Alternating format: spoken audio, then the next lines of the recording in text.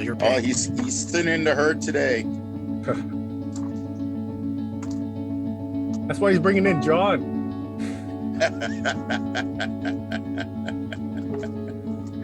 I think it's going to be more than John.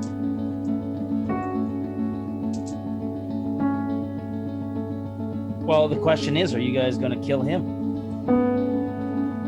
I don't know. Oh, I have a stone dagger that I want to give back to him.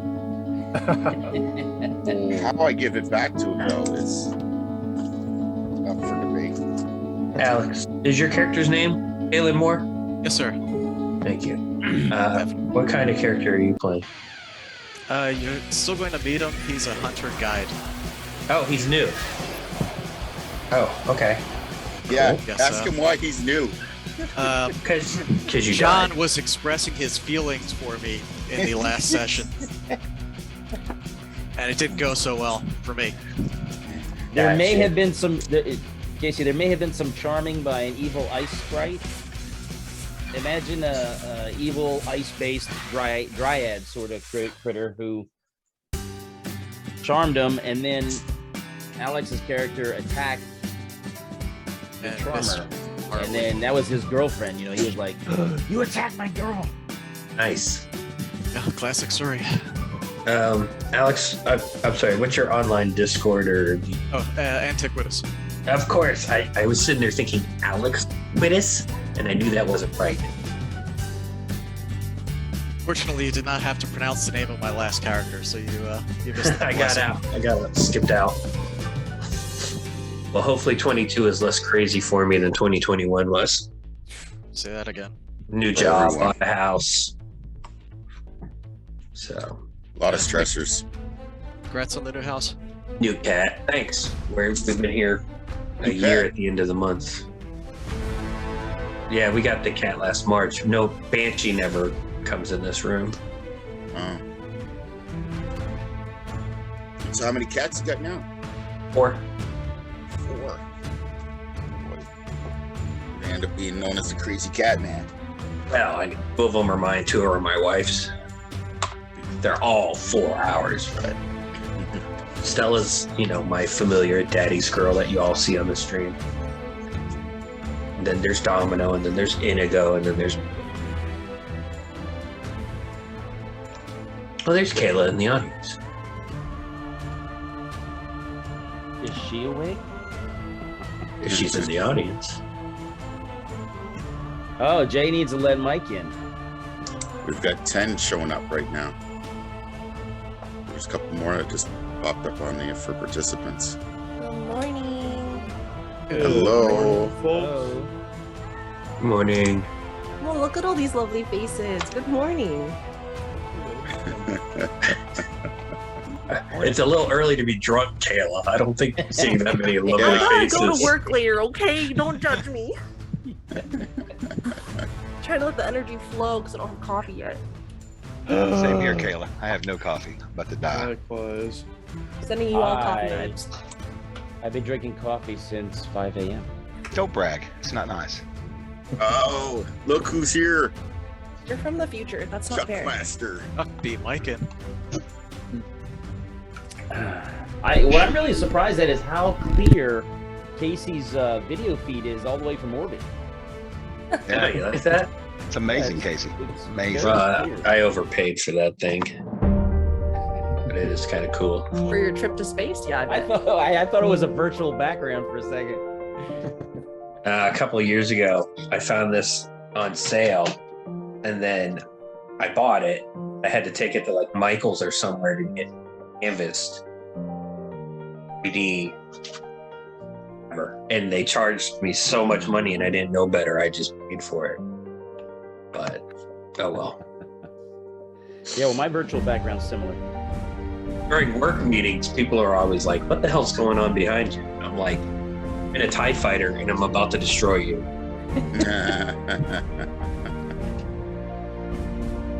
Because that's what should happen during work meetings. Yeah. Wow. We got 10. House. Well, 9. Mike, we got a big group today. Who else? lots of people. So we got 8 players. 9. You're missing one. Oh, we're still missing someone. Yeah. John Birchfield. Oh, John. He had to reboot, so he should be on shortly. He says he's in the waiting room, Jay. I don't see him in the waiting room. Hold on. Jay Scott. There he is. In the earlier. St. James Park. Did you steal that? For the record, I have the best wife. Yeah. Hey, Mike. Hello. Did you steal that sign that's behind you, St. James Park? Did I steal what sign? The St. James Park one. The St. James Park? No, it was sent to me from England. Yeah, I recognize it. Yeah. It's Newcastle United football team. I'll forgive you. I have a friend that lives in Newcastle. That's why he sent me that in a keychain from. Oh, I see. So he worked on your ignorance. So you do know that Manchester's much better, right? Manchester United. I don't know. I like Millwall. Millwall. Millwall. They're not even in Waiting for they're fans not at the even bottom like of the tier chat. 2. Arsenal. I will run down some points, some regular hero points status and such, just so you guys know ahead of time. Patrick Deathcrow has 5 regulars. Alex, none. Elytron, you have 2. That's Daniel. Casey, you got 1 regular. John, none. I think I used. Oh no, mine up. Heapstack doesn't have any. He had somebody used them at the end of the last game. Chuck has 1 and 1 fortune point. He said he's gonna load me up with a bunch of regulars and specials today. That's what he said. Mike. Ilawe has 17 regulars. Good lord. Some blatant favoritism has gone on. Yes. Phantom. Blatant. Blatant. And Thanks, Jockey Phantom. has none. No kidding. Oh, Phantom. Got a beard. She I just doesn't have messaged one. him. I don't even know if he's awake. I'll call him. We got beards. She doesn't. But Yeah. say no more. Hold on. Challenge accepted. Oh, Lord. no. Have mercy. I got a permanent Way to marker. Let's go, folks. Oh, no. I gotta go to work here in 3 hours. Let's do this. Make sure it's permanent, right? Right? Yeah. Oh, you have to go to work today? Yeah, I woke up so that I could play D&D with you guys, and then I'm gonna go to work. 3 hours? I thought we were playing for 6. Well, she may have to leave early, but Yeah, Or- you guys can play for 6, and I'll watch Oh. later. or I'll have to kill her off early. Oh, wow. Tim doesn't even finish an intro in 3 hours. That's right. Hi, John. How are you, John? Oh, I'm usually like, hey, Sounded we a all bit go rough. here, let's go. With all these people, I'm gonna have to adjust Tim's picture on the fly here shortly, but we'll figure it out. Wow. Just you are. Looking down Chow, so I turned my camera off so y'all didn't have to miss that. Why is it alive? Sure, if that's what you want.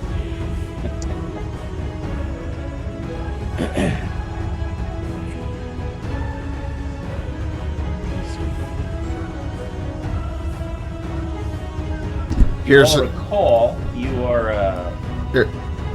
Let me give you something, especially 1 second. Let me give you something for Casey to do here. Giveaway? Oh, I better get ready. I haven't won in forever.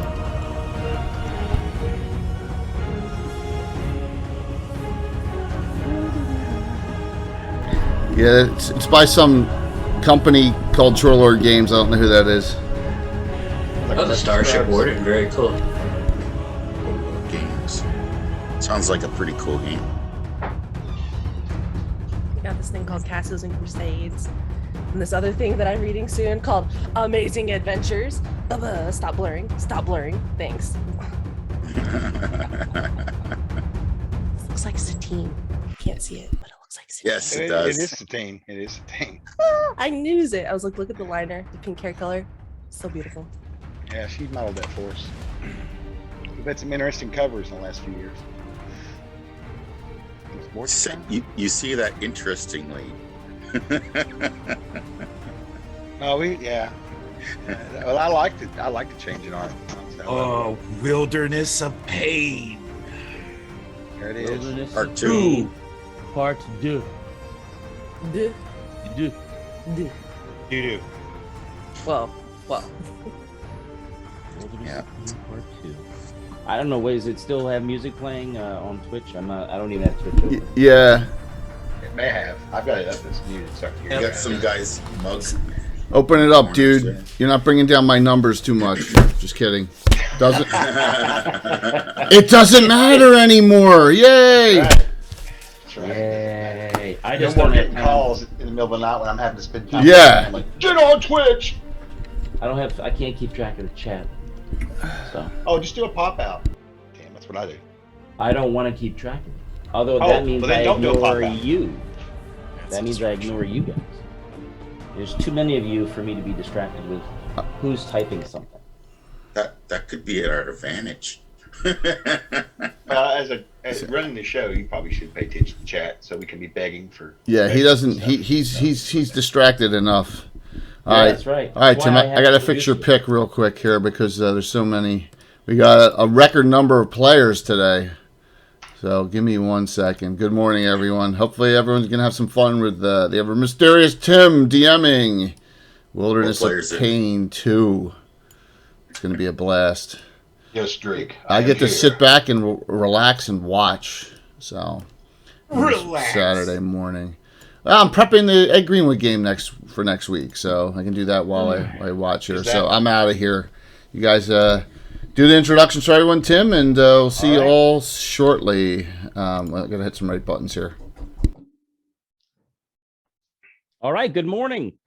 Welcome to installment number 2 of Wilderness of Pain, the Rovers of the Barrens Barbarian campaign.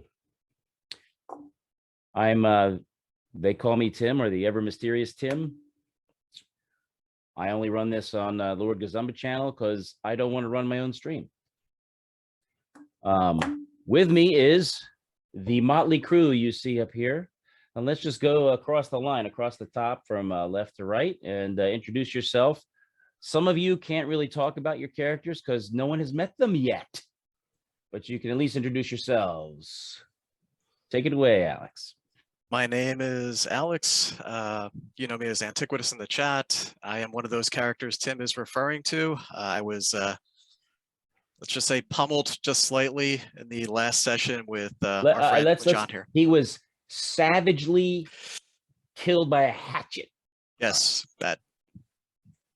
But the rest of my character you will be introduced to as we proceed.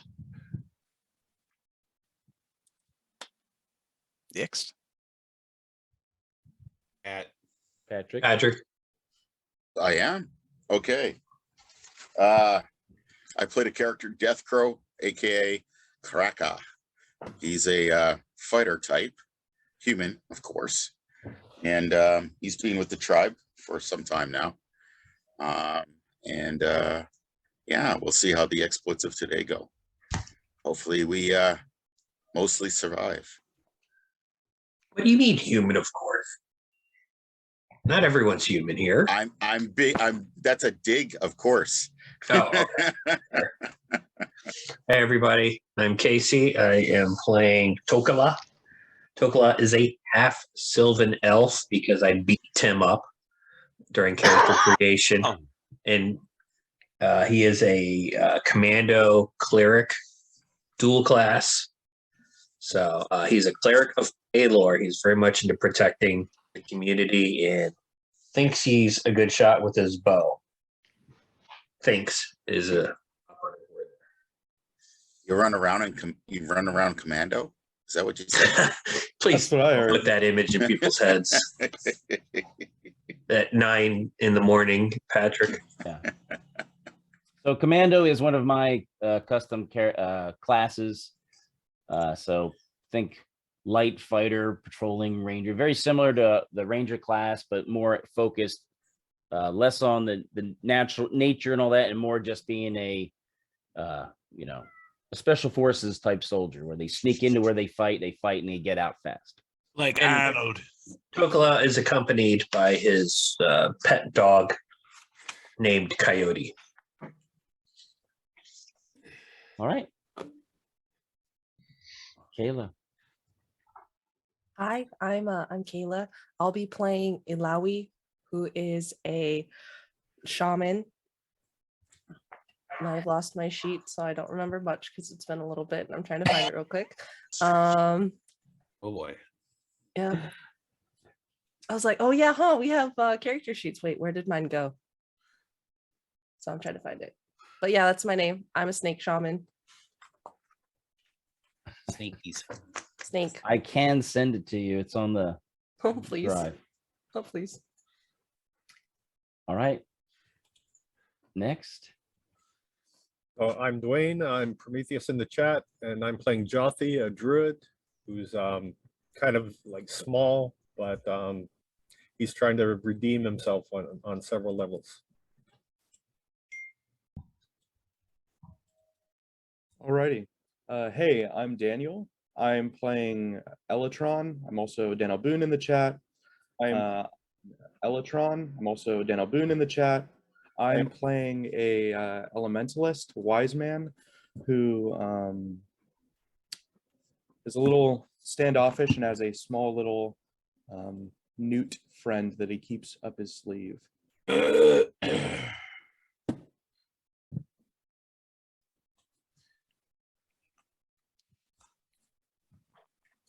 Chuck. Oh, sorry. I have coffee now. Yay! Anyway, lifeblood of the ancients. That's a big ass thing of coffee. And that's going to get drunk. Yeah. Somebody's So, I'm Chuck Cumbo. I am community director for Troll Lord Games, and welcome everyone. I'm playing a character, and I can't tell you shit right now because you've not met him. So That's right. that's right. So on to Mike Disney, who's an awesome artist, by the way. Oh, I'm drinking coffee. thank you, Chuck. Thank you. My name is Mike Disney. You can find me on all the social medias at Art of Mike Disney. I am playing Heath Stag of the Tribe of the Elk. He is a specialty priest shaman of Hang, and he uses a long composite bow for his weapon, and he's pretty deadly with it. And he is the only living member of his tribe, and he is seeking revenge on the Fanged Ones of Iuz. And he is hell-bent on seeking that revenge, no matter what.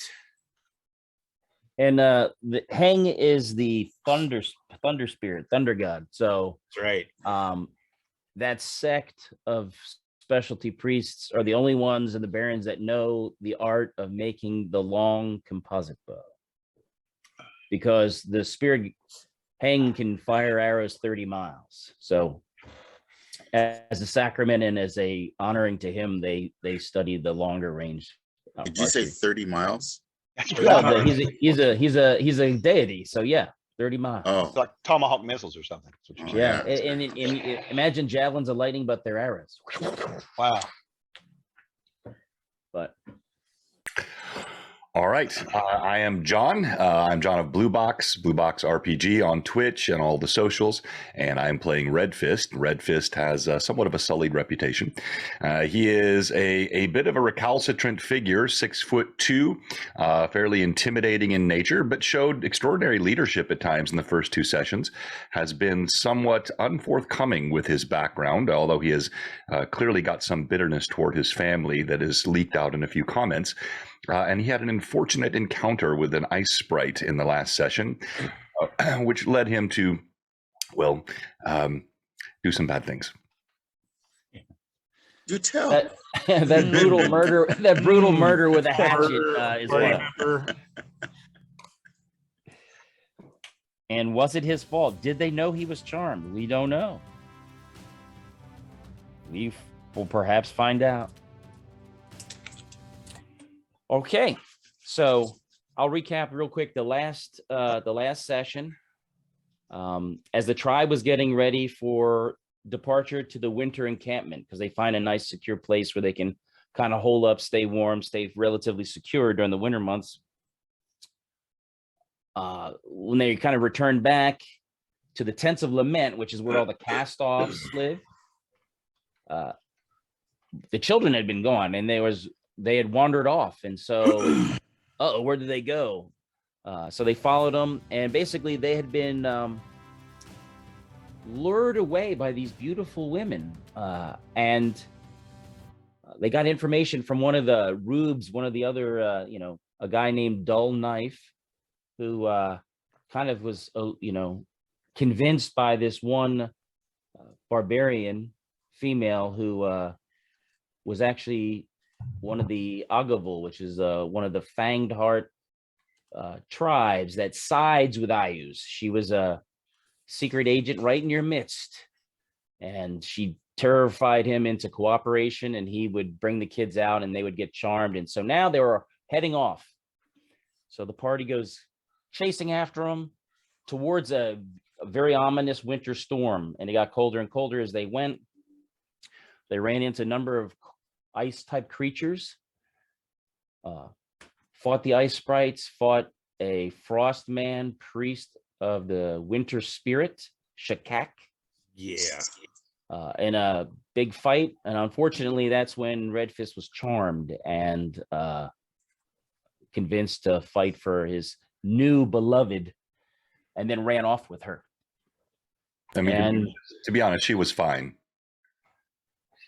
she was. And then everyone else returned back, and they even brought his light warhorse back that he had left. So they had Brandon. They did loot through the ice pit where the ice sprites lived, and they found a lot of gold, Ayu's gold.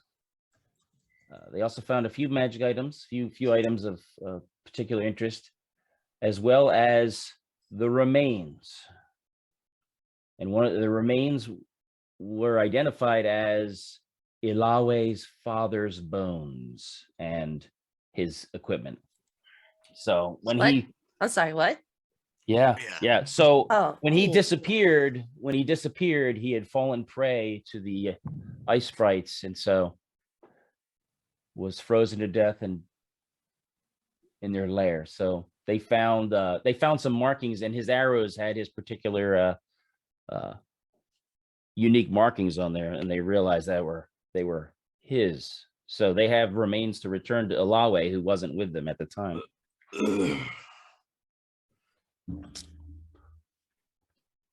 So who's going to carry the remains back? We'll throw them on Brandon. So you can package them up in the, and there's a blanket that was amongst his gear, so you can wrap them all up and bring them back to Ilawe.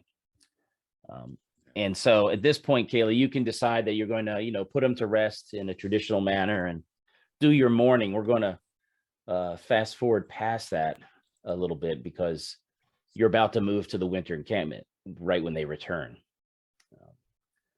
So there's not a whole lot you can do as far as that long, timely process, unless you decide to bring him with you and then lay him to rest at the winter encampment.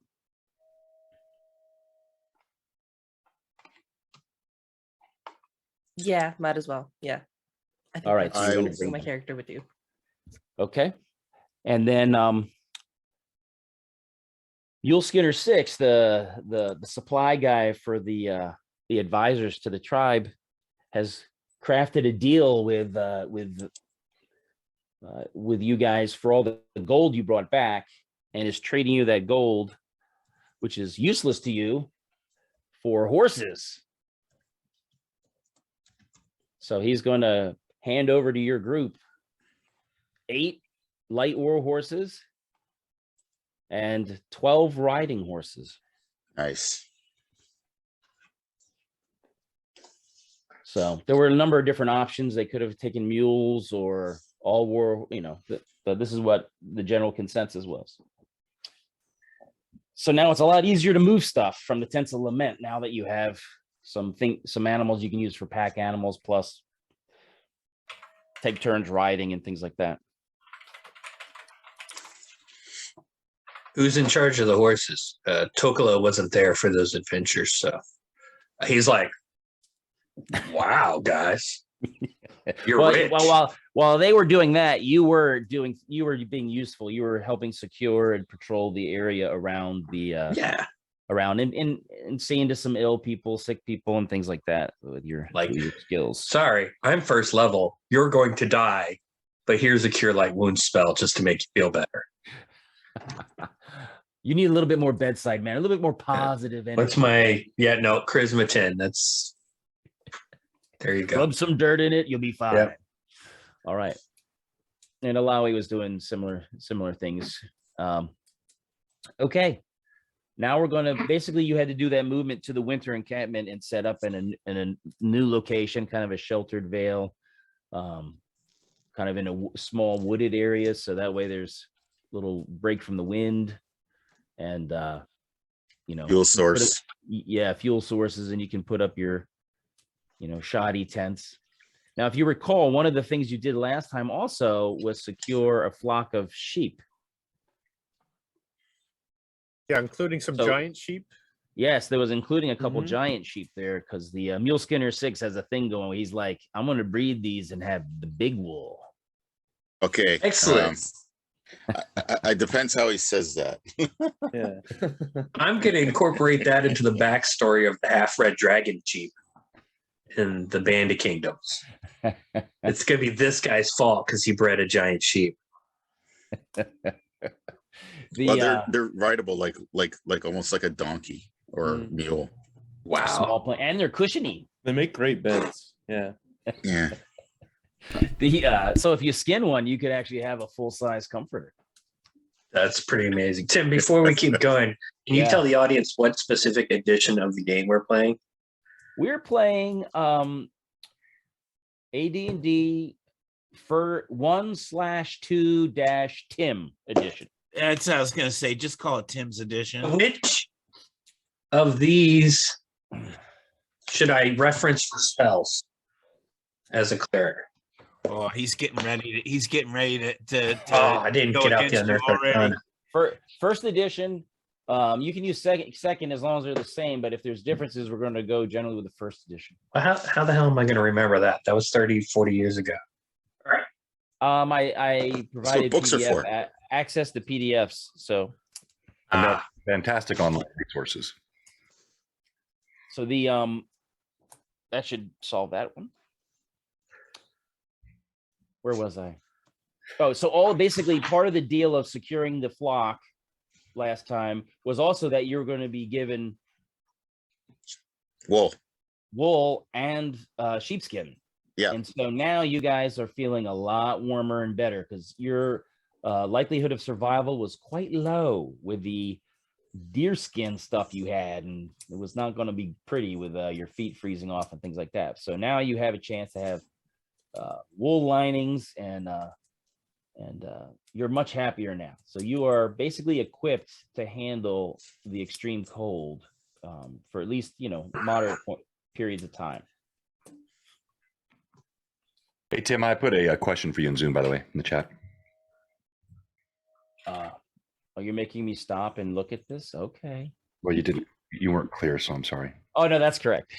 Okay. It is always the DM's fault. Not yet, sir, but don't worry. No. Time is ripe. Okay. One of the things that you recovered last time that no one could ever decide was there was a sword that you found in the ice pit that was shaped as a falcata kind of blade. So that's a blade that kind of slopes forward. Does everyone understand what I'm talking about? Nope. A blade like that. Like a kukri? Why didn't you just pull that out to begin with? Just for the flex. The drama of the moment, Mike. The drama of the moment. That's it. The flex. That's it. That was good. So, but it's a little bit longer. It seems very sharp. There's also a spear that has a lot of carvings on it, a lot of sacred carvings. And after a little research, your wise people determined it was a consecrated spear. So it's specially designed to fight undead. Consecrated to any specific land deity? No, but it's more of an anti against undead. You know. So basically, no one has decided who's going to carry it, who's going to use it, who's it's assigned to. So, and since nobody did it in between games, we're going to do it now.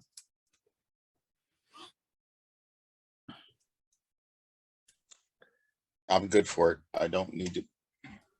I got my bow. Tim, there's people wondering, are specials and hero points a thing in the game? Yes, the way they work is every 100 gets you a regular hero point. When you guys have 10 of those, you can cash those 10 in for a special. Gotcha. That way, because otherwise they buy too many specials for you, and I can't afford that. Yeah. Yeah, I'm intrigued by the buckler we found, so I'm studying it.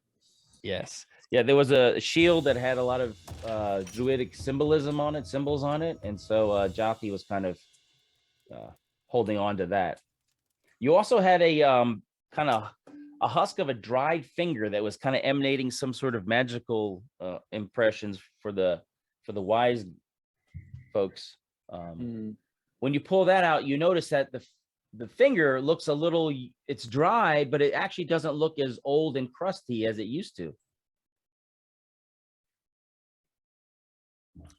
So back to the spear real quick. Tokala was not there for this adventure, has no claim to the spear, but in character, he's Cleric of Palor, so he's examining it and looking at the party and saying, like, this is most potent against the foul undead ones. Which of you is good with the spear? No one, then if no one objects, I'll just carry it. I have no training for a spear, but I hate the undead. Okay.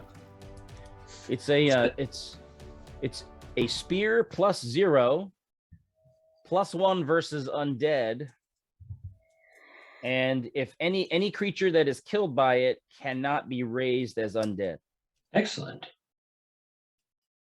That's neat, the older edition stuff where they did +1 against this, +2 against that, +3 against this. Yes. Tim, 15 regulars for Patrick. What? Yeah, Josh That Pop. means that Josh means he's at Popper. 20 right now. So Josh. one-handed or two-handed weapon, Tim? What, just spear That's or a long Thanks, two-handed. Josh. Spear's two-handed. handed? 1d6 against mediums. 1 to 6, 1 to 8. Yep. Yeah. Okay, I got you. I found it in the. Thank you. Okay, the last thing you have is the you have that finger, which it seems that the magic has diminished in it. Jothi, when you look at it, and Heapstag, it doesn't seem to have that sort of sense of power that you remember. Who got the finger? There was a finger in amongst the treasure, amongst these magical items that were kind of hoarded away. It was an index finger. Oh, okay. What do you think? As a shaman, I'm actually very intrigued by the finger. I'd like to study it. I gotta type this.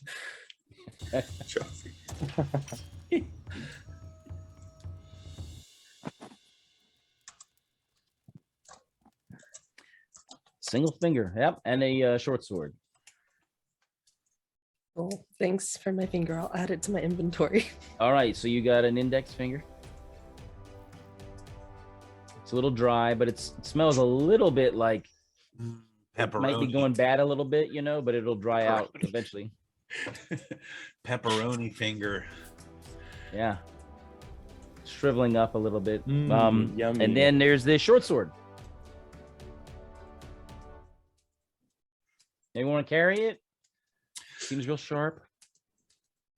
Just someone decide who's going to carry it. Or are you going to give it away to? Well, we could have a pack animal that'll have like extra equipment on Somebody's it. going to put it. Someone's going to try. Oh, all right. So Death Crow, you're carrying the short sword in your stuff.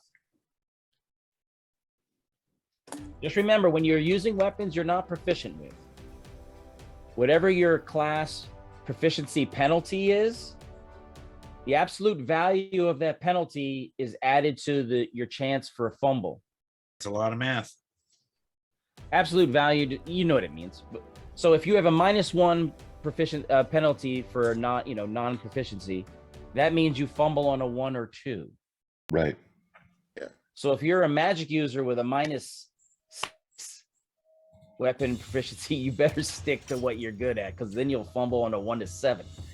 And then So- it's a roll on the Tim fumble table. Well, the fumble table is I use Jay's fumble table, so Oh, it's a moderate table. It's the critical table you got to worry I about. didn't know there was two different fumble tables. Wow. No, there are many more than 2. So I'm -2, so I fumble on a 3. Is that what Yeah. you're saying? Yep. Oh, that's good to know. I just won't roll a d20. Tim, add 5 regulars Casey, 5 regulars John, 1 regular Mike. Oh, 2000 Caesar. hold on now. Say that again. 5. 5 John, 5 Casey, 1 Mike. Oh, 10 Mike.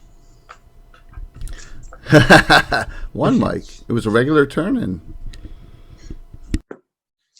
10 for Mike.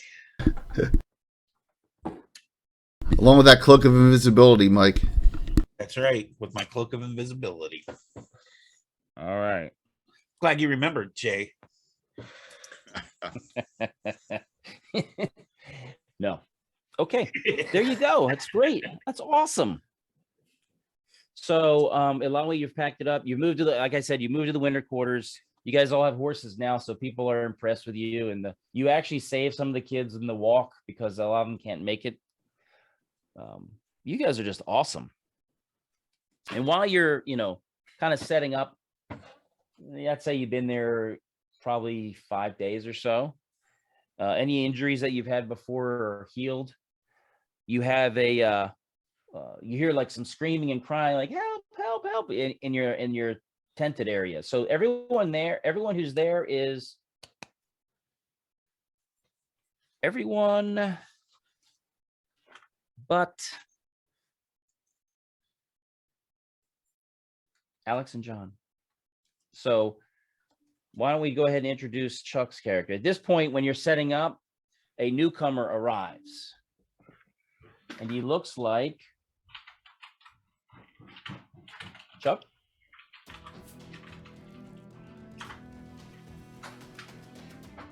Cannot hear you. You're muted, I think. Absolutely correct, Tim. He is tall, about 6'2". He's bare-chested, except for he does have a breech clout and all that stuff on, but he's bare-chested. He's got a huge tattoo, what appears to be of a red sun across his chest. He's got hair down to his shoulders. It's sort of blonde, sandy blonde, dirty blonde, right? He's got a lot of creases in his face, though. He looks like he's probably in his late 20s. All right, maybe possibly early 30s. He's not super young at all. How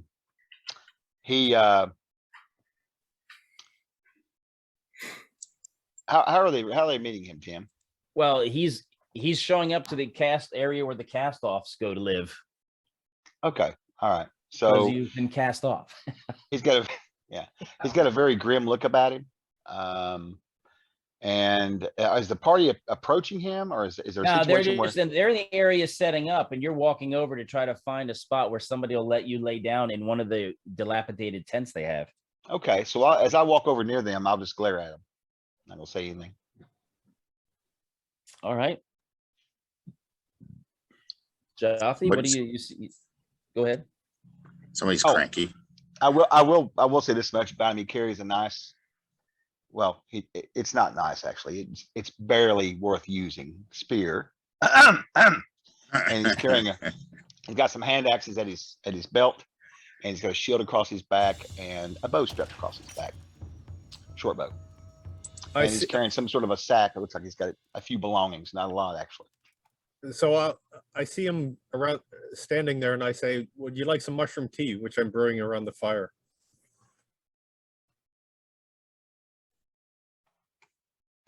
No. And I'll go over and start looking around for a place to find me a spot. Okay, suit yourself. He'll stop, turn and look back at you for just a minute. What is its use?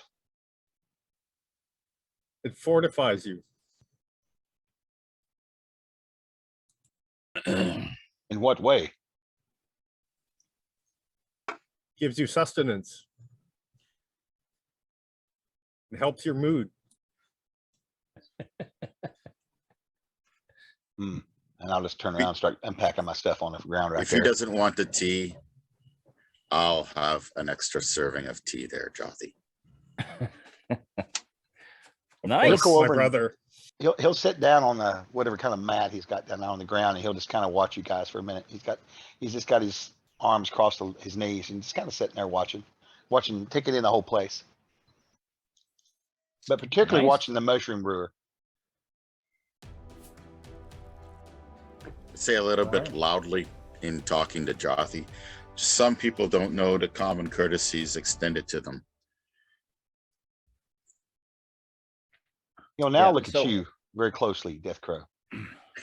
So Chuck, you can tell that there's a lot of kids here, orphans. There's some, there's a, couple people here. They're obviously either from different tribes or they're abandoned or, they're isolated from their family somehow. And they all seem to, especially the young ones, they all seem to really esteem Jaffe and Death Crow. All the people here that you see, they're like, they seem to esteem them greatly. Like they really love the kids, just want to help them out, and they really just think the world of these people because they would be dead probably right now if it wasn't for them. With So, that being and you said, can I'm notice that. actually I'm entertaining the children with a story right now of all of our past adventures, regaling them of tales over the fire and using like my hands to create shapes and like horses and dogs in the shadows of the fire, and while I'm telling them these stories. I can't help but I think of the that scene in Reign of Fire when they're talking to the kids. That's what I think of when you're doing that. They'll try to look past your mourning pain and your mourning for the death of your father. Also, they'll try to see past that. She seems so brave. Now, during the past couple of days, Rain, if you recall, Rain is the old elderly lady who's been there with you, and she's been helpful. She's been getting worse. She's getting near her time, and she's having a lot of troubles moving and such. And she kind of goes through fits of rage and sadness, and she wants you to make sure that when she goes, that she's cremated, and she wants her ashes spread at the Yarok at the holy site. Mix them with sacred oil and use that to cleanse the Yarok sacred site. Yarok. Who's she telling that? She tells that to Alawi, but anyone who listens, Jaffe's heard it. Everyone's kind of heard it because she's coming in and out. She forgets she told you. She'll tell you again. Toko is very interested in funerary rites. How loud is she? Oh, every so often she'll have really loud fits where she screams and she's angry. She's mourning fallen warriors. She's mourning heroes of the past. She begs for help getting her remains to the site, and she's hoping somebody will promise to get her there. Every time she's in those fits of rage, I politely kind of like firmly hold her and hug her so that she doesn't lash out and hurt herself. And I begin singing to her in a very calm manner until she calms down, and I continue promising her, we will make sure that we do this. I promise you. And I just say it over and over again as I kind of like pet her in a, not in a, like a, you know what I mean? Like Yes, I know. consoling her. Consoling. Thank you. Petting her. Petting her. So patting her on the back, and yes, Does I she know what start you mean. purring? So this is going on. I'm just setting the scene for your inquiries that you'll have to make later. You Tokola hear a will young- be with you, Kayla, whenever you do that. Okay, you hear a young voice in a panic is coming into your area of the Tense Lament, and he's screaming, "Ah, help, help, help, help." And he's been running, his face is all red, and he's cold, but he's like sweating from his exertion. And people gather around, "Come quick, quick." And they bring him to the fire, and he's like, "Help, help. I was in the woods looking for berries with elm sapling, and there was a beautiful woman. She grabbed him, and then she dove into the ground. He's gone. I ran. I was scared. Please." He dove into the ground. She did, yeah. Looks like the ice sprites are tracking us. Back.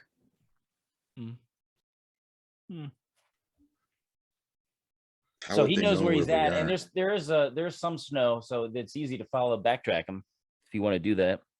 Yeah. You guys are familiar, and you know that if you're stuck in that area of ice, unless you're released from it, you're going to suffocate. You're all, some of you are very aware of that. Yeah. Yes, that wasn't fun. Tim, final So are one. you gonna? Oh yeah. Final on the points. John, 3 more. Okay, and then the 3 lowest get 2 each. All right. And that was from Caesar. All right, and then yep. Okay. Nice. Thank you, everyone. There's nothing to fear. They're fine. Before we get going on reacting to this, I want to turn to Ilawi and say, I'll need to talk to you after we're done this. Of course, Deathcrow, just let me know when. Very confused. We have Don't something really that want we to talk need to me. Yeah, we need to attend to this right now, but there's something that I need to talk to you about. And that being said, too, with the old crow, make sure you find out, if you can, her burial ritual, so that we can properly put her to rest. Of course. And at that, I'll grab my bow and make sure I've got my arrows and stuff like that. And right. They check my equipment and start stalking off towards the direction that the child came you going from. on horseback or foot? Well, the child came running. Yeah. How far is it? Well, he was running. It could be a couple miles, but miles. you can track it from horseback because he was running through the snow a little bit. It was not too deep, but there's some snow, so it's pretty easy to see where he ran. Yeah, if it's miles, I'll definitely take the horse. All right, who's suiting up? Who's going? Yo, Mike Disney, Heave Stag. Southeast going. I'm assuming everyone is except Alex's character, who's not introduced yet, and John, whose character isn't here yet. I'm gonna stand up and walk over to the mushroom brewer. Kraka, why don't you ask for help? And I'm gonna ask. Well, him, everyone's hearing this. You're all there. You're all like, so you all have. Oh, okay. Because I thought I would. And you heard about these evil ice sprites, and so Chuck, your character has heard. You can tell. Yeah. They know something about this beautiful woman who can, disappears into something frozen. So. Yeah, that's why I come over. I want to ask a mushroom brewer there. So I walk over to him. I'm gonna say, "May I join you on the hunt?" Yes, saddle up. We have horses. You're most I'm welcome. assuming who is everyone pretty well close to you, Jothy? Yes. I'll just turn and look at the group and I'll say, I am new here, somewhat, and I'll just kind of look at the ground, and I will look at them and I'll say, "You may call me Sun Kokon or horse, if that works." And I'll just basically turn my back on them and get on my horse and just kind of sit there with a very neutral look. Tokola. Yes, Okay. And I turn and look at everybody busying themselves, ready to come. There's no need to ask for help. We all know what we need to do. And off you All go. right. It's pretty easy. You know, he meandered, he crossed the stream at an easy, fordable spot. You can follow the tracks. It does go back a couple miles. And he's getting into the area where they were looking for berries. And he's like, it was right here. It was near here. Okay. I'll have if the child came with us, I'll have him stay with the horse and stay with All the right. horses. I'll dismount here. And I'll, So everyone can I'll- hand him the reins if you want. Yeah. If you're all dismounting. Sounds good. So Tim, how much did I gather from what happened with Red Fist about how the sprites operate and how they influence people?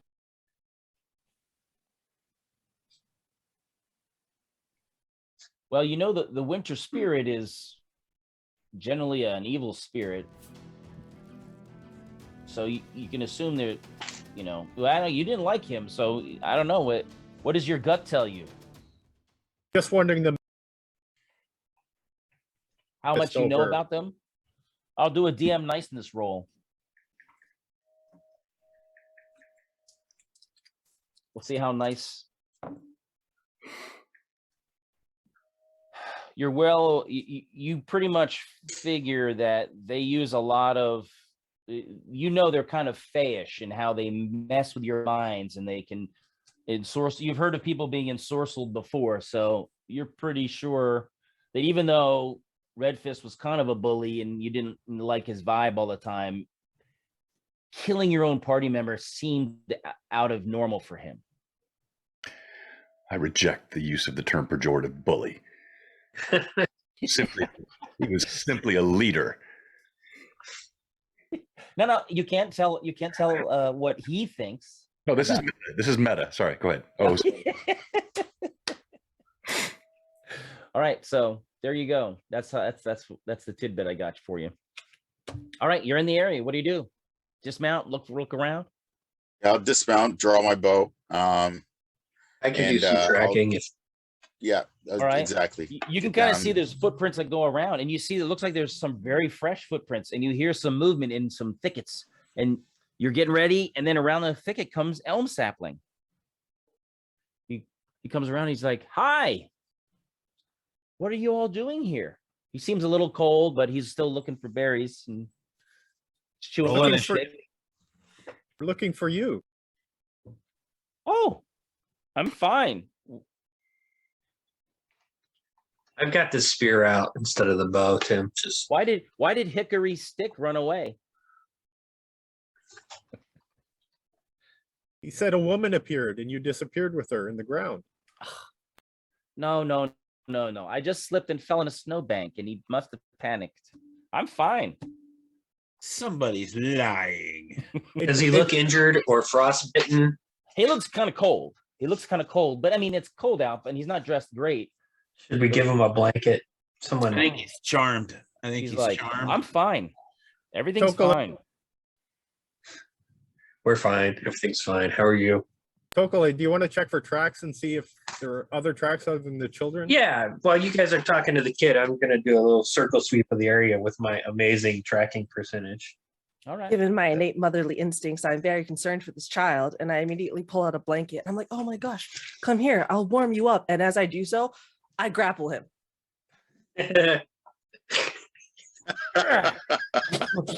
I'm pretending like it's a hug. It's a nice warm hug. Yes. I It's have to a do the strong same one. thing with my Around his cats neck. to trim their He's nails. not running away. He's like, "Oh, this is so warm." Okay, and then I kind of just start like doing that motion where you're like trying to warm him up. Yeah. See if he's got a knife on him or something. No, he Yeah, seems I'm patting like him down in the meantime. he's very young. I mean, you could overpower him quite easily.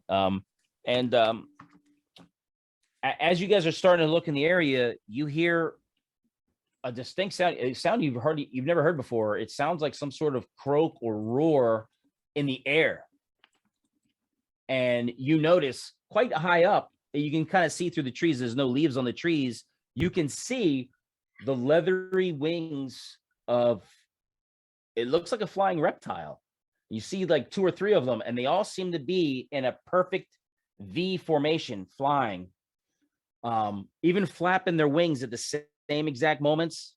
You notice their tails, they seem to have like a little hook point on the end of their tails, and you think they're being ridden, and they're just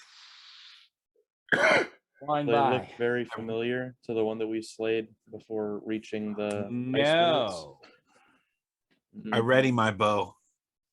it looks like you could possibly long range shoot the closest one, Heap Stag. How far off the ground are they? Maybe 100 feet. Let's not invite. Let's not invite them. Yeah, Heap Heap Stag. They're Stag. just, they don't even seem to notice you. They're flying by. Why don't you Look, take a Heath shot? Stag.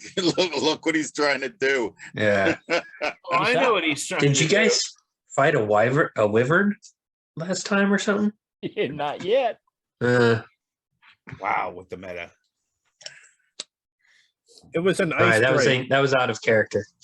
Well, Jothi knows that it's a wyvern just based on the anatomical description. All the educated people probably know it's a wyvern. Oh, Yeah. we would find that to be very unusual, right? They're probably Iusians if they're riding wyverns. Would we Never know seen- that from? and they do not seem to be behaving naturally, because you've seen things flying around naturally. They seem to Sure. be flying like they're all flapping. They have a in purpose. in synchronization, Uh, all in one direction. Illusion? Like, I can't metagame. And they just kind of fly. Are they flying towards the camp? Nope. They're totally just passing nearby and just on a different, going away from you now. You guys. I look at you guys and I'm like, that cannot bode well. Perhaps we should try to follow them and Well, let's learn deal more with about what we've them. got right now. Like that, we're being distracted here. Are Let- they going let's in head the for direction cover. that the child came from? No. That's Okay. it. They're gone. All right. You're looking Random around. encounter. No, Yeah. not random. Hey, Tim, real quick, because of that hype chain, it's on the screen right now below you. Chuck has added a brand new Castles and Crusades player archive hard copy with shipping to the giveaway. All right? Way to go, Chuck. Awesome. Chuck. Yeah, let's game. His All name right. is Chuck Cumbo, a legend. You guys know that you can follow the kids' footprints, and once you start getting kind of to an area, Elm Sapling is like, "No, I'm fine. We can go. We don't need to go. We don't need to go over there. We don't need to go over there." Okay, we're definitely going over there. Yeah, we're going over there. Yeah, we're definitely going over there. Yeah. He's like, "Darn!" So you can kind of see an area again. It's snowy. It's been, stepped on by a lot of footsteps, and then you see an area that looks like a frozen patch of ice. About 3 feet across. Don't go in that. Don't touch I'm it. like before. Tim, Spear. I'm going to not narrow, but I'm going to search around the area for like an opening, like a cave opening, particularly near a large tree, like it was last time. Yeah. So you look as kind of well. fan out. You do find a hidden entrance. It looks like something is nice going job. in there. All right. But it looks like there's some footsteps that maybe in there when the snow first fell. So they're older footprints, How large are they? human sized. Human sized. Are they booted or Size are they 9.5. Like adult Uh, human sized or small Looks human like they sized? might have been bare feet. Yeah, that's not good. Yep. All right then. Who's got a light source or a torch?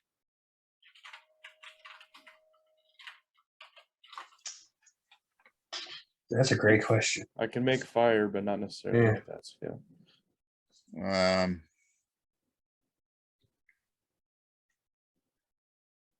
So as you Well, guys are, I have as you oil. guys If we are- find a stick and some rags, we can make a torch.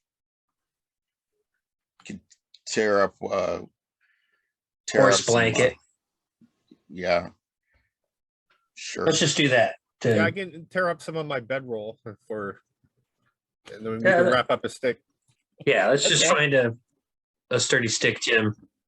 All right. Tim loves this. Do an Throw some improvised, rags around torch. it. I've got a flask of oil. Ooh, sophisticated. Yeah. So, and then I've also got the tinder box, but someone else I think also has that. So we can just do All right. So quick you get a fire little torch start. going. Yeah. You get a little torch going. You gonna go down there? After Kraka. I'll go first then. All right, Kraka. Then Tokala, are you next? Sure. Next. I take- Electron will follow up.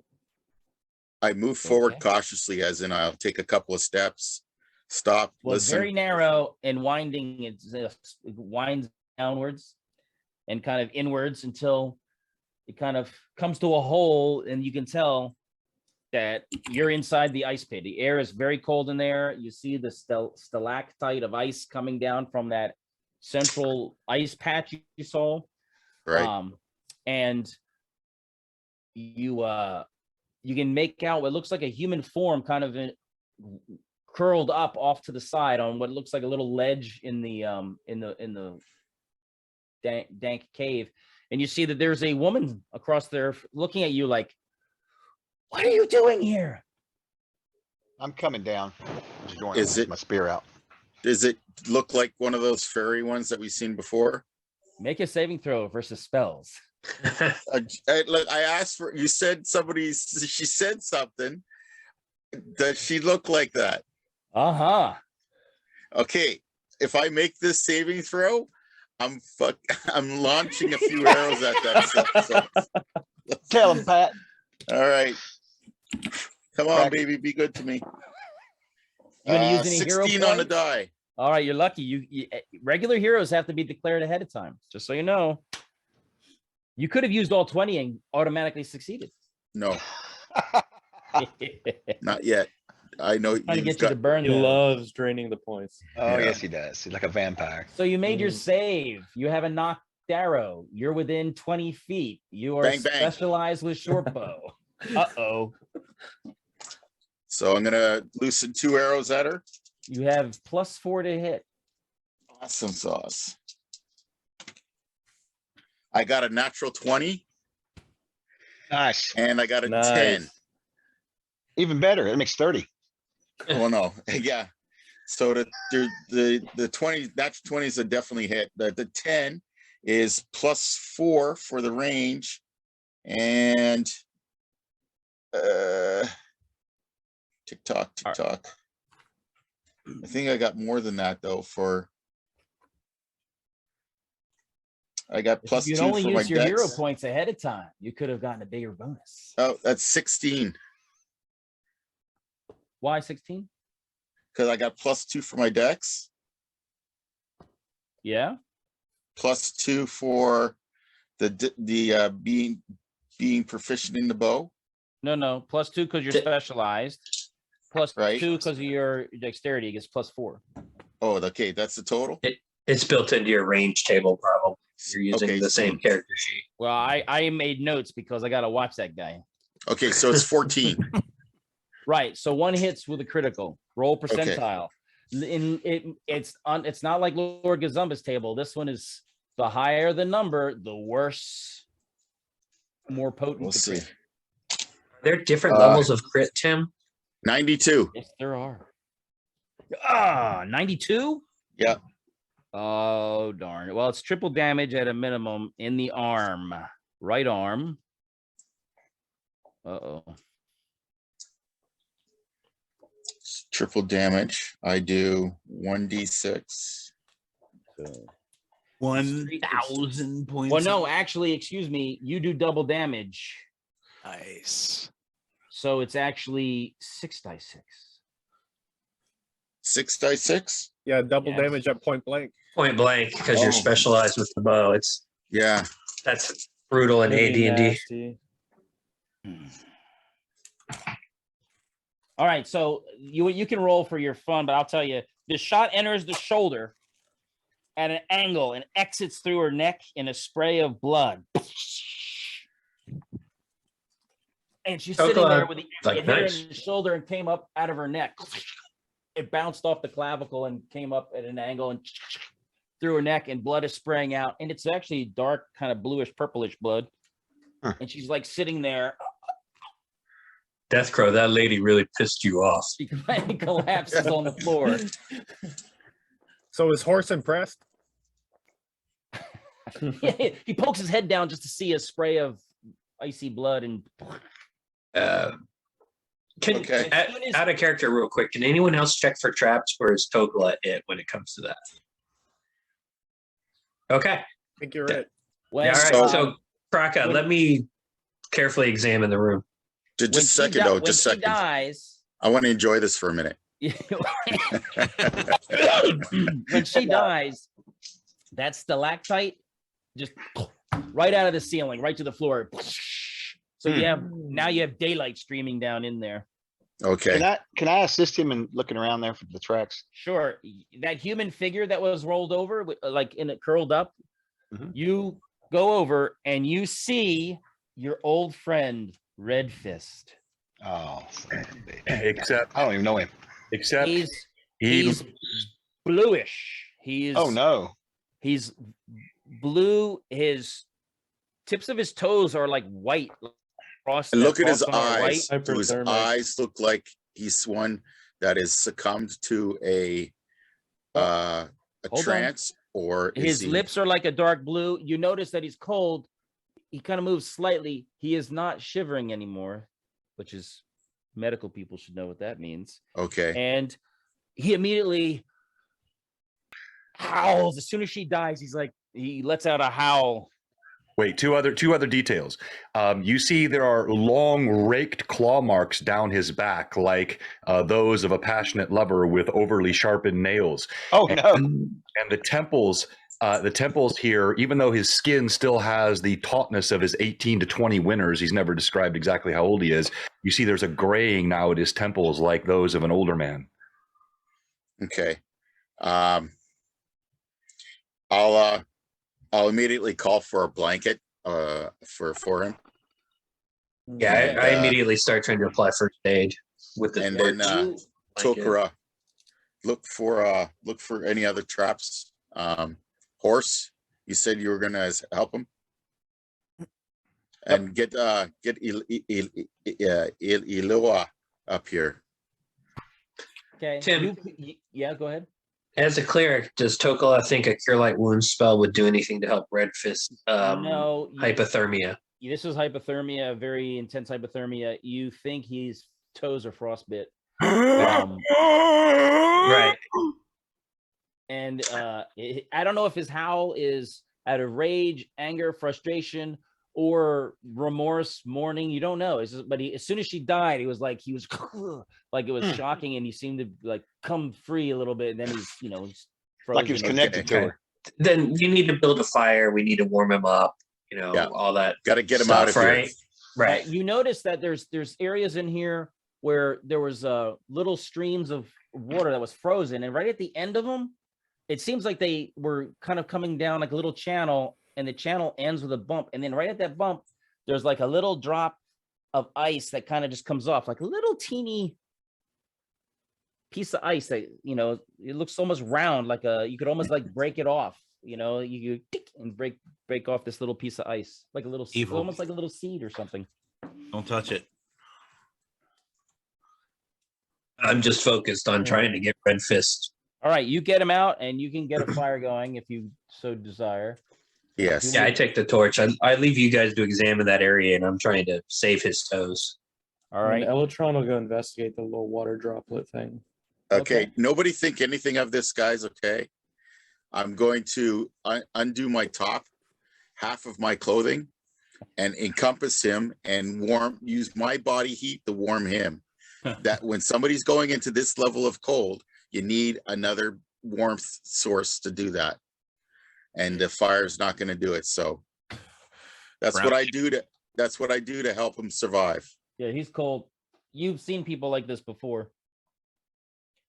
Brown chicken, brown cow. If he wasn't, Yeah, you if got to he put his wasn't- toes under your armpits. Yeah. if you were really a good friend, you'd put his feet on your bare stomach.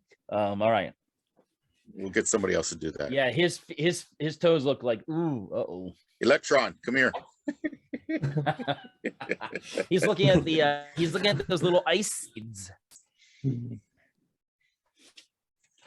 Yeah, am I able to ascertain anything of their nature? They look like. Howie, can you help with frostbite and hypothermia? Won't cure light wounds just cure all of that crap? No, not for the toes. Also, if you Basically, guys need he's a gonna really have- big It's fire, going to take Less time for him to get warmed restoration. up. I will attempt to do what I can using my healing proficiency. So getting not just one fire, but a couple fires, so that the heat can come from all areas, body So- warmth. So wait, let me get this right. Cure light wounds will heal any kind of stabbing or blunt force trauma, but not frostbitten toes. That makes a lot of sense. Well, I mean, you can stop his toes from. I'm with you. They're kind of already dead. There's some necrotic tissue already, right, with the frostbite. So Cure light wounds you should can help heal- bring that back. You can heal the damage from that if you want to, yes, and it will relieve the pain initially. So It's usually a lesser restoration for anything that's died from frostbite. Right. Tokla as a cleric would know, right? Hey, cure light wounds might prevent these toes from falling off. No, it will not prevent those toes from falling off, but you might stop damage that he's sustained. That's Oh, sure. Then, So I've- that's my instinct, right? Is he's taking damage, Right. pump some curing into him. So But I've got Tokla a will pray to Paylor and cast cure light wounds on him. heat metal. So if we stack up some metal near him, I can like heat it up and create some warmth. We can cook his feet. Go ahead and lay Make a some flat gold top on grill. him and cast heat metal. You could brand me. Lay down a chainmail. Hey, there's lay an down a idea. chainmail, lay him on it, and then we'll Yeah. cast heat metal. Flip him on the other side there. Make sure he's well cooked We're- on both sides. We're Man, gonna do you're- damage to you to save you, Don. Okay, so you guys are warming that guy up within an inch of his life, and then you do find down in the pit his gear has been tossed to the side, so it was covered by some snow and ice, and so you do find his stuff. It does seem like he's missing his shoes though. So the and as you guys are doing that, you get him warm and get the fire going. You can hear some footsteps kind of moving through the woods. It sounds like somebody is moving with a purpose, and they're not moving to be hidden. They're not moving to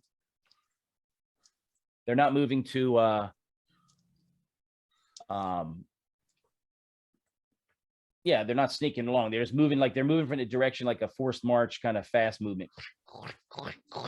Just walking through the snow. How far away does it sound? 150 feet. Oh, it's close. Yep. Oh, is ready. Yeah, Okay. I'm gonna unstring my bow and pull it out. You can get a glimpse. It looks like they've been kind of painted, like maybe they've painted themselves white. The skin looks very, very white and pale. Hair has been kind of matted down. It looks white from where you're at. He's carrying some sort of cloth or something, or something that's also white over his shoulder, and he's walking along. It looks like he's going to pass real close to you guys, but he's not paying attention to you. He's looking straight ahead. His head seems to be looking straight ahead. You can't quite see his eyes from there, and he's moving along with a purpose. Is this Alex? As he gets close, you kind of like notice, oh, he doesn't have a shirt on, and you can see he's got some sort of tattoos on his flesh that look like normal tribal tattoos, shamanic type tattoos. And you can see he's wearing some rattles, and he's got some stuff that looks like shamanic type things. And he's got a spear. He's walking along, and he's got a big hide of something that's white over his shoulder. He's walking along, and you see his head turn towards you, and he raises his hand. I aim for his hand. Oh my God.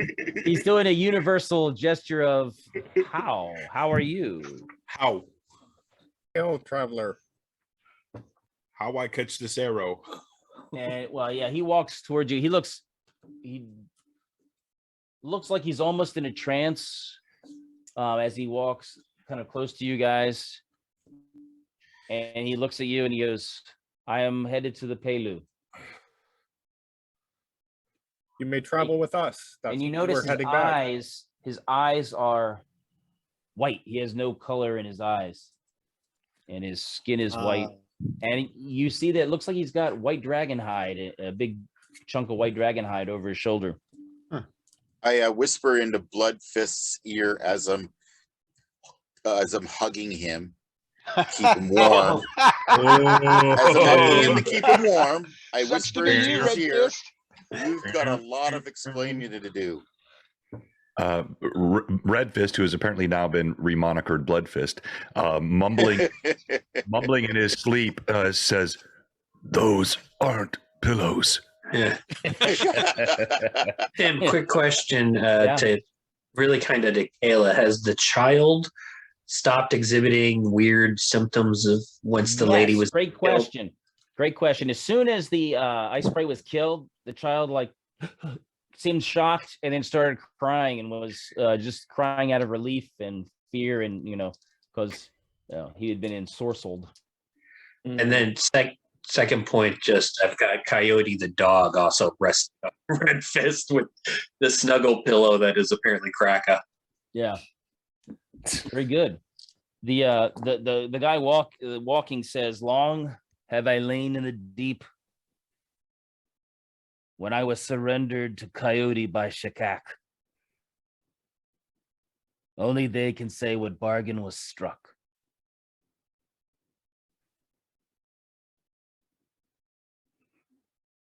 Yeah, okay. He's doing some sort of third eye looking around, sort of vision shamanic quest sort of behaviors. Yeah, sort of. Maybe he's had some of Jothi's mushroom tea. Well, we should get Red Fist back to the campment to continue trying to save his toes. Somebody else tap off. This guy's getting freaking cold. I'm getting cold. All right. So he says, I walk with ghosts. And then he starts walking off. So that's Carlos's character, John? Or Tim? Yeah. Although he looks at Elytron and because have you been collecting those little icy things there, Elytron?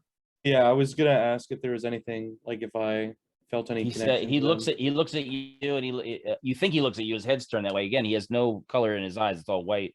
And he says, "Those are ice seeds. I would like 5 of them." And you have about 20. I look over to the rest of the party and Why? What are they to you? These are of great power. And he pulls what looks like a lump of wax and starts, milling it in his hand until to get it to be flexible. I would like 5. What would you And do I with will them? tell you. And I will tell you what they are good for. You tell us what they're good for, and then we will consider giving you 5. He's not even looking at you. He's talking to he's talking to Elytron. Elytron looks at him up and down, is listening to Alawe and looks back over. I'm going to circle around behind him, Tim. Just watching him. Somebody help me get Red Fist, Blood Fist dressed here. Yeah, Toko's helping you with all that. Yeah. Okay. And as they're cuddling on the ground, we'll look over and you can say, "Well, I'm not cuddling on the ground." You were hugging and whispering in his ear. I mean, like it to that me, I happened. don't know. That happened. We have I video. thought y'all were having a so- moment." But look over at him and say, "Knowledge is power." I'll reach out a hand with the 5 of the 20. So he takes them and you can see he takes a little pinch of wax and he covers each one with a little coating of wax. until he has 5. And then he puts them in his pouch, and he pulls off and gives you a chunk of this wax. He says, these seeds, when contacting water, will freeze water. Freeze a lot of water. He's evil. Let's kill him. And so if they're in your pocket and you fall into a stream without coating them in wax, you will be encased in a block of ice. So We'll start coating them in wax. Wax is good. And it is ice that does not melt easily. That's good to know for traversing something. I'm off. And then he starts heading towards the... Yeah. What do you do? We get Red Fist onto a horse, and I start heading towards the encampment as well. All right. And Elatron will walk over to Alawe and give her 5 of the beads, and then 5 to Jothi. Okay. You have 5 ice seeds. So Thank you, Elatron. So Elatron, Jaffe, and Michaela's character Ilawe. Ilawe have 5 ice seeds each. Yeah. Okay. I'm sorry. Yep. All right. That then, sounds about right. After getting him dressed and getting myself sorted, when you guys searched the ice cave, did you find anything? Great question. Some ice seeds and Red Fist stuff. Do we have an extra pair of boots? You can find his boots kind of buried in a wall under some ice. It begins that melts after she dies, so you can kind of find his ratty. They basically took his shoes away, so he couldn't go far. Kept him barefoot and frigid.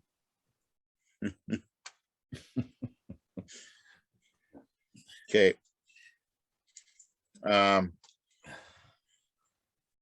The kids are okay then. I guess we should make our way Yes. back to the camp. You guys get back to the camp, and you can give him something warm to drink, and it'll take him a while to get everything. And you can treat his feet. You're going to have to probably remove some necrotic tissue, and goes through a lot of pain. And he basically loses about the end digit of most of his toes. He's gonna have to change his name to No Toes. I keep it, by the way. He doesn't lose all of them. He only loses, a little bit. Red of Fist, Blue Toes. I because your keep that toes have a portion. couple joints in there, and it's just the very end one. I have a collection now. Toes? Of toes? I have a finger and a part of a toe now. Phalange collector. Yes. That's Collect terrible. phalanges. Terrible. Well, I'm still just back to 10. You again? guys can catch up with his boots. Yeah. We'll warm them up later. You can find out from Red Fist that her name was Italian Ice. Oh, am I conscious now, Tim? Yes, Okay. Italian Ice was her name. The first thing Red Fist says when he comes conscious, his eyes flutter. You see they're hollowed out and bloodshot. He stares around in a clear disorientation. I had a nightmare. Where is Amalasque?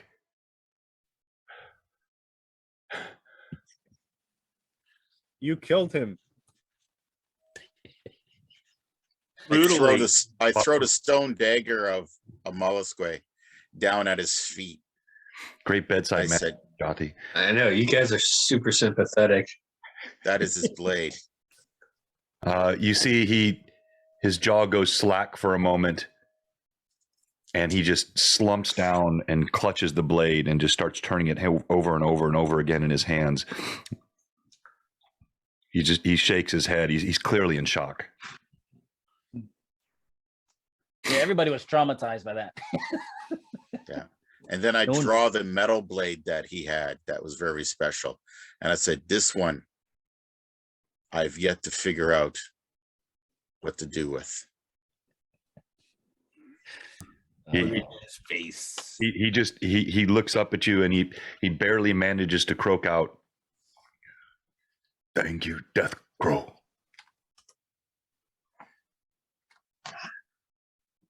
okay.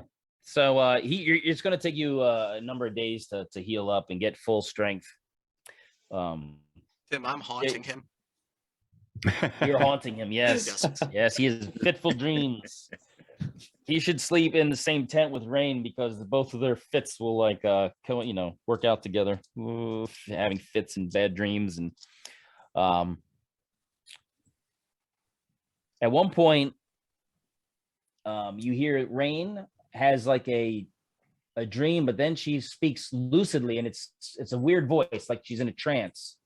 And she says, she's been talking about the Yarok, going to the Yarok. And she says, ride the snake to the lake, the ancient lake. With the rake. The snake is long, 7 miles. He's old. His skin is cold. Ride the snake west. And so the various permutations of that come out as she's good, fades in and out of this trance-like state. Who's that? Rain. Who's The Rain? old lady. The old lady who's Yeah, the older woman The- who's dying. The dying old lady. yeah. I'm taking like a cloth and kind of like patting it on her forehead while I'm listening to this.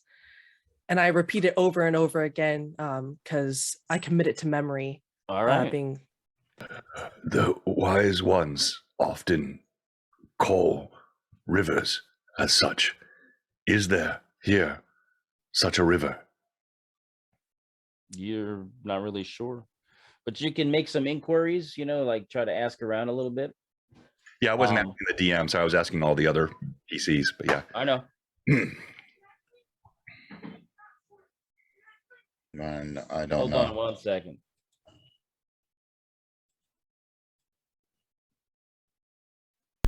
So, Alawe, Kid request. snakes are your thing. So, do you understand the reference? we just got to this location if I remember correctly, so I'm not quite sure if I know the lay of the land as well as I would like to. I feel like that's a question I would need to ask the DM for better knowledge. If I would even know of this lake. Well, the Yarok is the sacred stone ring, and it's right next to the Lake of Yar. Okay, and then I relay that information.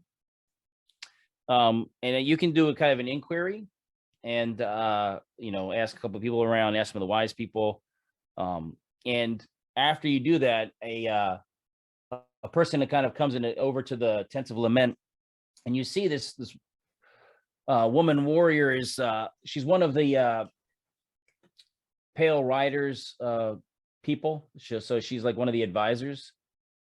It looks like she's got a number of knives. She's got like one knife, a knife on each hip. She's got one on each shoulder, one on the small, and then two on one on each side of the small of her back. She looks like everything's tied down on her, all her equipment, so she doesn't really make a lot of noise when she's walking. She's not a rover, but she's definitely someone who's familiar with the North.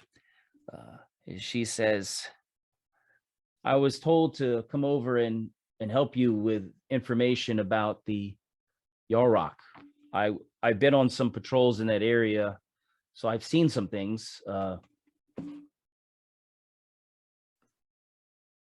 What have you seen?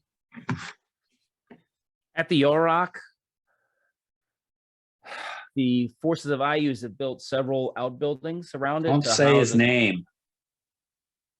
Well, the name she uses is their tribal name for eye infection or eye pus. Gotcha. It's not the actual name. Thank you. For anybody who doesn't know, the etymology is somebody heard I ooze and didn't know common, and so they thought they were talking about I and ooze from the eye. So when they translated it in the tribal language, it was the words for pussy or infected eye. Pink eye. Pink eye. I was just gonna Pink eye. say. Call him pink eye. So what about pink eye? So pink eye. And I'm they wearing a built Panda Kingdom shirt as I say this. Normally I am all about the old one. Yes. They built a couple buildings to house a garrison there to keep that sacred site unavailable to the tribes. Excellent. We have a mission from the Sun Father. She she says that's rough stone, wood supports, thatched roof, wooden thatched roofs. We estimate 10 to 20 at the garrison there. Sometimes it expands to 40. That's what we think. Maybe more. Humans? Depends. It changes a little bit here and there. Mostly human and orc or other sort of man-sized humanoids is what it seems to be. The usually led by one of those, foul mercenary groups. They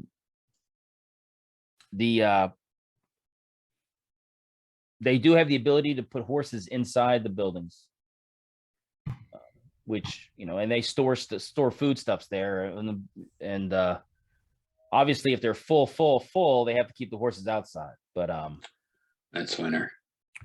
Now I do know someone who is more familiar with the area, been in the area for many moons. I'll send him over.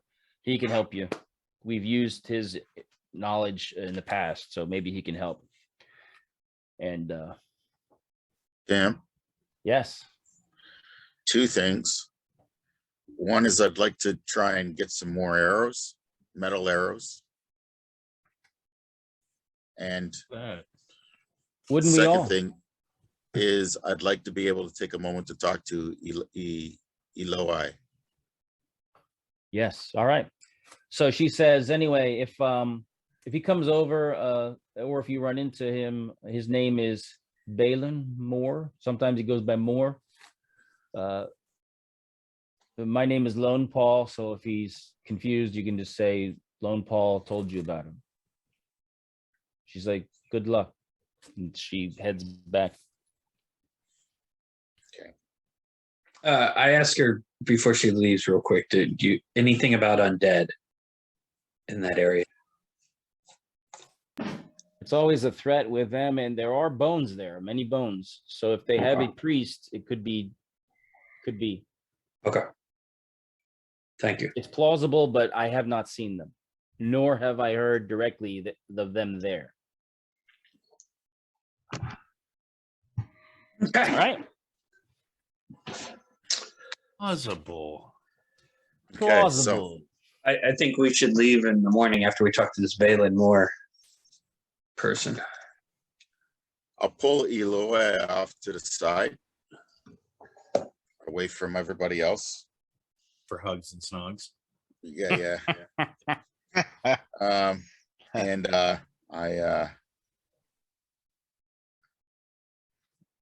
I've got something that I need to return to you. Well, all right. I And didn't realize I lost anything, and I start kind of like checking my bags to make sure I have all my items in there. I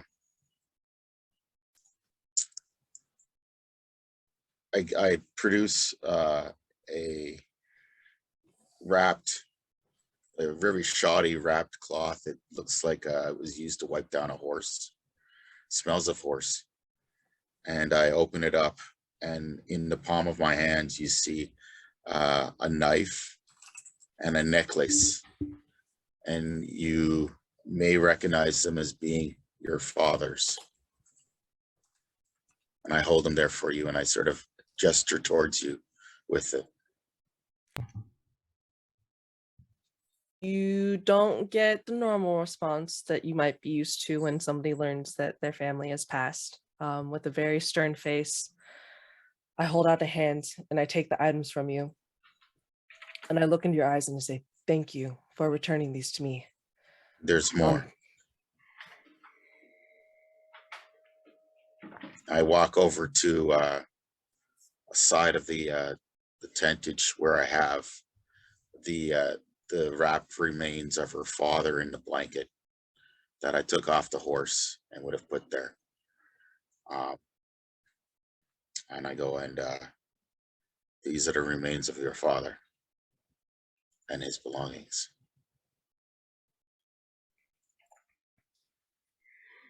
Putting a hand on your shoulder. Thank you. This brings me some closure, and hopefully it will bring also my mother and my sister some once I meet them again. Thank you for returning them. You need further assistance, you can call on us. You know that. You, I would like. You're, as with any tribe, one's bonds grow stronger as we go through turmoil with each passing day, and I feel that we are all shared in family this way. He says that, and from my hand goes from his shoulder to his head and pulls it towards me, touching foreheads. And then I pull away and I begin singing very loudly. A song that everybody in the village would know as a burial, a ceremonial song, one that was always sung when we are putting someone to rest. And everybody begins to draw around, hearing me cry into the night. And I motion to Deathcrow, asking him to help lift the body. And then we put it over like far away from the village. And as I begin dancing and singing, I will also light the body on fire. And I will be dancing and singing until the flame disperses and the ashes turn gray. Okay. Kayla, time for roleplay.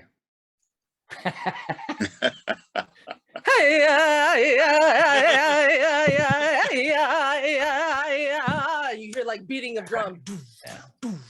Red Fist will come over and join in with her at the same time. And you say already, I saw Heafstag said he began dancing, so we will join in with her song. Yeah, all right. That was really pretty good, Kayla. Oh, thank you. Been watching a lot of Bookla Boba is Fett very lately. subdued, but he's praying along to Paylor with you. Yeah. Okay. As you guys are doing this, a newcomer walks over. Alex, what does he look like?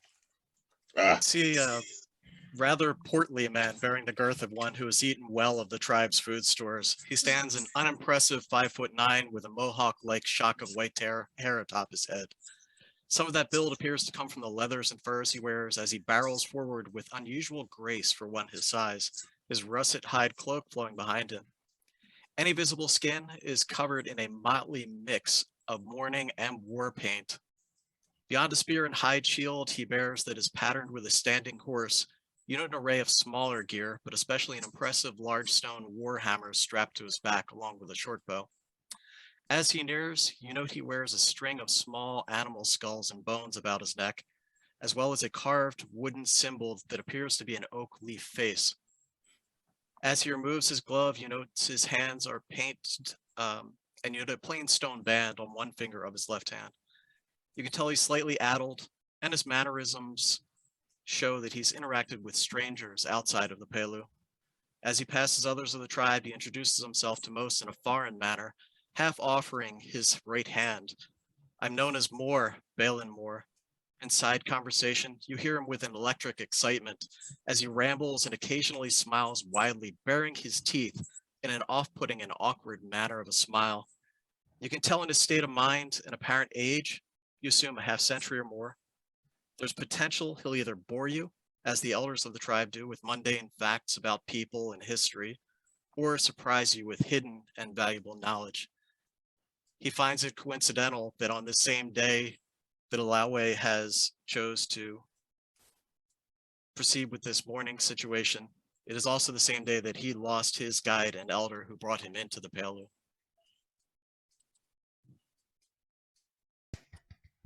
What's that smile look like?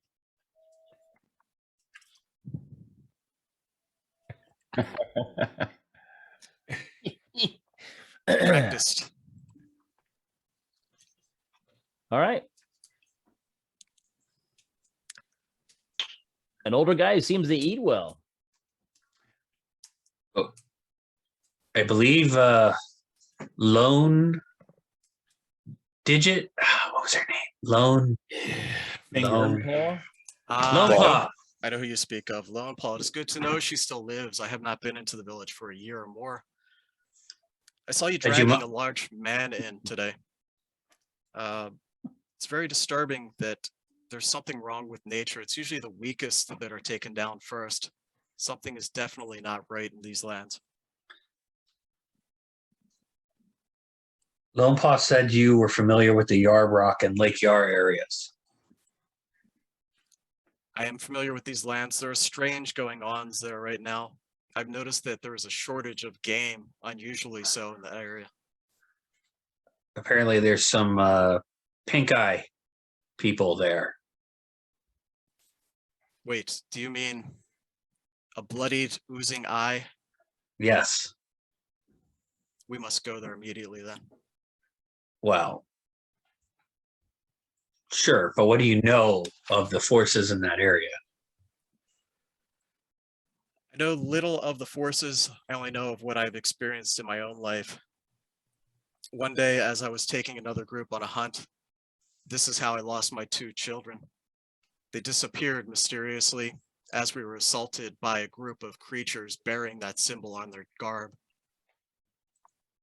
Are these fanged ones or fanged hearts? I'm not Fanged familiar ones. with these. That's the tribe aligned with IUs, I think he's asking about. So like Yeah, fanged ones are humanoids. Fanged hearts are the few barbarian tribes that sided with them. Right. So I'm asking him if they're like, are they goblins or orcs, or are they humans that are in the service of IUs? These were monstrous creatures, a mix of orc and goblin amongst them. Fanged one. The fanged ones. Mongrels? Jay, don't scare him. So, if the pink eye forces are guarding the sacred burial ground, then I think our mission is clear and we should leave in the morning after I have had a chance to refresh spells. Remember, you swore that you would cremate Rain when she passes, mix her ashes with sacred oils to anoint the holy site once it's been cleansed of the enemy. So do we need to wait for her to die? She's still alive. Someone go kill her. And you don't have kidding. sacred oil. You don't have sacred kidding. oil yet. There's some work that has to get done. And you don't know what her trance-like statements are. So maybe you gotta can get our hands on you some can oil. to ask your newcomer about these trance-like statements and see if that makes any sense to him. I'll be back in like 2 minutes. Kayla, that's all you. Talk amongst yourselves. What's all me? Huh? Sorry. The trance-like statements. Can you relay those to Balin Moore, the new arrival? The old lady. She told you about the river. Oh, or chicken the nugget snake. nuggets. Right. Okay, I was Right. like, what? Like red fist trances? There's a lot Like, of exposition to there's keep lots track of today. trances. So did you get the map? Because then I can just like show you real quick. The old lady mentioned a snake in a lake and how we needed to follow it in order to get to the pink eye. Sounds Did that make very sense? familiar. Map. There's See, here. look, a snake. The road looks like a snake. Gotta follow the snake to the lake, and then we'll Map. find the pink eye. There's one area I know of like this. It is known as Serpent Creek. It is a long travel. Well, there we About go. 7 miles. Yeah. Give or take. 7 Taking the wonderful horses. fun-filled miles. Need a lot of tea. What about the sacred oil? Do you know of where we could obtain that Rain has asked us to cremate her with? I have no knowledge of the sacred oil.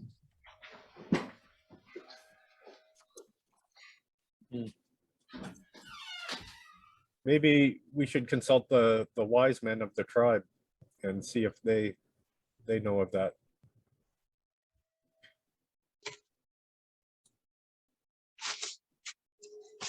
The wise men have stepped out. Oh. The wise men are back. The wise I men was have returned. monitoring. I was trying to sneak up on a conversation, but he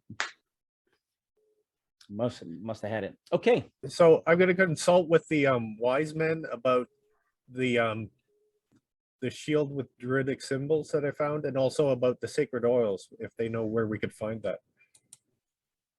Yes, they have a family recipe for sacred oil. So they have a it's a ritual blessing on some of these oils that they have. So all the shaman have to get together and basically spend a couple days chanting and singing and doing blessings on the oil to make it a sacramental oil for ritual. Okay, I asked them if they could start that because Rain's passing seems imminent, and I can join them and help pray over it. Yes.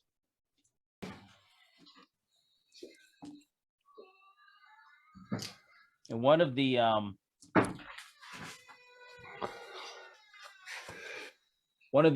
more senior wise men can pull you aside and he'll assist you in figuring out this shield that you have.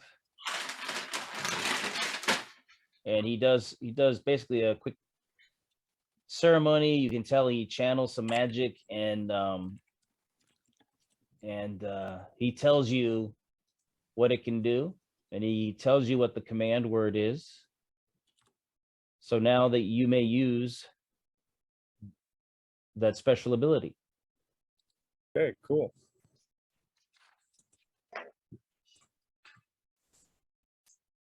That's it. If it helps speed up the process, I will assist with the oil too. Yes, it'll be very good. You guys can create this special oil. Did you discuss the trance-like statements? Snake in the lake to find the pink eye. Right. And did Balin help you with that at all? Yes. Did. Yeah. Okay. It's Serpent's Creek, the river. Yeah, he relayed that to us. Now Balin, you also know that there is a druid that lives along that river. She frequents it, so she kind of has a small dwelling at the source of the river, as well as down close to the Yar Lake.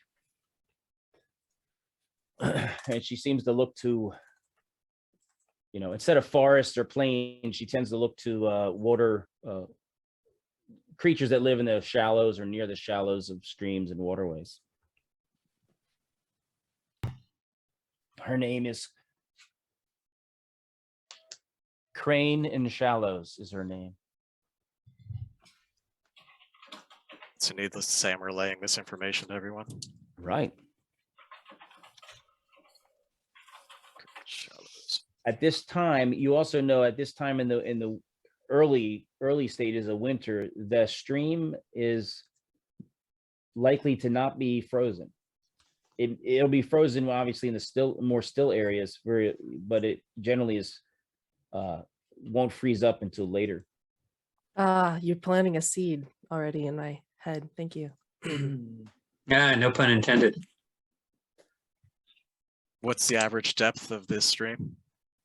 It gets quite deep as it goes down. I mean, as far as, there's areas you can ford, but about 3 or 4 miles down the stream from it, you can't cross it without getting soaked. At Okay, least from the armpits down. No metagaming, Chuck. I know Steve likes to use his rivers and streams to drown everyone.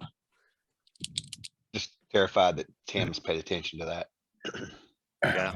Really stick to the rivers and lakes that we're used to. That's right. That's right. The ones we know. And we're not chasing waterfalls. You also know that it's there's not a lot of whitewater on the way, so there's no you don't recall any waterfalls that would be a problem. Does the tribe actually have any boats to traverse the stream? There's some people that do have boats. They usually keep them near the waterways they like to use. Some of the larger families do have a couple canoe-like boats.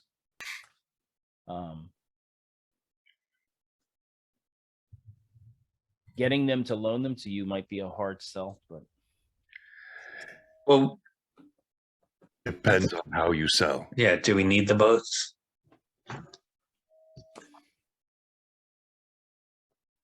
We might just need to follow the river. Yeah. So Tim, do I know how treacherous the land is if we're walking alongside this creek? it's average treachery. Red Fist Wow. clearly has no joy at the thought of being in a boat atop frigid waters. Much prefers either his own feet or trusty Brandon's hooves, and so he says, "It might be better. We travel on foot as we are accustomed." I You travel mean- on foot as well. We travel on foot. You travel on what's left of your feet. Oh, wow. Too soon. Too Too soon. soon. Yeah. Old. Only because you warned me, I take this from you.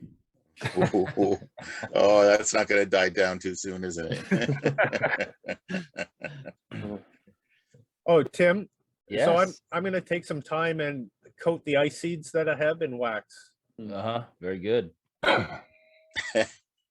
Great way to Yeah. find out if they work or not. Oh, Mine are all Good coded call. as well. Yeah. I don't good change call. my spell selection, Tim, whenever we head out the next day. Okay. Well, we're gonna basically say it takes a little bit of time, which is all right because Red Fist still needs to heal up some and get better overall and feel better. And we are able to all have our riding horses, correct? Yeah, actually, you did acquire War collectively horses. enough horses where everyone could be on a war horse, and there are also riding horses. So you have a To carry choice. our stuff. Yep. well, I will, of course, grab trusty Brandon. Let's go. And what So is the he main has difference Brandon. between the war horses and the riding horses? yeah. Huh? If he has Brandon and Chuck's character has a horse. No, he doesn't. I don't. No. Poof, I have no horse. Oh, Come on, well, man. you You can can borrow borrow one of without a ours. horse. He can borrow my horse. I In fact, thought we had enough horses for everybody. No. There are enough horses for Yeah. everybody, but you Oh, He's I have that talking many. possession, probably. Tim is. Oh, okay. On your Yeah, character I sheet. definitely don't possess a damn horse. I'll tell you that right now. I don't have shit. I walk over. I walk over and give Chuck's character a horse, a war horse. very Thank good. you. Someone had a great Huge question stats. earlier. Mechanically, what's going to be the difference for riding a riding horse along this trail and a war horse? And if combat breaks out, like Tim, are you going to say like, well, it's really hard to control a riding horse in combat? Yes, a riding horse is see. for riding. They're skittish. They get afraid. They run. They're Right. made for riding. They're not made for combat. And And light war horse they've been trained harder, so they've been Right. more accustomed to the smells and the sounds of combat. So they're not likely to just flee at the sound of something startling them. They're They're also also- easier to control. Yeah, and they're proficient with melee weapons. Two spears. They're more likely to pound somebody with their hooves than a riding horse is going to run and that's Which one's faster? They are the both same. about the same. Physically, they're about the same. War horses tend to be more robust because they've been trained better. Before everybody takes off, I'm gonna approach Elatron, and with the pouch of the 5 ice seeds that he gave me, I'm going to give them back. I am still in a period of mourning, and if rain passes, I will need to be here in order to take care of that. Please keep these safe. I wish you all safe travels as I look to the rest of the party, and please make it back. And with that, you guys, I've got to go to work. I'm so sorry. I love you all to pieces. That's all right. Well, yeah. So Thanks, you Kayla. can, you can basically help Barry prepare Rain for her cremation. So that's what's going to happen now. Have fun, you guys. Don't die. Okay. Thanks, Bye. Kayla. See you. Oh, you just jinxed Kayla, it. honey. Tim- I thought we had her Love for you. 50 hours. Oh, Thank you. It's Love you. clever handing Bye. that off. Take care. She gets called in early sometimes. I got to think. refix Tim. All right. I don't think I'm fighting from horseback, so I don't care. I'll take a riding horse if someone wants to let me borrow one. But there's enough for everybody to have one. So I don't Yeah. really care. Yeah, You there can was decide. 8 light and 12 riding. So There'll be 9. 9 light. because Brandon is a light war horse. Yeah. Okay, so there's plenty of light war horses to go around if necessary. yeah, One- there's Exactly. enough for all of us. Okay, then I will take a light war horse just to. Extra kit. Likewise. If they're offering, I'll take one, but there will be times I get off to walk 30 feet ahead. Right. I'm Yeah, kind of who's thinking I'm a running dra- ahead? same thing. I'm a dragoon. I'm probably going to dismount for anything difficult. And if we need to, if it comes to it, and it's really bad, we could always use one of the light riding for food. Ow. Let's go there already. We're only going 7 miles from camp. I think we're fine. Oh, just saying, 7 miles could be 7 miles from. The river is 7 miles long, Twists and but turns. it is about a day and a half to 2 days distance to get to the source of the river. Right. So we're talking about 30 miles. We're probably not eating horse by then, though. No, we're Oh, fine. We've got multiple hunters in the party. We can stock up in camp. So I have some theories about. I'm worried about Undead, given the pink eyes might have a cleric there. I have prepared a spell called Invisibility to Undead. Out of character, Tim, you're using the 2nd edition version of that spell. Is that correct? No, Not in the 1st edition player. The it's Tim in the version. Arcana, isn't it? No, it's in 2nd edition. It's a priest spell, 1st level spell. Invisibility to Undead, duration 6 rounds. So what's a round? AD&D. It would be 6 rounds. Would be 36 a minute. seconds. A minute. That's a combat. Six Round? melee rounds. Yeah. Yeah, No, combat. okay, so that's a short duration. I need to sneak around something spell. Right. Lame. Tim, what's our current ground cover to? Is it snow? Is it frost? Is it trodden ground? What are we walking on? It's a light snow. 3 to 5 inches. Some area the snow has been blown, so then it's really just little teeny bit of snow around the grasses and all that, and there's little drifts of it around the base of the trees and smaller bushes. And that brings up the question then, wind as we approach this? High, low, varied? Yep, Well, we don't want to make sure when it's we very. approach it, Yep. we'll be downwind from it, not upwind. So we'll have to see when the closer we get. Can we take a quick 5-minute break for bio break, or Yes. because after tea and 3 cups of water, I think he's trying to say he's got to go to the bathroom. Bio break, and then we'll head out on your adventure. Sounds good. Outstanding. BRB. All right. Enjoy Mike. Zump. Good to see all Enjoy of you Michael again. Carney. They are playing live in Philly next weekend.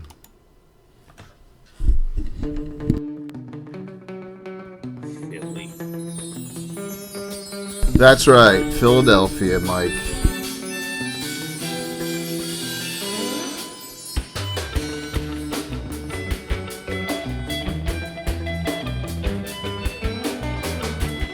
Thank you everybody for coming in and watching this morning. It's been awesome.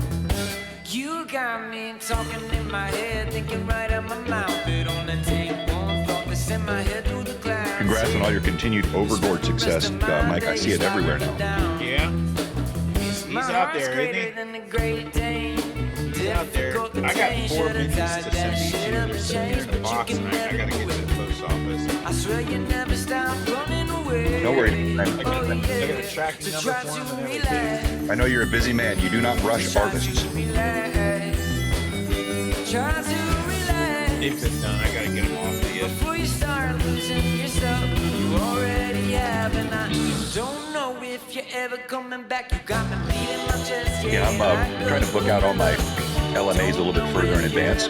And so if you'd be open to, I'd love to have you back on a Wednesday night here in the next month or so. Love that. Maybe get in a couple other folks like Amanda, Mystical Unicorn, or like Chandler, and several other painters in our community that might like to join and have a fun round table. Just let me know. All right.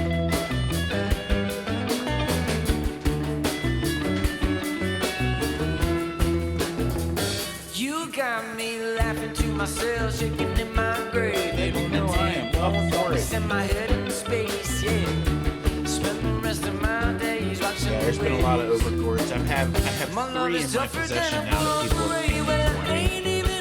Which is really, really cool. I've got one from Rainer, one from Taryn, and one from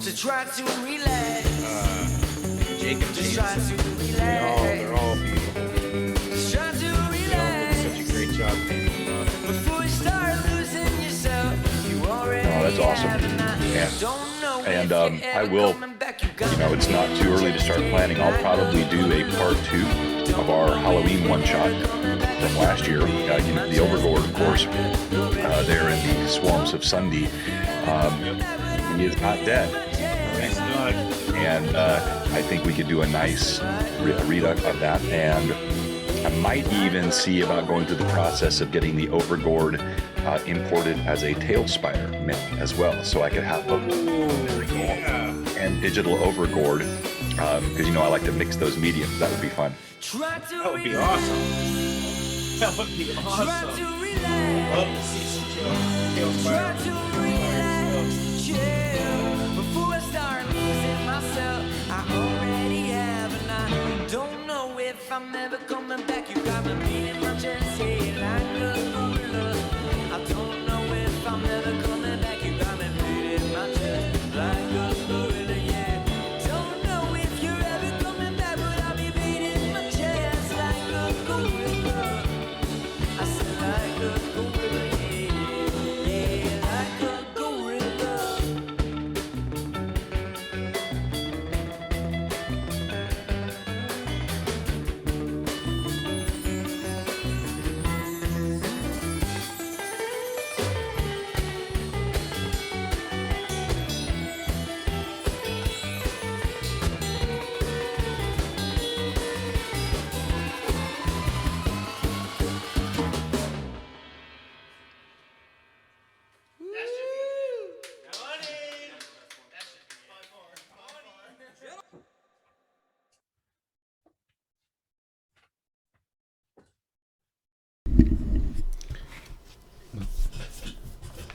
Thank you, everyone, for such great support on a Monday morning. A Saturday morning here as we're waiting for Tim to come back. So I'll pump myself up here real quick. Look, I don't even have a shirt on.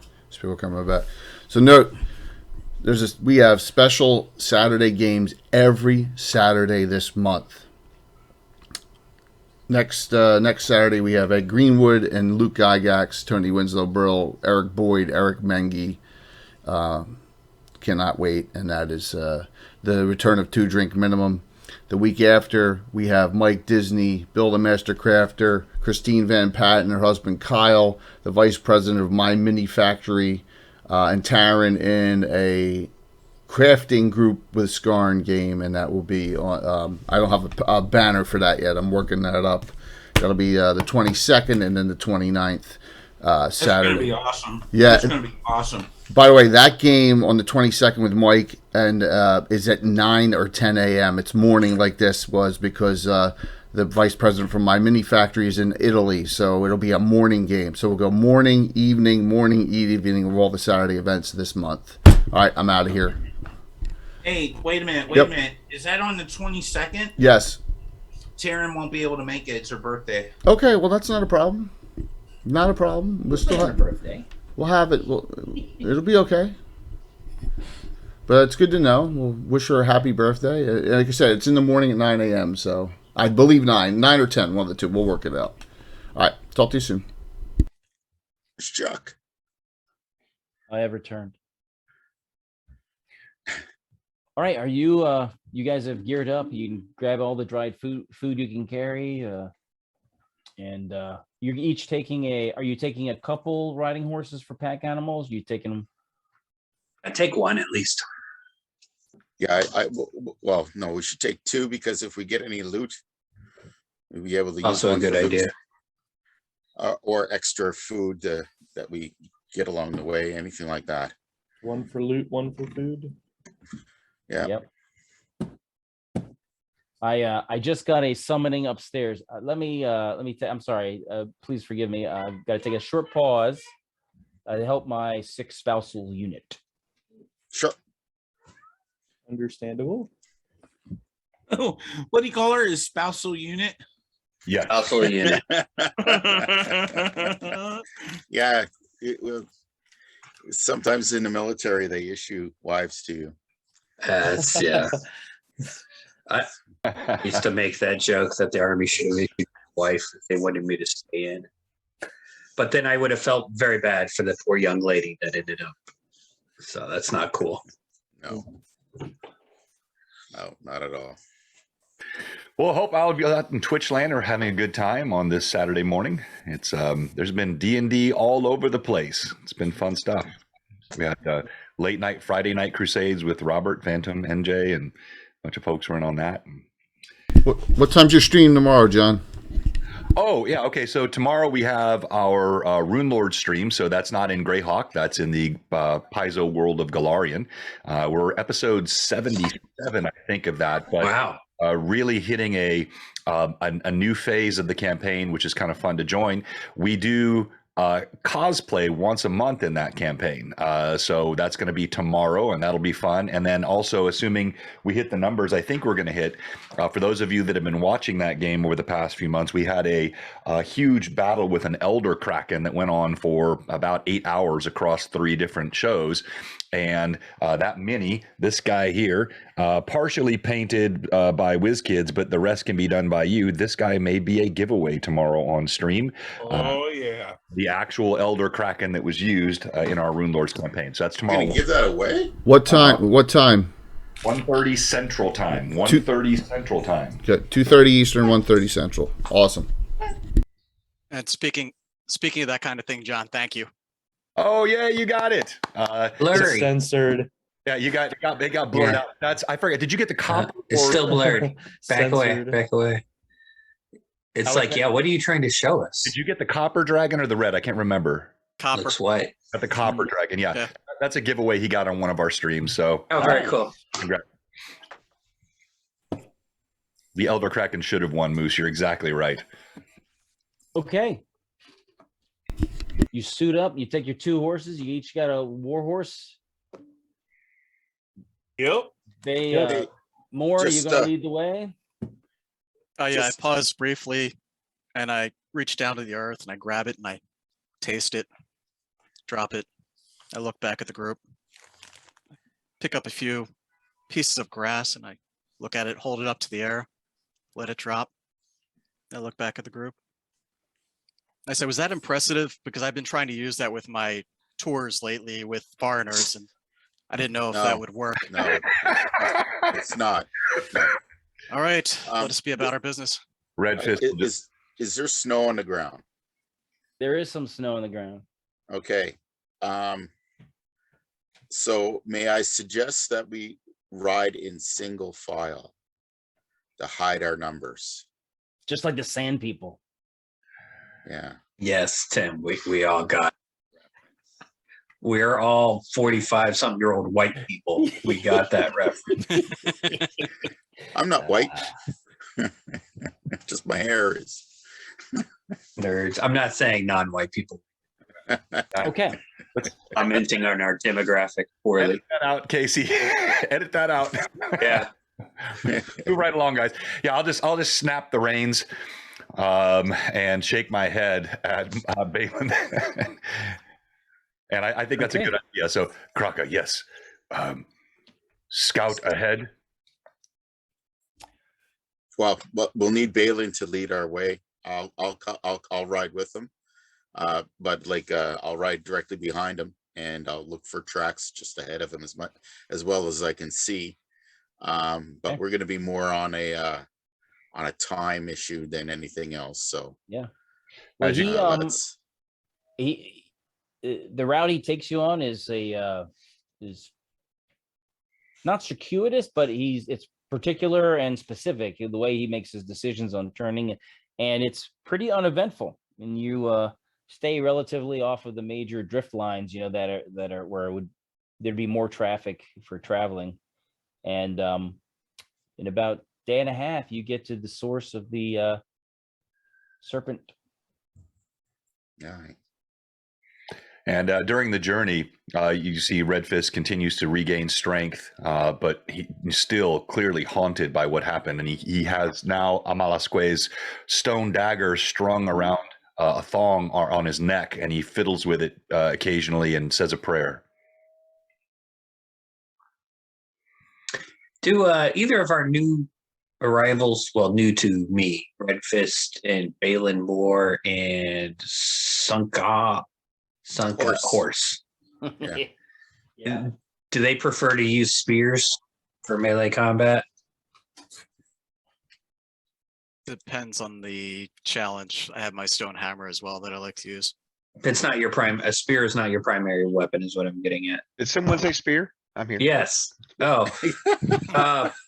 When Tokola goes to dismount, Tokola is like, this spear is really just getting in my way, and looks at Horse and is like, here, you look like you know how to use one of these. And gives him the anti-undead consecrated. It's a holy spear. Treat it well. But, and then the great I will spirit use resides within bow and arrow. Yes, it is good against the undead. All right. What's it look like, Tim? It looks like a spear, metal head on it. It has a lot of little carvings and some wood inlay that look like it's consecrated. It looks like it's, a holy special ritual spear. Okay. Is there any particular stats for it? +0, +1 versus undead. Okay. While I was doing that, Tim, I dismount and I check the grounds. Do I see any signs of wildlife or other travel? Sure. Anything I can identify? Mostly small game. May I make a suggestion that we fill up our water skins here, since this is the source of the stream? As we further we get down, it may become more polluted, and I'm sure we've been traveling for what, a couple of days, day and a half. Yeah, so our water skins are probably down a bit.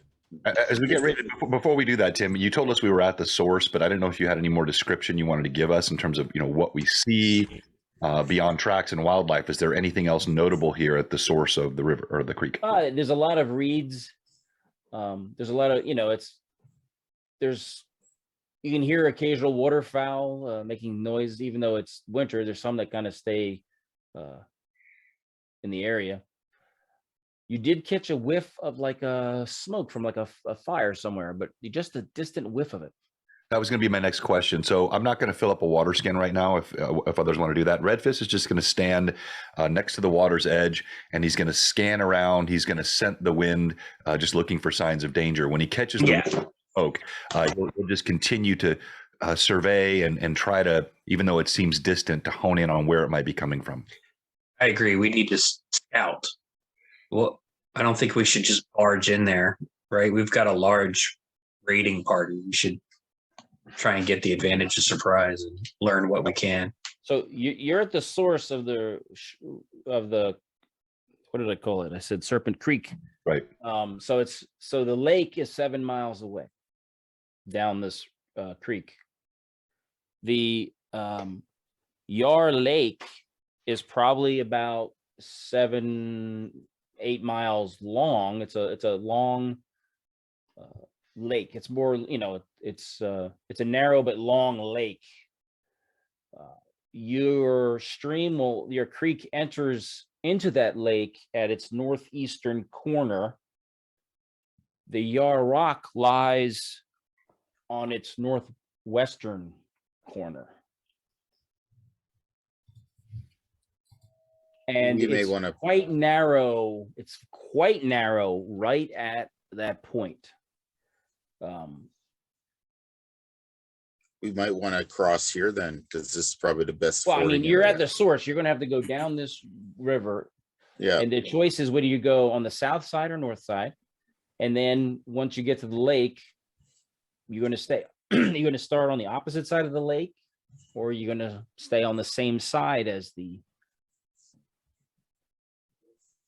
I'm not sure I understand the geography you're trying to explain, or Okay, the you're traveling. strategic The whole difference. entire geography lies in the east-west attitude.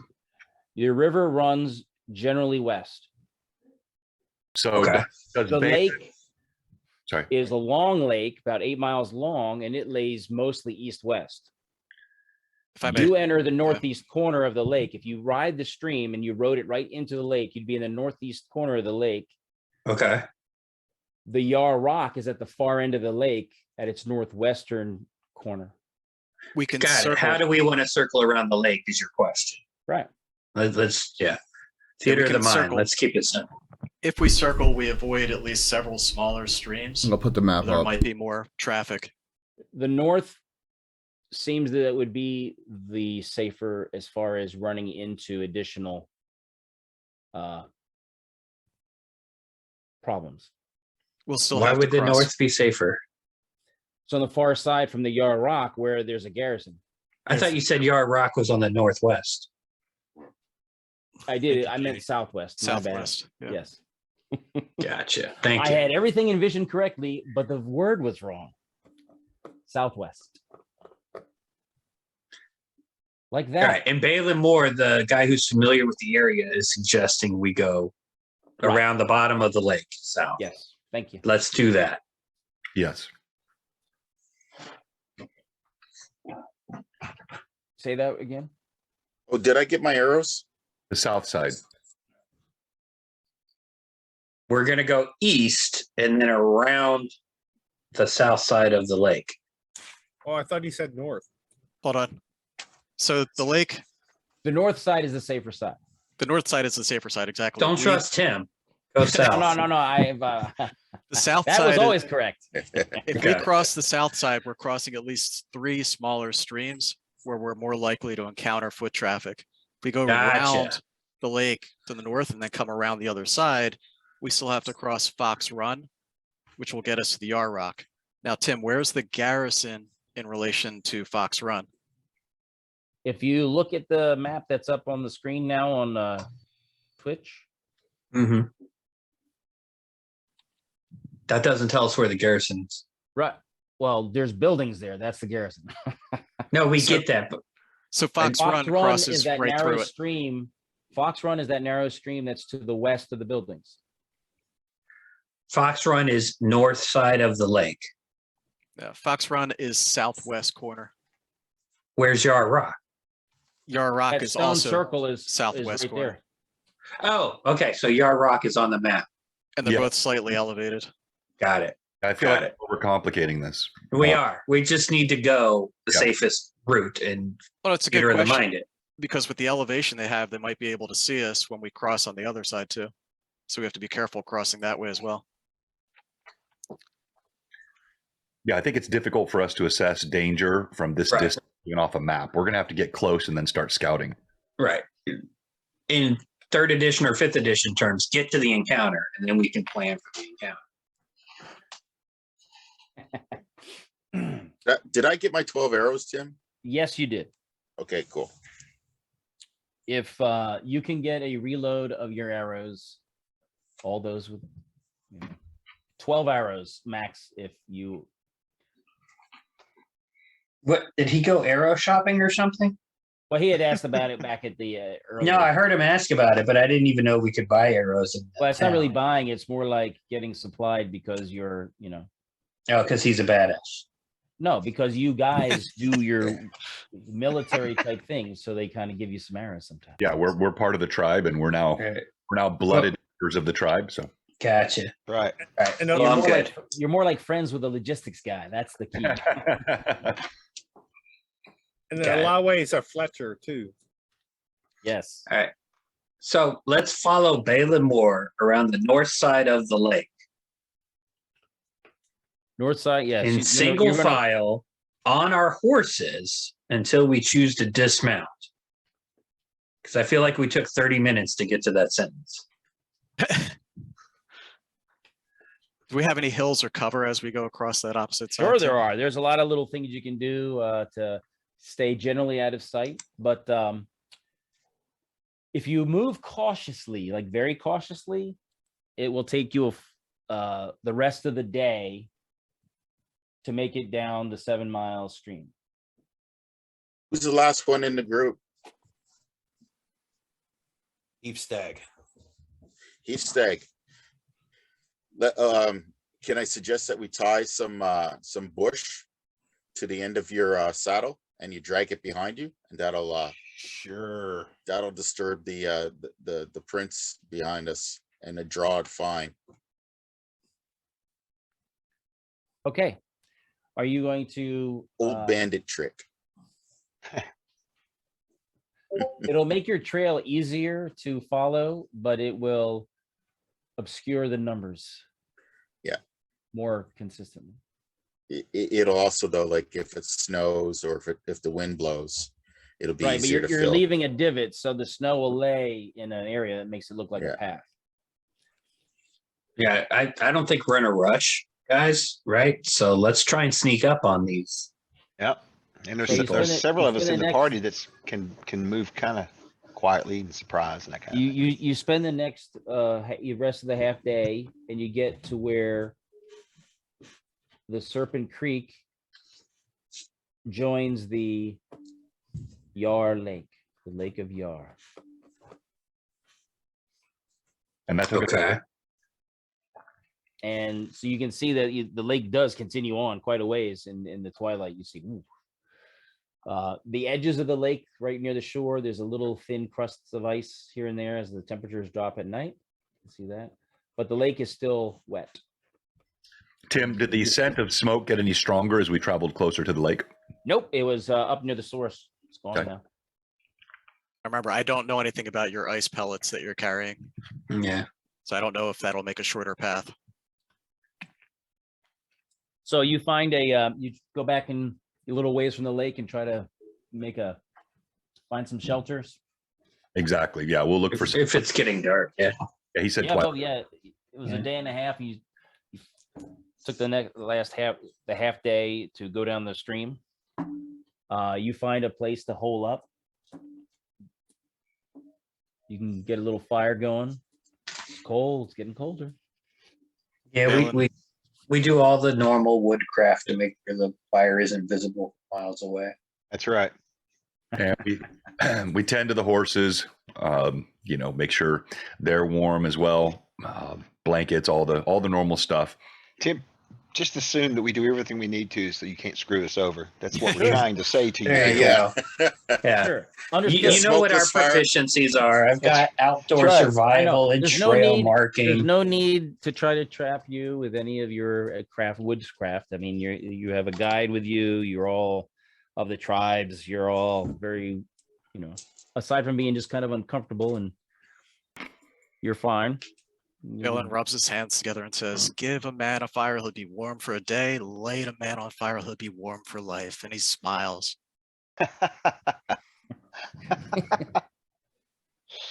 It's true. He will be That's warm the very whole true, rest of his life. All right. Awesome. The night you do hear some sounds. It sounds like something was sniffing around. Maybe more than one thing. Your dog kind of growls. Tokala, Yeah, well, Coyote's doing his job. and, Probably. Are you going to make him quiet? Try to make him be quiet. I mean, once I hear the growling, if it wakes me Okay. up, then I'm like, Yes. what is You it? think you're all? It sounds like there's some four-legged things in the woods Nobody, around you. Nobody has animal lore. Oh no, you guys know. You can pretty much determine it's probably either coyotes or wolves. Yeah, they're not going to bother us. Bigger than a fox, smaller than a warg. Normal animals aren't going to bother us, so I just tell Coyote to go back to sleep. Yeah, they won't bother us, and nor are we in such need of food that we need Right. to. Morning comes. What do you do? Let's go. I would like to check the peripheral of the camp to see if Okay. there's any tracks left by what was Yes, you making find his wolf dog. tracks. They are wolf. Yep. Okay. Can you tell how many? Yeah. 3 to 4. Patrick, 3 to you have 4? tracking. You have tracking ability, Patrick. Yes. Yeah. So I perhaps got outdoors. Outdoors, I got good tracking. you and I Yeah. both go forward another 30 feet from everyone, and then try to do that just to make sure we're clear. Yep. All right. 4 to 5 wolves. Great at tracking, but I can try to help too. Okay. More, you estimate you are probably about 5 miles from being directly across the lake from the Yarrock and the buildings there. Okay, I let everyone know, stay guarded, and I let them know the range. Okay.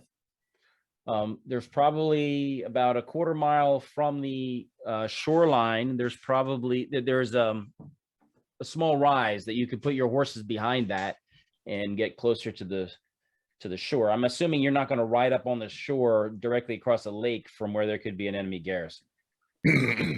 I'll give you credit for not doing that. You would wisely make such an assumption. That's exactly right. So you can put your horses, one terrain feature away from the edge of the lake. Yeah, we'll try to find a thick copse of trees somewhere or a large rock outcropping, and we'll tether all the mounts. Leave behind anything that we don't need. Right. Yeah, we should have brought one of those kids along to Babysit the horses. take care of our mounts. Yeah. I know. You got to have a red shirt to take care Next of time. Yeah. So we're going to make sure they're tethered really well. And hidden. Very good. Because we know there's wolves in the area. Mhm. Yeah. That's Yeah. You gonna leave your dog there? Yeah, I think so. I think I'll tell Coyote to stay and guard. All right. Do we know what form of denizens are occupying that keep or whatever? You know, That humanoids fort. and humans are the ones that are typical. That's all you know. So again, here, Tim, Redfist will take some time, step out where he's got some visibility, scan, listen, sniff the wind, just looking for anything that might be a signal of something that's nearby in the area, a sign of warning, or any directional information. Okay. You're not catching anything unusual that you would normally expect at a remote spot near a lake. You hear the occasional bird. That's about it. And we have not noticed any diminishment of wildlife to this point. It is kind of cold, so I mean, there's not that much as there is during the warm months. But no, you've seen some on your side of the lake. It seems to be kind of normal. Okay. And so I'm assuming this is right at the top of the hill, or are you going to go down to the lake's edge, or are you going to head towards the lake? Usually a lake is like a sound, like it increases sound. So anything on the other side, you can hear, as well as what's on our side, they could hear. So I suggest we try and be very quiet. Yeah. Okay. But and again, where you're at, the lake comes down, gets narrow. Well, for you, it'd be like that way. It gets narrow, and then that's where the stuff is. So if you see your map, you can actually see the other side of the lake on your map. Right. You can ignore that little fish hook there. So you can see that if you followed it down, you would be quite close, like 30 to 40 feet across at that narrowest point. So, but where you are looking straight across, it's more like 100 yards. So we could drop an ice seed and cross there potentially. Yeah, you probably would have to put a number of them, but yes. Let's do that. Well, you're gonna move down towards the closer to the lake. You will hear some noises. You hear a bang like wood on stone, and you hear some laughing and talking and rough voices. And as you put eyes on, you see there's a number of people. It looks like they're throwing buckets of some brown and yellowish fluids down into the lake. Kind of at the if you look at the top right of that square building that's closest to the lake, right around there, it looks like they're throwing chamber pot stuff out into the lake. What's the elevation of that fortification, and does it have any type of rampart where somebody might be walking guard up there? It has a thatched roof. It has it's rough stone. The elevation's probably like 5 feet. 5, it's not super high above the other area. The guy, like, how big do they look that are throwing out the? They look like bodies? they're man-sized. They appear to be that way from what you can tell. Yeah, you can see that you hear a clunk, clunk, clunk, clunk, and you see that somebody's pulling a horse out. What's the state of the horse? It looks like a riding horse. I mean, it's like 100. I said 100 yards away, so you're looking across. Looks normal. There's a guy coming out. So all we've seen this far are humans, no humanoids, correct? You can't tell exactly for sure. They're look to be man-sized. Tokala, what do your elf eyes see?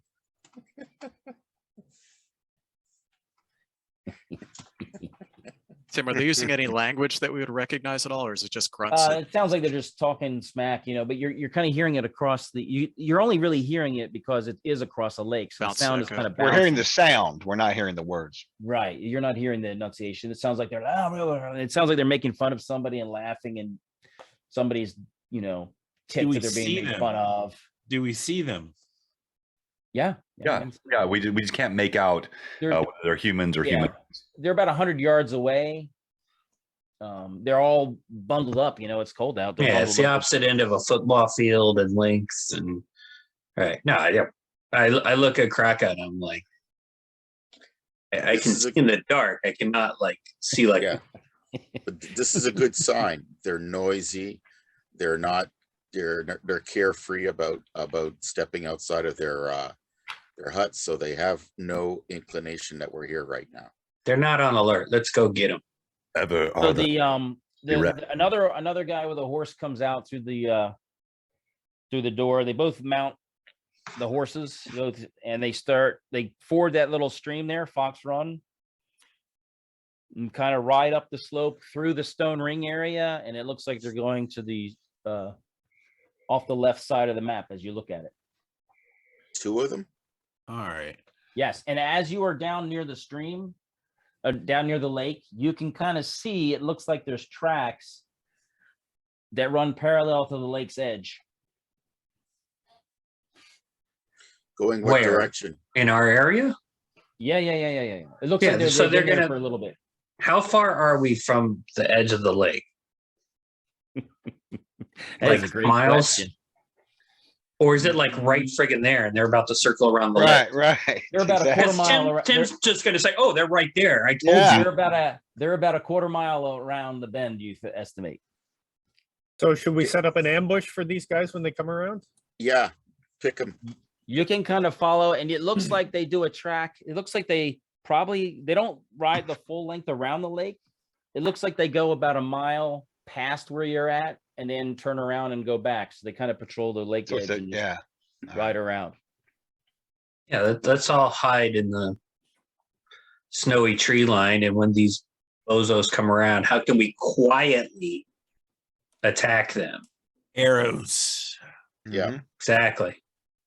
We also Yeah. might want to pick a place where it's less visible from the outpost. Yeah, Right. maybe over a rise or a hill or something, or maybe just some way Yeah, that out of the land is sight. shaped. And we'll get their attention by throwing a pine cone.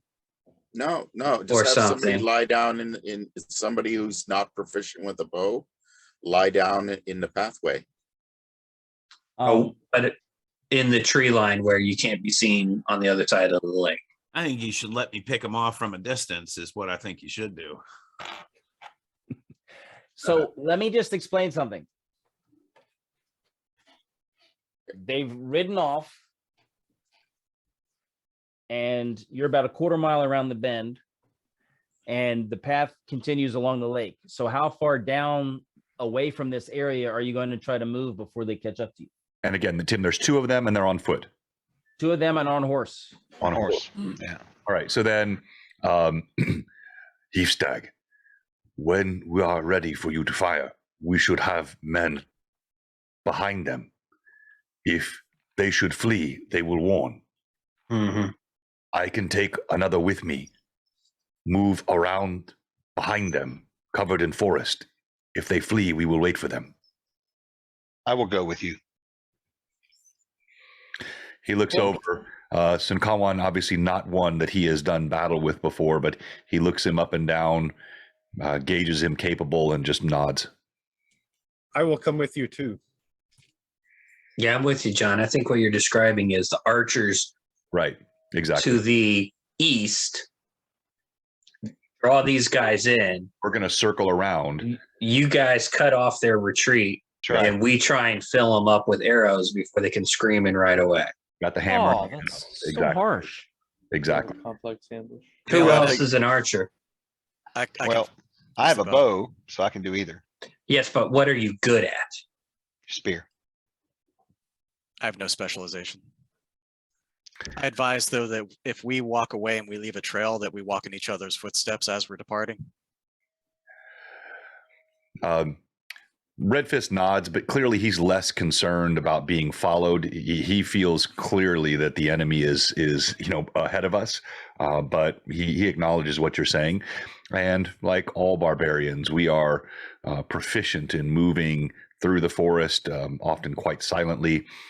So we will apply all of our survival skills and circle around. And again, it's me, it's Sun Kawan, I think.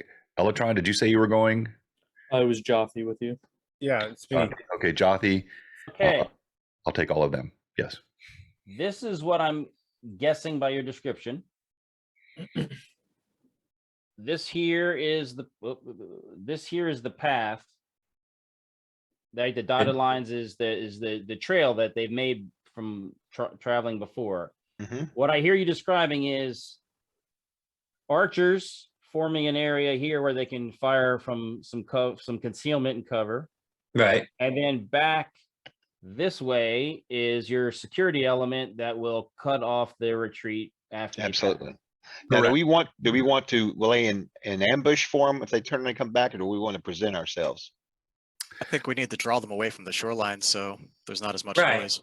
I mean, And for so the that- guys in the back waiting though, if they turn around, do we want to be seen or we want to hide? No, I think we want to. We hide, and we. It's an ambush. Are there trees? Okay. Are there trees right next to the road, or where they're traveling? Like, could we hide on trees and be close enough to drop down? Yeah, we No, want to no, surprise them. there's some trees, but there's brush that you can lay down and prone and definitely be out of sight from them. Yeah, just knowing it's very difficult to, we're on foot, and if these guys are galloping atop horseback, it's going to be difficult for us. I mean, this is me talking. How about? Well, I have a spell that can stop the horses and prevent their travel. So that's what we should start with, and then we Well, can that's good to know. Yeah. When you say the word spell, you see Red Fist shivers. Another character, you mean Entangle?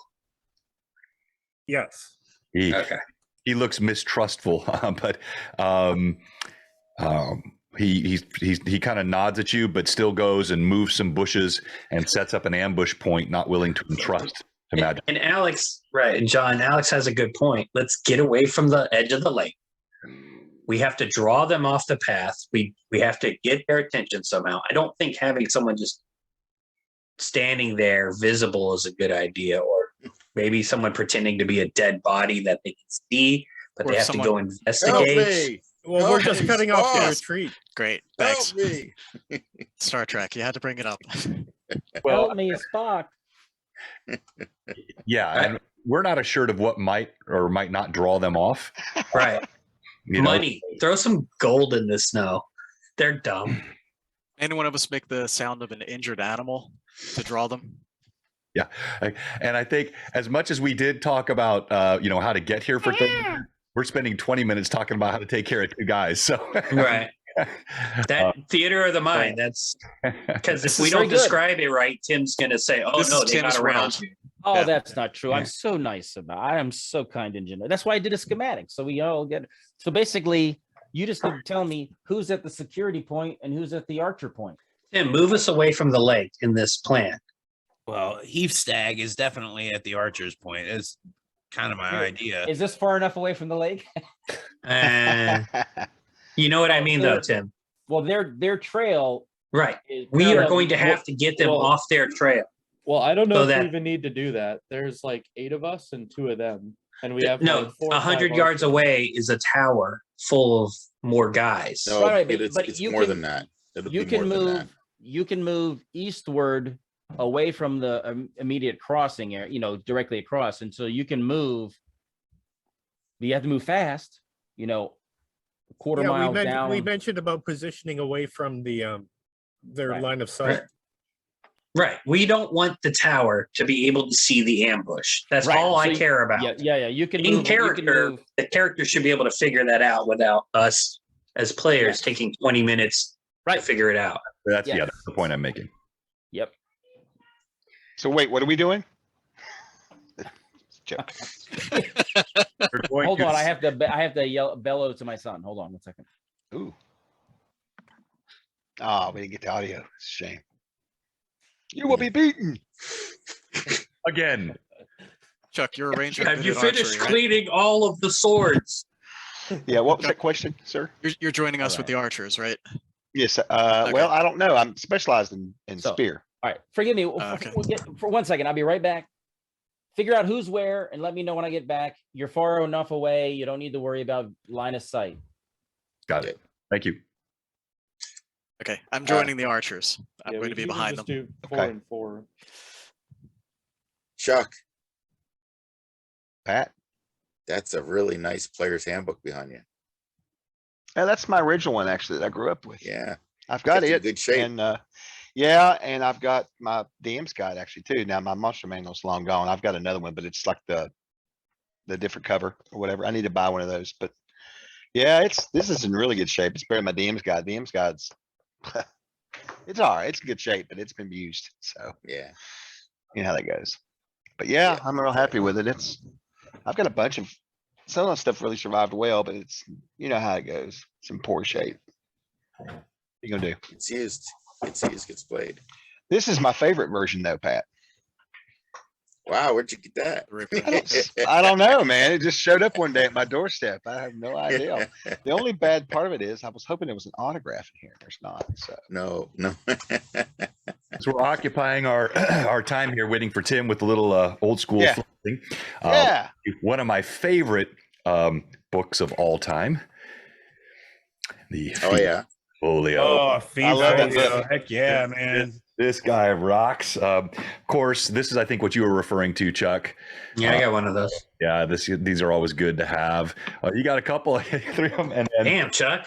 I'm a hoarder, man. I sold one of those for like $75 15 years ago. They got to be worth something. Oh, they are. I've got one in really, really good condition, and then the others are. Better yet, And you go really old school.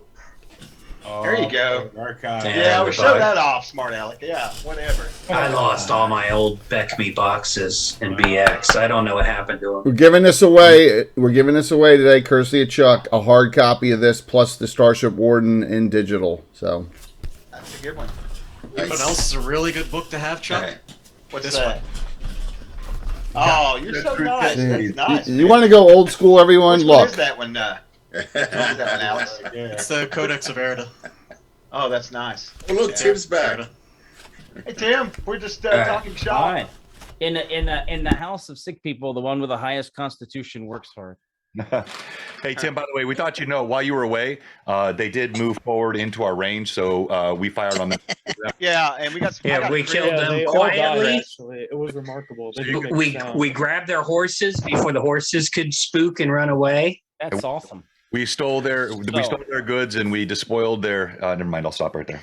All I need to know is who's in which group. Archer. Or just tell me the smallest group, and then I know by default the I other. think we split it, didn't we? Red Fist is leading the ambush group. He is with Jothi and with Sukanwat, Sukakan. All right. And is there anyone else with me? No, it's the 3 of us. All right. 5 archer types, 3 melee types. Okay. You guys wait.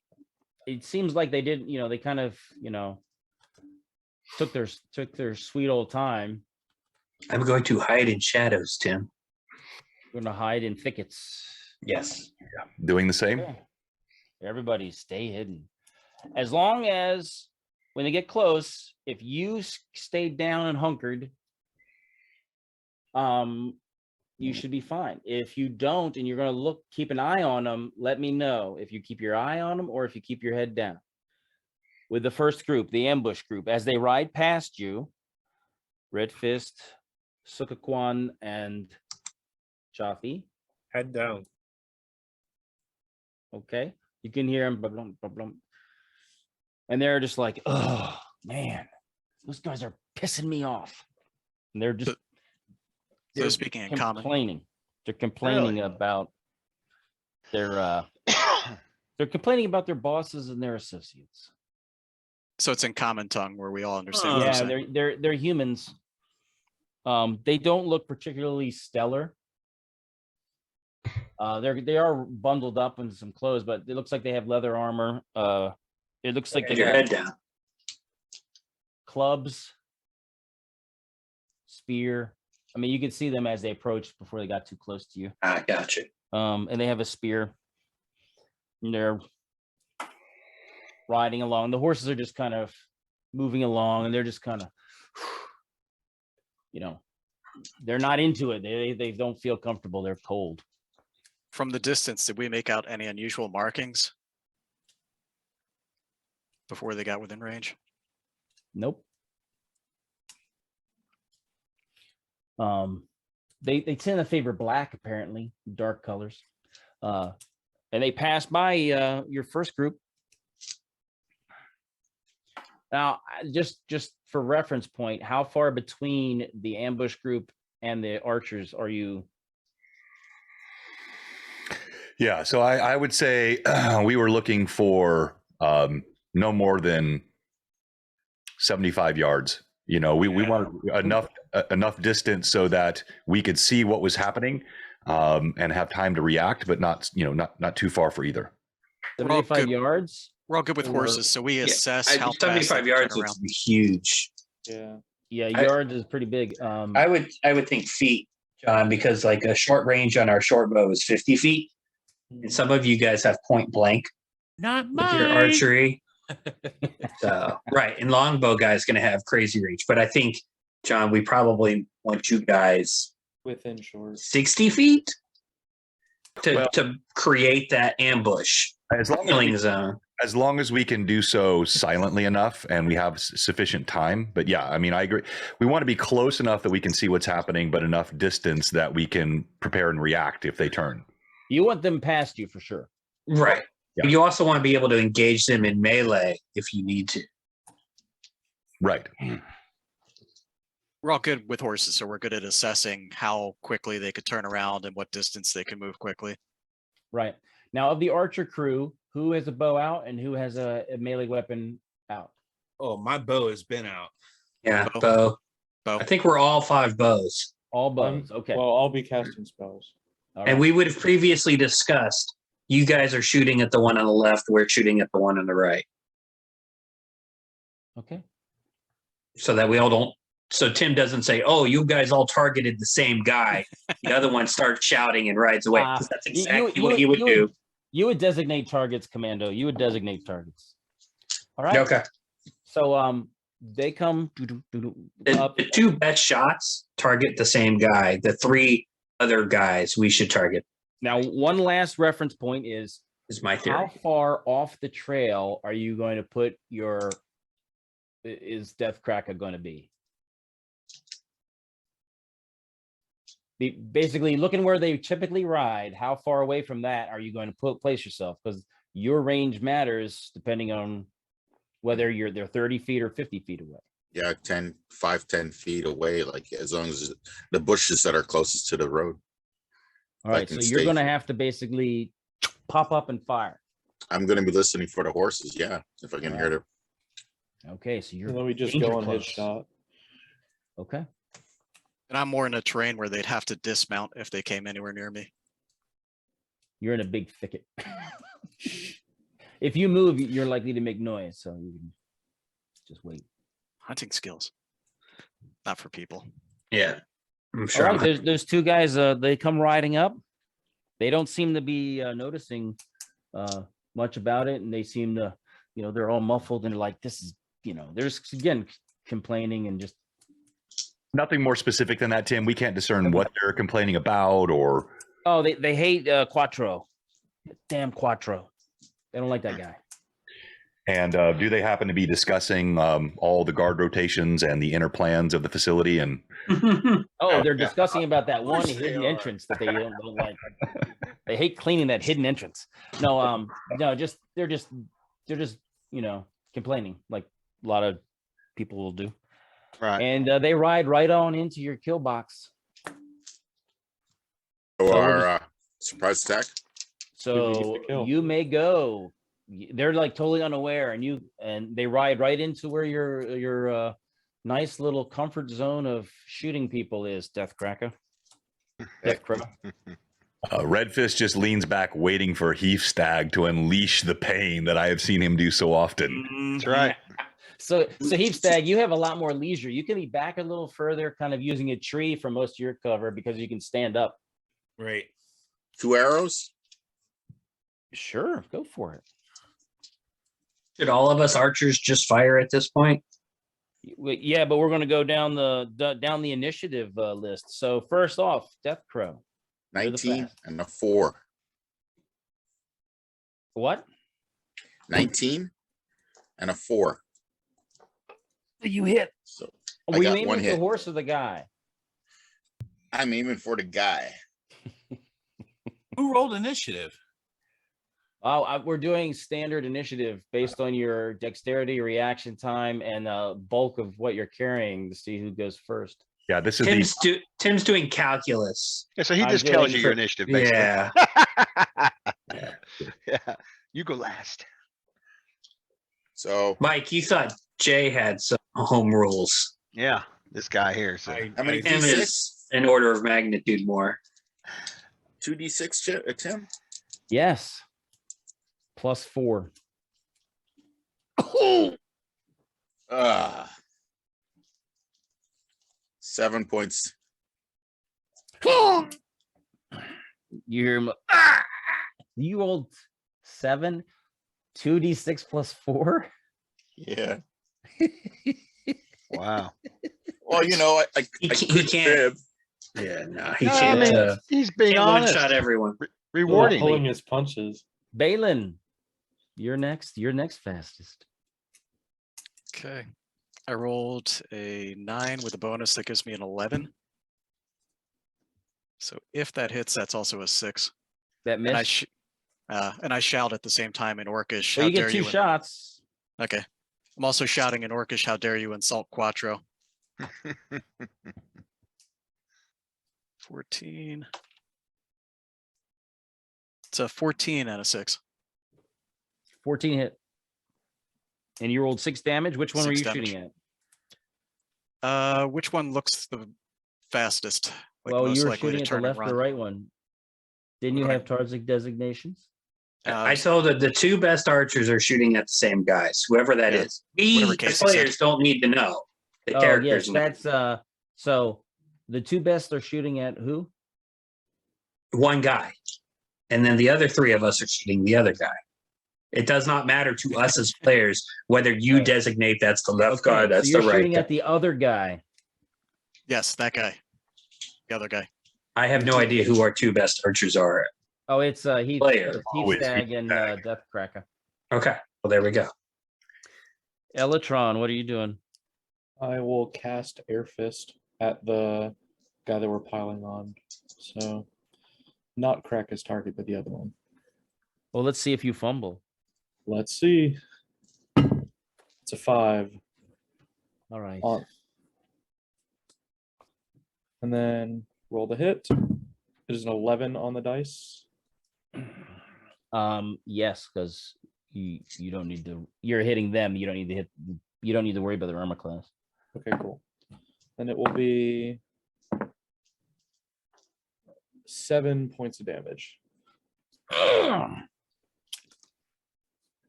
Just a small little focused area of compressed air goes right into his face and sinus cavities. Perfect. Tokala? All right, 2 arrows, and my guy Gold Die is first. This is short range, so 6.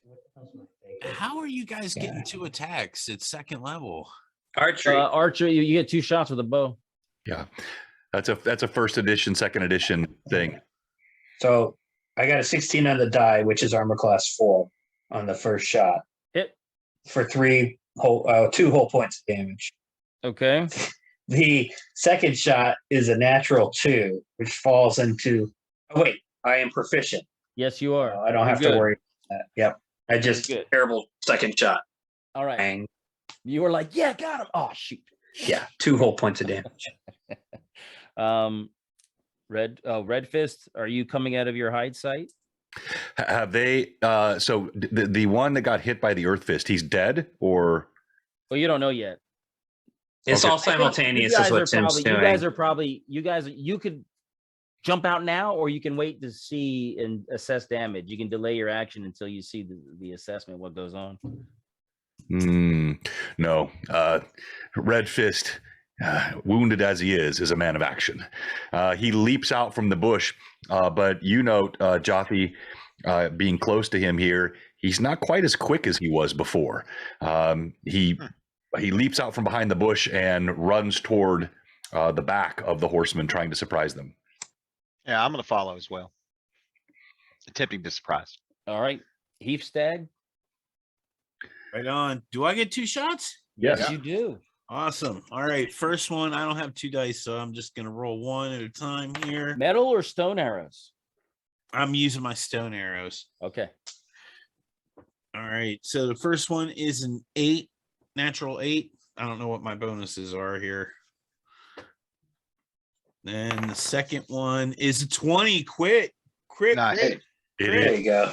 I was about to tell you, Kakala, because you're not familiar with Heath Stag, but Heath Stag is he whose bow is touched by the gods. That's right. You made Tim happy.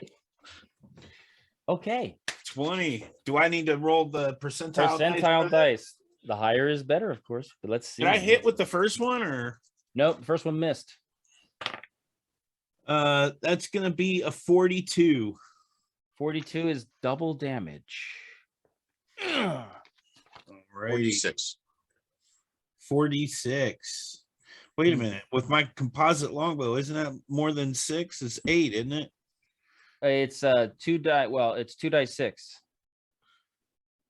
As a longbow is just better for range, not damage. Well, with the were we doing 8-sided dice for damage last That's time? what I thought. Yeah. All right, so it's 8. So then 2 die 8, 2d8. Double damage. Nice. and it All slices. It slices his bicep, and right. That's 10 points altogether. I don't know if I have any bonuses on damage, but it was 10 that's naturally. just fine. Oh, and Jaffe.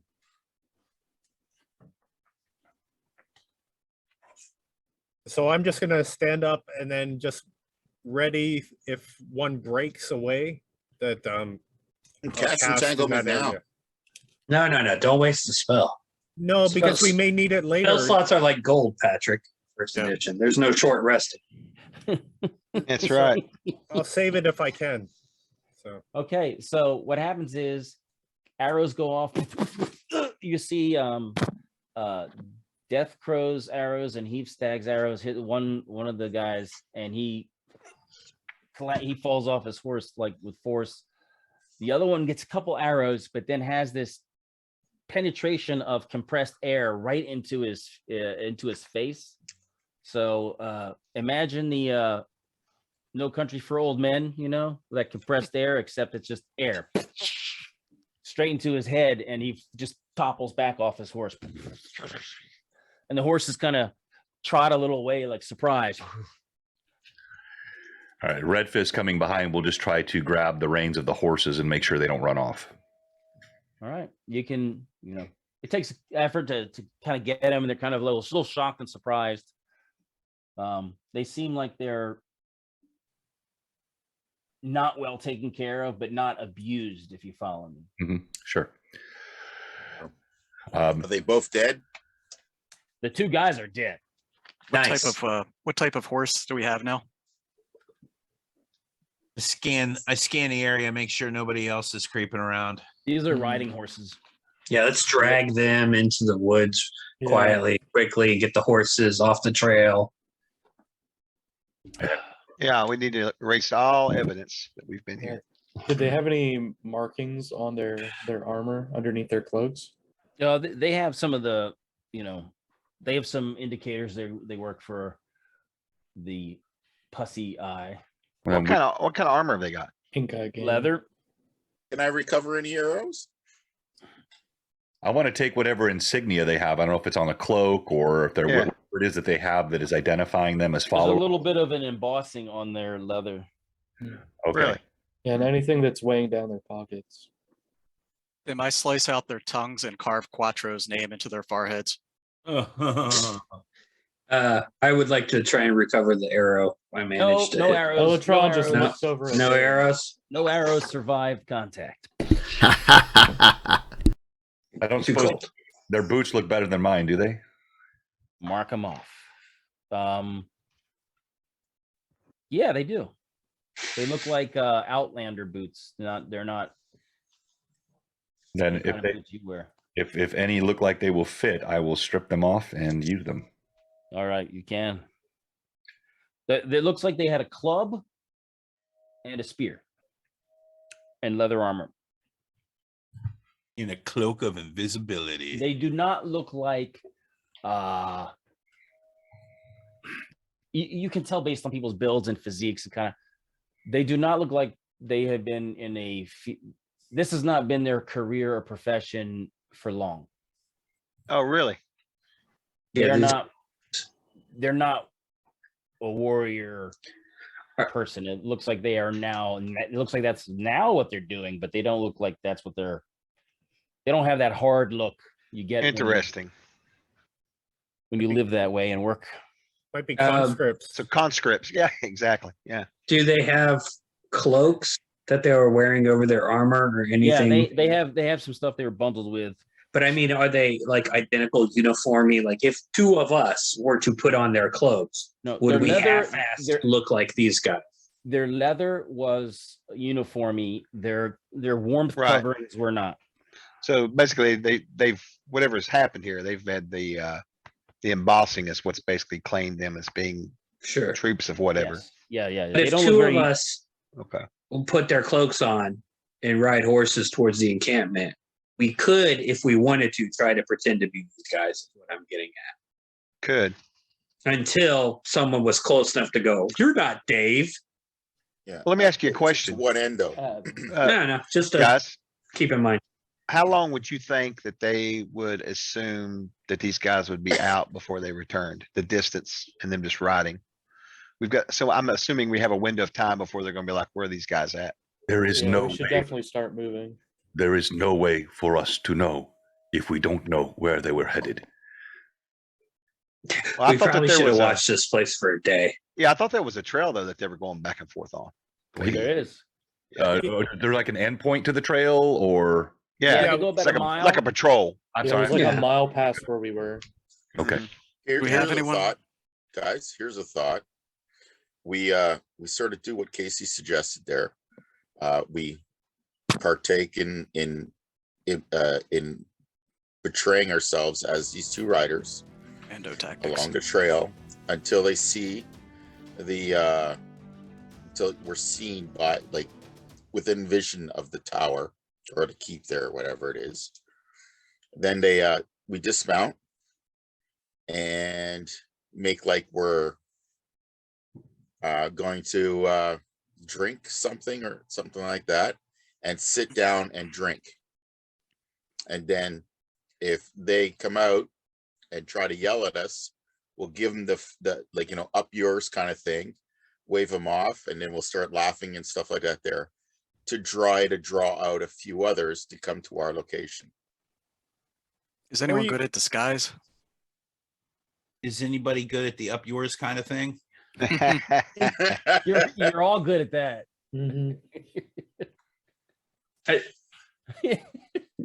I think Patrick's kind of sort of onto something, because this has 20 to 40 bad guys and there's 8 of us. We're not doing a frontal assault. No. Right. And I mean, really what maybe we a- should have done was we should have watched the place for a day. Well, the to- problem is now that we've but we taken these did it. guys, right, but now it's on us because they're gonna know something's up regardless. I Right, doubt they right. lose people. Well, Yeah. we have Quattro's name, so we start yelling insults to Quattro. Yeah, Like fuck for the you, two guards. Quattro. Or we could have these guys, so people disguised as these guys, and then engage someone within eyesight to draw some more people out, right? That's what Or- I'm saying. Or we don't do couple more. anything and we let them go like, hey, that patrol is missing. We're going to send out a patrol to look for that patrol, and we ambush that patrol as well. Well, let me ask you, expecting that to be more people, maybe. let me propose this too, or at least point out, if they've got one coming this direction, what makes you think they don't have a patrol going the other direction out of the place too? But that doesn't matter. That's around the lake. Well, I mean, yeah, I'm a little confused about this. So this patrol, how far around the lake did it go? It A didn't go all mile the way. past where we are. and Right, then so it turns sounds like they're back. just sending out The short loop. patrol. Yeah. So there might be a short one on the other side. Would you guys but think we should check it out too, It's- maybe? The lake is We'd 7 have miles to- long. We'd have to go We're all looking the at way a around the lake to circumference. get there. Oh, that's true. We can't, we They, don't they have near the can't camp. circle it because the Serpent Creek is too wide and too deep to Ah. cross, so they can't go all the way around. So they just kind of Um, go, I got And you. the Serpent Creek is miles behind us now anyway. Mm. Yes. So if they tried to do patrol, do a circle, they couldn't do it. And the Red Fist, getting visibly frustrated, says, "We should move quickly. We can scout ahead, find high ground. Let us see what the garrison looks like, how many guarded entrances. We operate in darkness now. We know nothing." He's right. If we observe, at least what we've done will spur some activity. Then, Perhaps we can see them react. then we make a plan. Tim, while the group was discussing this, Very Balin's good. taking the time to cover up the scene of the crime. all right, yeah, very Right. good. Tracks, snow. I'm with you on that. And I think you're John. I think Deathbrow you're is spot very on. good at that. So it sounds like we're all in agreement. We're going to, we're going to hide the bodies, move the horses up into cover. I've got a fresh pair of boots. We emptied the pockets. We have stripped them of all the insignia and the garments, even the cloaks, anything at all that would allow us to disguise two of our members should we decide to go that course of action. And I guess we'll probably get I think we need to move the horses as close as we can in case we do want to commit this subterfuge. We should be on horses because they were on horses, but we don't want to draw the horses so close that if they whinny or neigh, they're heard. So Right. Red Fist relays this all in Red Fist form. Yeah. So they had sort of things that were tucked inside their shirt. So there's there's small amounts of coinage, tinder box things, tinder to get a fire going. One of them has like a little bundle of what looks like papers. Well, we want to look at that. Right. Way to bury the lead. If nobody objects, I'll take the tinder box. This is after you've cleared the objective. Now you have time to go look at it. So it looks like letters he's received and reread over and over again from his beloved. Yeah, we just killed some schmuck that he was writing. And you can see this guy was a professional. He was some sort of accountant. And he's bemoaning his forced labor into the military being forced into there. And he writes at length at how he hates working with these orcs. They stink, they're rude, they bite you on the back when you're not looking, and he's really doesn't like them. And he really hates Quattro Quattro. Tim, is there a return address so I can send her his tongue out of concern for her welfare? There is not. So all right, he hates Quattro Quattro. That guy. So John, what I think you're getting at is we're going to set up a follow-up ambush. They're going to probably send people to look for these guys thinking they were deserters. That's right. And those are probably going to be orcs. Yes. That are going to be better armed, better equipped, and when maybe more of them. And I think we do the same thing. We try and get the surprise round and take them out. Yes, and what I'm saying is that we're doing both. We set up the ambush, but while that's happening, what Red Fist is vehemently saying is we must scout. We get close enough to see. So, in other words, so if we can find high ground, cover, get a view of the actual garrison, how many people we see inside, how it's guarded, and if we can get close enough to see that while we're waiting for them to send out a patrol, now we have information or knowledge that we can use to make a plan. I think we can do that with the tree line. Yeah, that's what I'm saying. Exactly. Yeah. There's the path, there's the tree line. If we move through the tree line, they're 100 yards away. That's exactly they're not. We see a patrol has left. Let's take our positions, and then we do the same ambushy thing. Right, and we also are. I think we take the horses with us, but keep them maybe a couple 100 yards back, because once we see what we see, if we decide to try the subterfuge plan, maybe we don't wait for a patrol. Maybe we send a couple of us, garbed up on the horses. Once we've gotten close enough to see, then we can decide which plan of action we want to take. There's multiple plans that we can take too, like i.e. also, if they send out another patrol and they're on foot, and maybe we can coax them over to a fording area. And while they're fording the river, we throw a couple of those seeds in there, lock them into the ice, and go. I don't think there's a fording area near us, though, right, Tim? Well, Tim, how wide? The closest area is actually on the map. Right. That would be right next by the fort. Bad guys. You cannot ford that, but it's about it's not that far. It's about 40 feet across. Ice skatable. They clearly came across it because they went from the building across them. Right, they went off map to the left and then around. It's not far around them. No. There's a circle of stones. There's some buildings. Between those is a. Oh yeah, that's easily fordable. Yeah, that's easily fordable. Yeah. You could walk through that. Hang on, my wife is calling for some reason. So if we do that, then just saying, we could possibly depending upon a number of them, if while they're fording the river, we could probably lock them into the river with those seeds and take them out. That would Right. also require us getting up very close to the buildings. All right, Tim, how far are we from the garrison currently? You're on the other side of the lake, so you're about a half mile. Half mile. Ooh. Redfist again, just frustrated. He will start moving quietly through the woods toward the garrison. All Prior right, to you're going to try to position across the lake to kind of see what they're doing. Correct. Horse will follow. All right. So you guys can kind of hit little hide spots along the shore and just kind of keep an eye on it for just to And kinda the see rest what- of us reset up our ambush, right, John? Is that what you're saying? Exactly. Yes. Okay, gotcha. but now a little bit closer than Closer. Yes. Closer. right. So there's no tells about the previous one. Okay. Exactly. Closer. And All we right. want to be moving closer as we go. So we take ground each time if we do more than one of these. And so you are not within sight of the buildings. You're further down the lake from the. You're not close enough yet to be within sight of the garrison. The ambush, you mean, correct? Yes. Yeah. Right. You're Perfect. just biding your time. Right. Okay.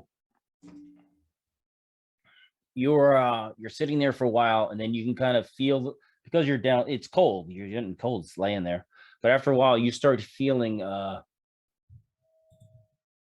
vibration in the ground, and you can tell it's the telltale sign of horse's hooves. Can we discern how many? Is this the sound of 2 horses' hooves or many horses' hooves, or 8 hooves or many hooves? It is more than 4, for sure. It doesn't seem like it's as earth affecting as like a 20 or dozen, but it definitely is more than several, more than a few. And Tim, I'm sorry, were you saying this is something we all feel, or only? Yes. Okay. Everyone who's laying in a prone position, getting ready for an ambush, can feel it in the ground. They can feel that. So Identify what Pretty close. direction that's coming from. oh yeah, it's coming right down the trail from the last guys, like the way the last guys came. So John, aren't you watching the keep? yes, I went to watch the keep, so I was wondering if I am also feeling. Oh, so then I can't Right. tell you what you saw, because you saw everything way before them. Yeah, we're watching. Me and him's laying over. I guess we're probably laying down, low profile. Okay, so tell me what I saw. So I saw them emerging from the garrison. Yes, just to make sure that we're clear. Yes, John, you are across the river from the garrison. correct. Everyone else is a couple hundred yards away, close to your original ambush site, Correct. but a little bit closer up this trail. Exactly. Now, Tim, I'm with him. I'm with him. Correct. And Sun Kawang came with me. Came with me. Okay, so you two are there. Jothi, are you in the security position by yourself? I'll go with them. All right, Okay. so all 3 of you. So who's going to be? So you have archer ambushers, and then you guys are down there. Okay. I don't want to tell you 3 what you see. Are you actually going to attack? Are you going to spoil your spots? You 3 Can you security PM people? them? I you thought we type were. it? I thought we're gathering info. Right. John, I would assume as a player who's been in the army that you are watching, and as soon as you see there's 8 guys coming, that you would run through the tree line sneakily. Conan, imagine Conan the Barbarian in that movie where he's running around. That was the whole point. I was waiting for Right. Tim. And then you come tell us. The moment I see those riders emerge, I am sprinting at my new decremented movement rate back to those party members, my painful frostbitten toes, grunting and listening to the footfalls of Sunkamwa, however you say his name, Sunkamwa. He's right. Horse. Kumquat. Or man called horse. Sorkakon. Yeah, Man called Kumquat, horse. I think, But through the tree line so they can't see you. Exactly. Some kumquat behind me as we dart through the trees straight back to the party. All right. And- So when you see 8 horses go galloping off with 8 riders, that's And what then you you do. then you throw yourself back down into the snowy hiding position to re-trigger the ambush. We're not that far away from them. We're not hundreds of yards away from John's scouting position, because then he would only be like 100 yards from the fort, and the guys on horse would be there before he could come warn us. But That it's wouldn't still- make it's still any a- sense. Yeah, it's still a quarter mile around the bend to get to that. Gotcha. Yeah, there's ample time for this. And Right. of course, 8 men come on horse. When they get here, pick your targets and fire. Adapt That's your too many positions that to you had coordinate. before. How wide is the path, Tim? Well, the path is just it's just what they've made by riding on it. It's 5-6 feet. There's no path other than where these guys have just ridden before. Does anyone else have rope? Yes, I've got about 25 feet. Okay, I've got 10 feet. I got 50 feet. Wow, you got 50 feet of rope? No, I came from Sable Watch. I've got a Oh, that's right. regular. About 15 foot. Redfist says, tie an end on the rope on either side of the path, just above the ground. Nice. We have time to set something up like that without becoming visible. We have a And Joffy, do you think you could catch everyone with your entangle? Depends how they're spaced, but yes, I will use the plants to try and trap them. While they're talking, with I'm these tying numbers. an end of a rope around a tree on one end of the path, and as soon as I sprint to the other side of the path, and No, tie we're it. not All right. proficient at this either. You hear galloping coming up the road, so you hop down quick. You hear the Heads horses down. galloping along, Okay. Yeah, we don't want you to be seen. Yeah. and people are riding pretty fast. My spear is ready. Very, very, very, very quickly. Let me know. Let us know when we can pop our surprise. I will. So The guys with As- point blank range, you guys are we're waiting till they're in your range before we open fire. So as they're riding, you see that there's, again, there's, they look like they're on riding horses. They're bundled up. Looks like mostly humans, as far as you can tell from your little crouching down positions you're in. They're riding along. It looks like one of them, as he's getting close to you, he goes, "Oh!" and he pulls up his horse really hard, and the horse stops, and the other one stops, and they all kind of stop, and they're conferring and they're pointing, and then they wheel the horses back the other way. So they're about probably 50 feet before the first couple guys, and they turn and gallop back the way they were going. Okay, I'm casting the entangle on them. Okay. I'll lead them Roll. a bit so they'll What did run they into point it. at? The rope across the path. Damn it. Yeah, we're not proficient in Yeah, setting that was- humanoid Yeah, traps. that was a bad. I mean, I've got set traps, but yeah, it's all right. It was just a bad. Look, I mean, galloping on horseback with the road just above the ground. No, I don't think they see. But that's fine. Oh, they look to spot that stuff from vehicles today as they're driving 30 miles an hour, and they still look to spot stuff across the road. Plus, we All wouldn't have right, time to so- clean up our tracks even. These guys are coming Right. with a little bit more. I would have had them spot you running around like a lunatic. These guys were a lot more suspicious because people are missing, so they're not like lazy. All right. They're like trying not to be killed, so they're a little bit nervous. They're not paid. Anyway, well that's enough. what entangle is for. Right. So roll, GC. What do you roll? Roll 20-sided die. Go, Well, Joffy, go. that's for me. Yes, to see if you fumble the casting. 14. All right. You said you were trying to lead them.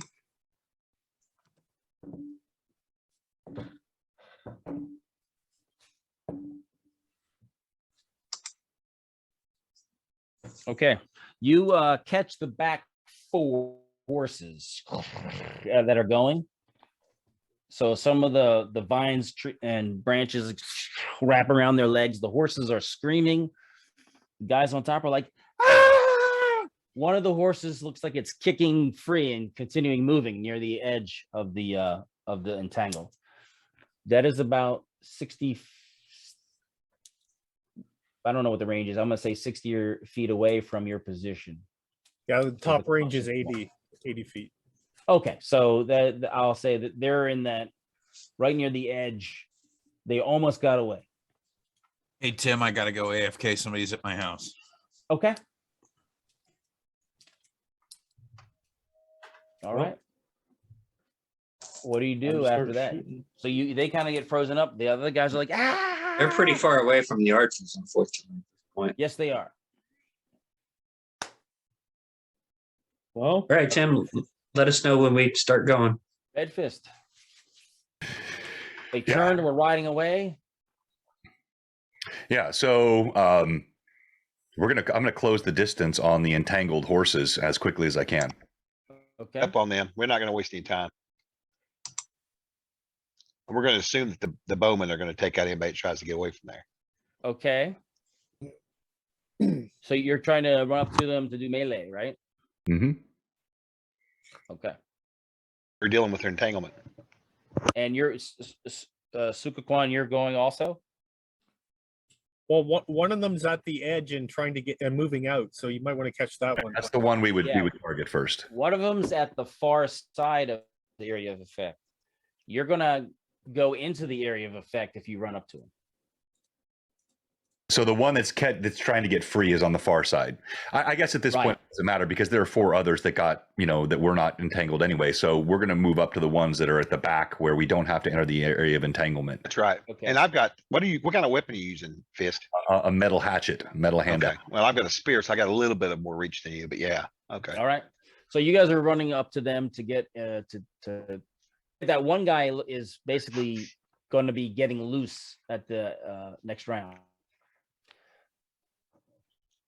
Jothi did his thing. Archers, you hear that the ambush was spoiled. The only one who has the potential of any shot was Eefstad. Who had to step out? Oh, that's right. It's a medium range shot. Go. Who wants to roll for him? Why don't you roll, Patrick, since you're archery? Okay, 2 I know arrows. he'll want to take the shot at the guy trying to get out. Yeah. You said medium range for that guy? Yeah. Tim will do all the math. He's got character sheet. Yeah, just tell me I'm what sure. you roll. You just roll. Yeah. 19 and a 6. All right, fine. You hit once. 1 die 8. 1d8.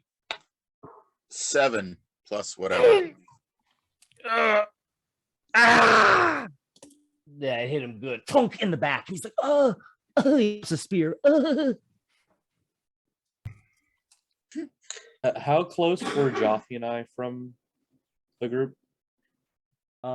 You're with the archery guys. Jothi's with the I was with Jothi. I said I was with Jothi. for the Yeah, he second said this you time did. he was coming up. Yeah.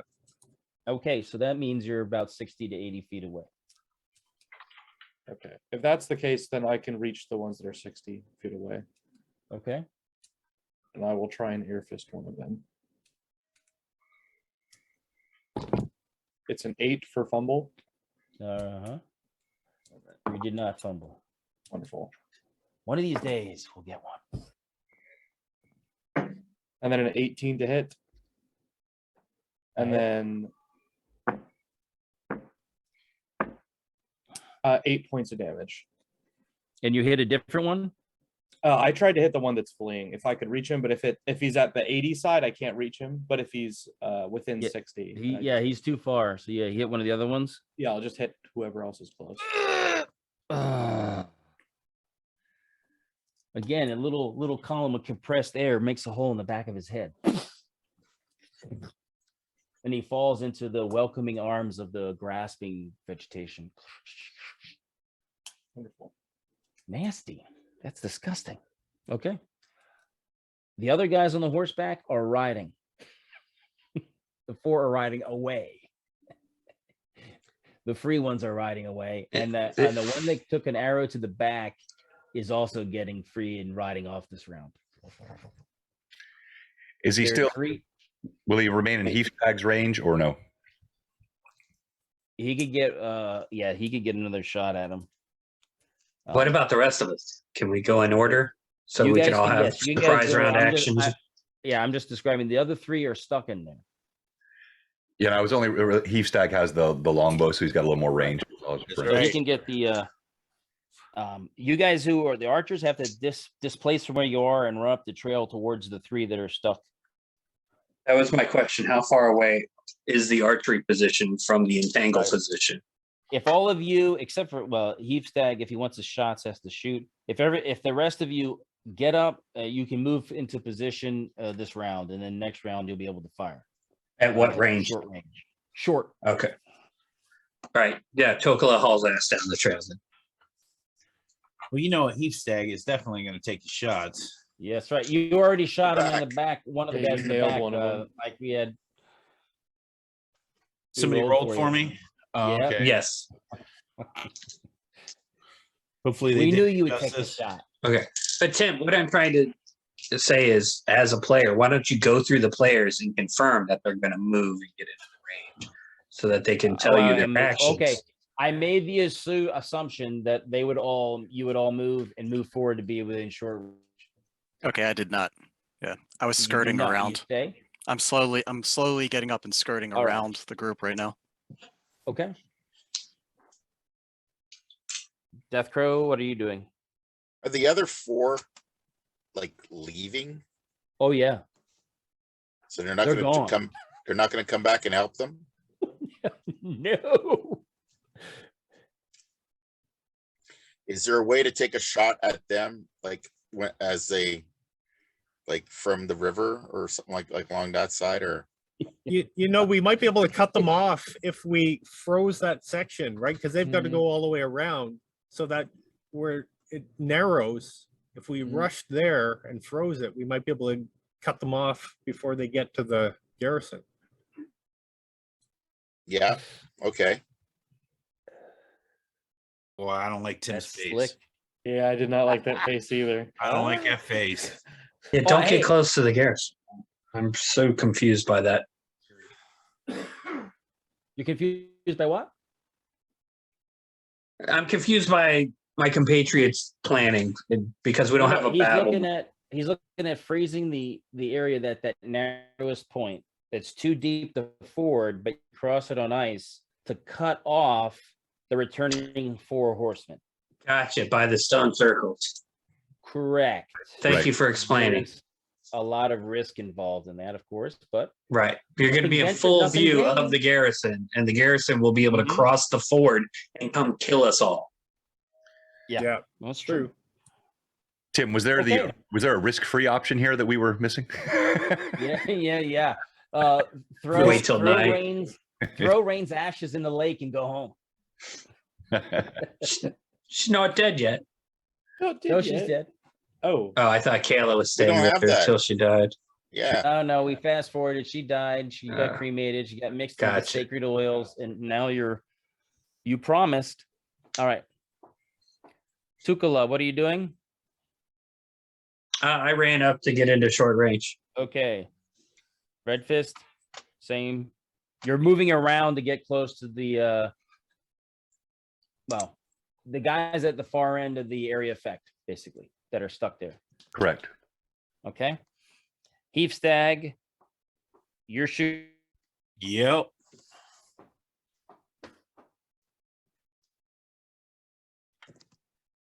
Shooting. Do you want me to shoot now?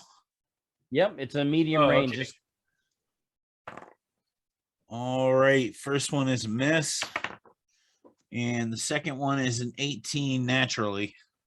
hit. Oh no. 1d8. And that's 7 points of damage. I don't know what my bonuses are, but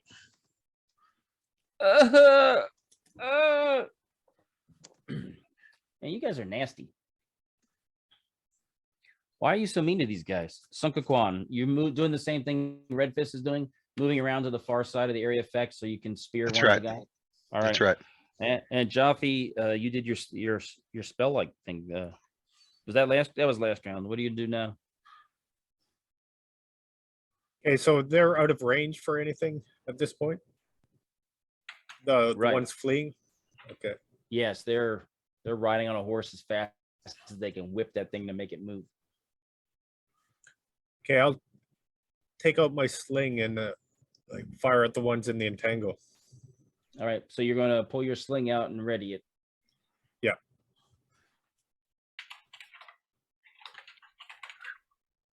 Okay. You do this round. So starting Death Crow, Yes, you ran up, right? I'm gonna have to. Yeah. That's what you said that when I asked you last time. You were running up to get within range, right? Yeah, I want to be able to get in range of the ones riding away, but Oh, they're you said gone. it's they're gone, eh? You have the 3 that are being held in the entanglement. The 3 horses are held. The Yeah. horses are freaking out. Do they? I don't want to waste arrows on them. Oh, don't shoot the horses. No, I'm not going to shoot the horses. Shoot the dudes.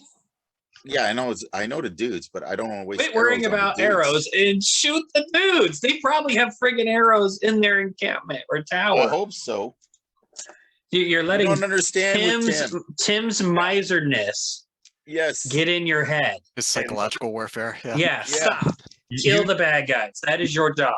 Sorry, this is Casey going meta on you because your job is to kill the bad guys. Yeah, and Not worry about Tim's mind games. Can't kill him when I ain't got no arrows left. you know, Okay. Red Fist also has arrows, and he's not using them. He is trying to melee every chance he gets. You can borrow some arrows, dude.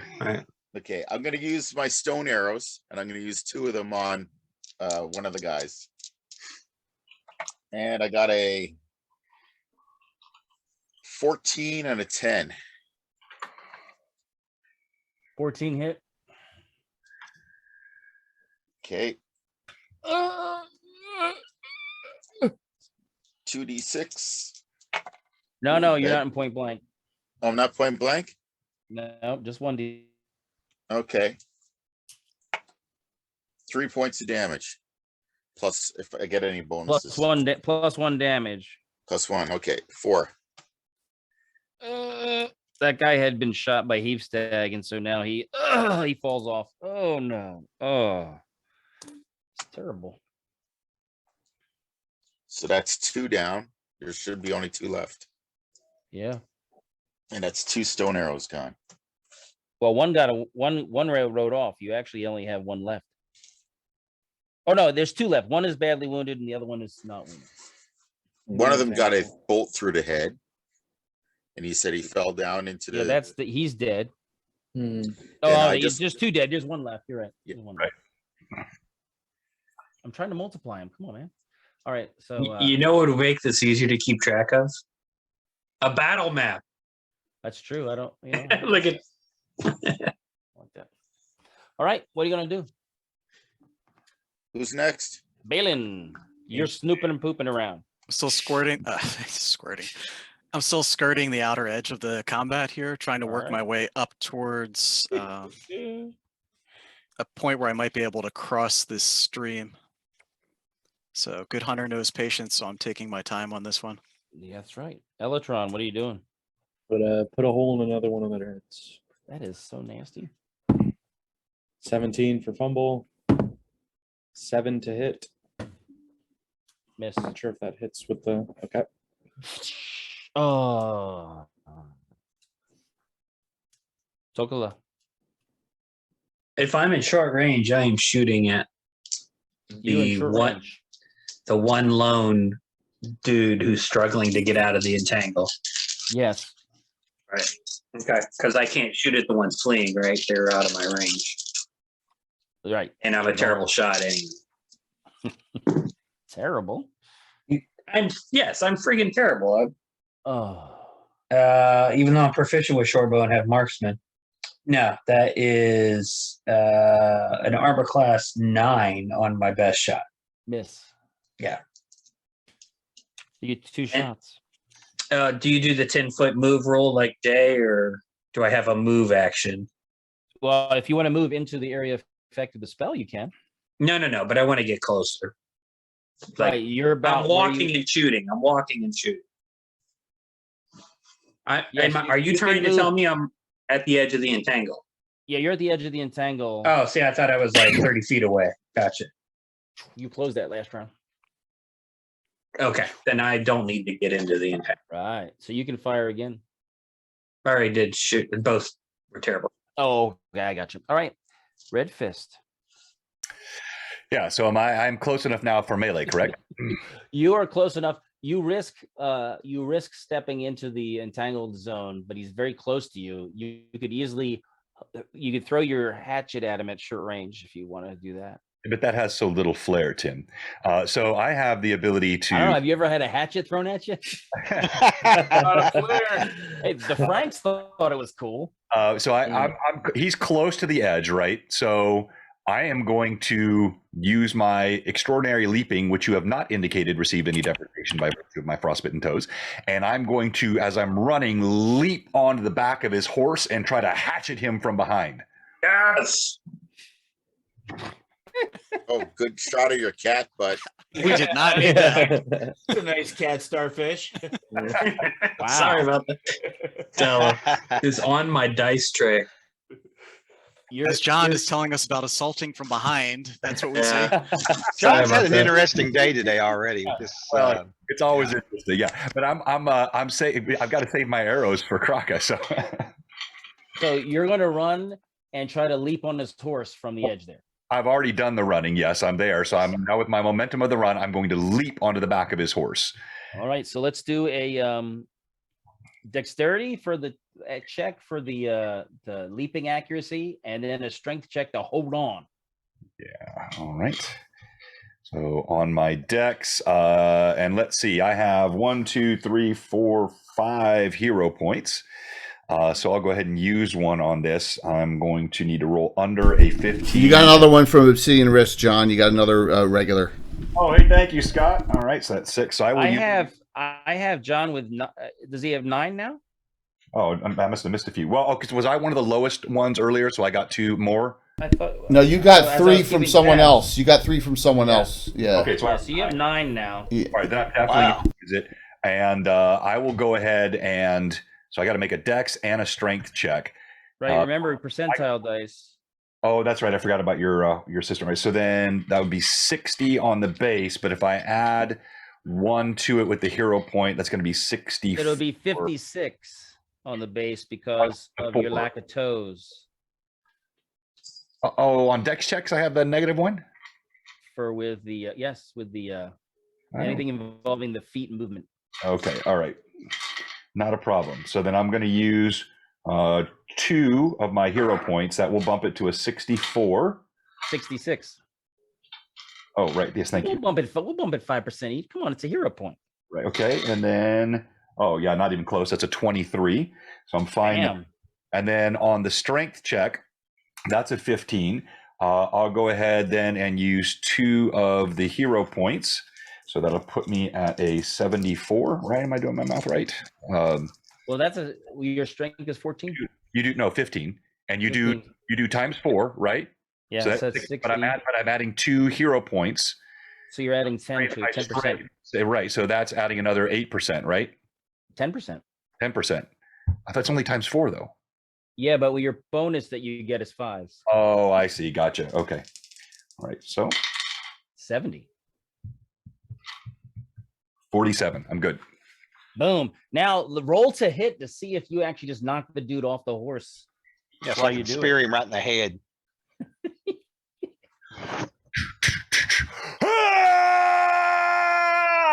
You know, 16 feet leap is quite possible. I won't. Just a die 20. Yeah, no. Thank you, Tim. Really. Well, I've changed it up. I'm Your not. system is not that wonky, dude. All right, so I'm going to go ahead and I've used already 4 of my. I had 10 hero points, so I have 6 remaining. I'm going to use 1 more, and that's a 15 on the die plus 1, 16 plus my strength, 17. All right. You leap and you grab the horse's neck and fling your leg up over. And as you fling your leg up over, you actually knee him and flick him off the horse and roll him off the horse, because he had already taken his feet out of his stirrups because he was about to jump off, like he was going to stand on the horse and jump into the water. And right as he's getting ready to do that, you leapt on Seems there. like It pushed him into the entangle. Let's see you do that, 5e. And he failed his save, so he gets wrapped up in the bushes. Hey, come on, Mike. A good DM can do anything with any system. May I insert the tip of my spear into him? Now remember, Just the I made tip? John roll 3 rolls for that. We have had That's so the many question. awkward pauses in this. So awkward. It's a valid question. Yeah, I'm gonna salt. I him feel from so the bad back, for no one Kayla knows just the whenever tip she to plays with finish us. him. Yeah. What is that look? I miss what everyone said. After he finishes assaulting him from the back, he's gonna put just the tip in. Yeah, I just want to put my Yeah. tip of the spear into him. Is that all right? Oh, Just a tip. If I, well, I Yeah, mean, you can- I'll go all the way in if I have to, whatever. Yes. I'm not gonna hold back for the group. Nope. dirty. So you're stabbing him with your spear? Oh, yeah. Go for it. Consecrated if the dude's undead. You'll go all the way in if you have That's to. right. It's If he's gonna be undead, he's really desecrated when screwed. he's done with him. That's right. All right, so let's see. Question about that spear. You said it's normally nothing, but it's a +1 to attack and damage versus undead, right? Yes. Okay, I wanted to make sure I heard that right. That's all. All right, I know he's not undead, but just confirming. All right, let's see here. Just degenerated into a Beavis and Butthead episode, but somehow it did. All right, so it looks like I got a total of 15, 16 with my You hit specialization. him. Oh, excellent. Okay. 8-sided. All right. It's 6-sided. Yeah. Oh, no, he's right. He's not large. That's right. Sorry. Got my That's all right. ancient game science dice out here today. I'm really trying to go old school here. Ooh, 5 + 2 is 7. 7 points. All right. He's like, I didn't need that liver. He's still alive. Hold on to him. We can Well, we can find him for info. He's on the way down now. He's headed towards the light. You trying to give up the ghost? Is that what he's doing? He's headed towards the dark or light. Ask him how many there are of them.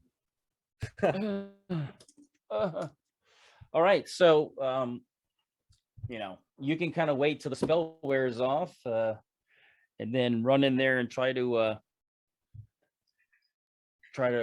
keep him alive if you want to question him. Whatever. Yeah, absolutely. Or you just let him die. Don't let him die. No, we want to question him. Yeah, let's drag him off. All right, so you can recover the horses after the Yeah. spell. Well, we'll go ahead Take and the horses. yeah, if we can, we'll tie the reins of the horses together before the entanglement is gone, so we don't have to like try to wrangle them when they bolt, and then pull them off into the forest. The other Right. two. You know what'd come in handy?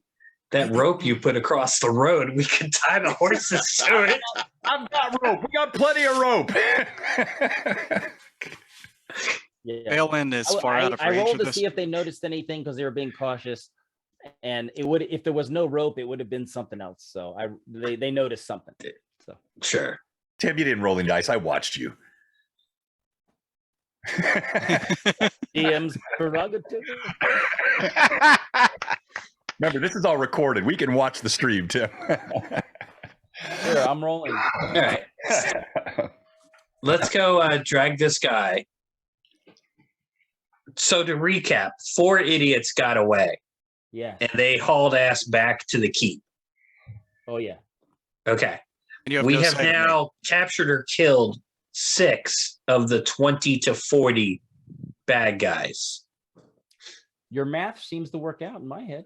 Our actual mission was to throw the lady to pollute the lake with a oily dead body. No. Your mission is to cleanse the area of these bad people and then spread her ashes and oil on the sacred circle to reconsecrate it.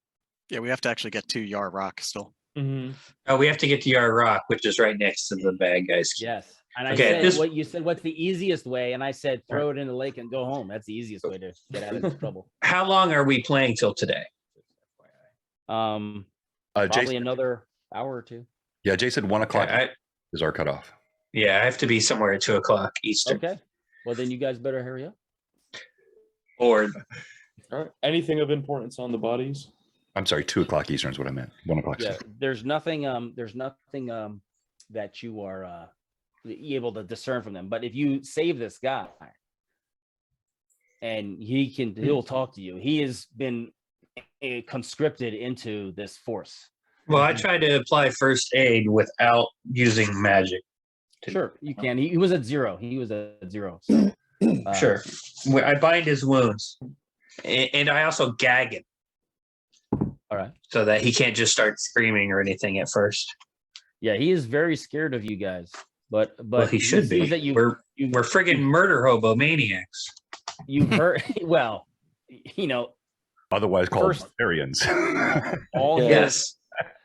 all his friends and family were murder hoboed first, and then he was forced to join the people that murder hoboed all the people he cared about. So, you know, he is not a loyal Murder hobo. he does not seem to be a loyal follower of this fella. So how many of the people in the garrison are conscripts like yourself? There was a dozen of us forced to come out here, and there's about a dozen of those orcs, and then there's the captain and lieutenant. Okay. What's They got a lot of food the in there. captain is Quattro? What's the lieutenant's name? The lieutenant's Quattro, the captain Oh. Morgoon. Captain Morgoon. He's scary. He's scary. And he's an One of orc. those mercenaries. It's one of those mercenaries. Is he an orc or human? Oh, he's a human, but he's scary. Yeah. He's Is so good Quattro with an that orc big or sword. human? Quattro, oh, he's a human, but he is just so unpleasant. He is so nasty. Okay. He always would say, "That's how the calf does it. That's how the calf does it." God, I want to kill one of those guys already, and I used to be in the. If he walks Captain around Morgan. wearing a black Stetson hat, he uses a cavalry type weapon. It's curved. He's got a big curved sword. all right. He's like, "That's how you do it in the calf." Dozen orcs, dozen humans. Well, there's not a dozen anymore. Well, I was about to say, we have so far only killed humans, correct? They did not That's send any right. orcs out. That's right. We've not seen other than at the camp. So yes. He is the 6th one that you've dealt with. Right, got it. So we think there's 18 plus 2 leaders left. Only Yeah. 5, right? Because one It's got starting away. to sound like the orcs are the minority in the group. Tim. It started out a dozen and dozen. Tim. Okay. Yes. Well, then they're the majority. Hold on. What did you say, John? We've only dealt with 5, right? Because one got away. We've seen Correct. 10 total, right? Yes. You've almost killed 6 of them, or dealt with 6 of them. One got away. Right. So One we got away. got 5 that we've dealt with. So there's 7 and 1. Is there enough? How do you get into the base? Let's see. I'm looking at the battle map. I see will go double ahead doors to the and- south. Hey, he says, as long as you promise to not kill me and don't make me go back, I will tell you whatever you want. Deal. When he sees you're civilized, he sees your holy symbol, Takala. He is like, Sure. Red Fist walks over, glowers. He seems like a nice guy. I'm sorry we murdered his friends. he's like, well, He's serious. Nice that's the way it sword. happens. I take the sword from his hand, look it over. Oh, he doesn't have a sword. I thought you said he had a long curved sword. And He's No, talking that's about the leader. Quattro. He was Oh, describing the leader. gotcha, my bad. Quattro, Lieutenant Quattro. So he describes the buildings, the sizes, and now you can see on that map exactly the sizes. They have arrow slits in the sides of it. he says there's not a ton of arrows, but they have them stationed around the place. There's 2 sets of double doors on the big building, 1 door on the small building. The leaders usually stay in the small building. How many horses do you have? There was about a dozen. The captain has he's got a nice horse, and then the lieutenant's got a good one too. But the rest of us just have the riding horses for patrols. Who is leading the second group? The group of 8. Nah, it looks like a gaggle. You know, it doesn't look like there was a definitive leader.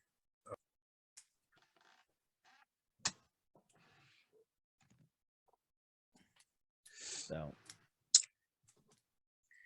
Are you guys expecting any reinforcements anytime soon? I don't think so. A group left a little while ago, and I think we were hunkering down for the winter. Usually nothing's out here. Are either of Quattro or Morgoon spellcasters? No. They're both good with swords, man. Quattro is good with that scimitar, and Cat Morgoon has that big sword, man. What type of armor do they have? Oh, he wears chainmail. They both wear chainmail. Oh, some They heat get cold metals in the winter. Really? Some heat metals in order with those guys. Yes. So no other spellcasters. I don't think so. No Undead. The Walking Dead? I don't see Excellent. any yet. We get scared at night though. Sometimes we hear like, I don't know, stuff. But so we try not to go out at night. The orcs go out sometimes. I'm sure. The How orcs often do you guys patrol? they like hammers. They say it's hammer time, and they go out and they hit stuff with hammers. Nasty. The heck? What So order? that's what they jokingly say when they pound people to death with hammers. I mean, what else you say? Yeah, that's true. Yeah. Tim, now that Fair. I've heard the sounds of battle die down since I'm off in the distance still, how far have I skirted southwest towards Fox Run? You're going all the way around? I was trying to get around the buildings. Oh, you're going all the way around the whole Circling. quarter-mile. Oh, okay. I mean, you can get to where you can see the stone circle if you would keep going. I mean, I'm just trying to keep my visibility down and find the easiest way to cross without having to use these seeds that they're talking about. right, there's no way to cross without using the seeds. You have to go all the way around, or yeah, at the far end of there's like a little streamlet that goes off. But you can just hop across that thing, but there's nothing closer than, going around, aside from crossing at that narrow point that you see on the map. Okay, I hold position then and wait for them.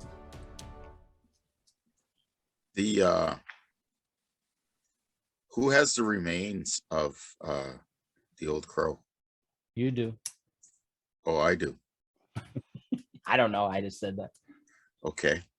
I'll take that on. So what was the ritual then to do? Like, was that to empty her into the circle? yeah, you basically are going to pour her on the rocks at the center of it, consecrated, after you've ridded the garrison. Right. But if Now you you know can't it's rid the cold out, garrison- and you can tell with this guy, they're not experienced. The orcs are different from down south. The conscripts are more from down south. Without shelter, they're pretty hard up in the winter. So denying them a place to stay was probably a death sentence slow for these guys. Yeah, I was thinking like turning their barracks on fire. So remember, it's thatched roofs. They also don't have a chimney. They have little holes in the corner of the building, so the smoke gets out that way. So it's fairly dry inside. Is there a strong wind, and which way is it blowing? The wind changes back and forth. But We there's could it's barricade usually, the doors. We could try and barricade the doors quietly, and then Barbecue? yeah, like if that catches, there's very unlikely that they'll be able to put it out, because the peak, it's hard to put out a fire. So there's 2 sets of doors for the main building. Yes. Okay. And they're Yeah. wooden, correct? All the doors are Yes, wooden. they are. They're wooden. The walls are stone. The Right. stone with wood supports. Mm. It's not well made. What's in the south building? South building is where the bosses live. Okay, so the two guys, no one General. else. There's no women, no children. No. Not Now- yet. Sometimes they'll try to raid for that. Well, Well- that's why I'm asking. Yeah, what, It'd be just like Tim that we set the place on fire and then we start hearing children scream. it would be just like it. So this place though, one other question, is it something that they have occupied? They didn't build it, right? No, they built. I built stuff here so that Okay. you guys couldn't use your sacred circle. I see. Okay. But they were idiots and they didn't give them fireplaces. Yeah. Well, I mean, you look at, you get what you pay.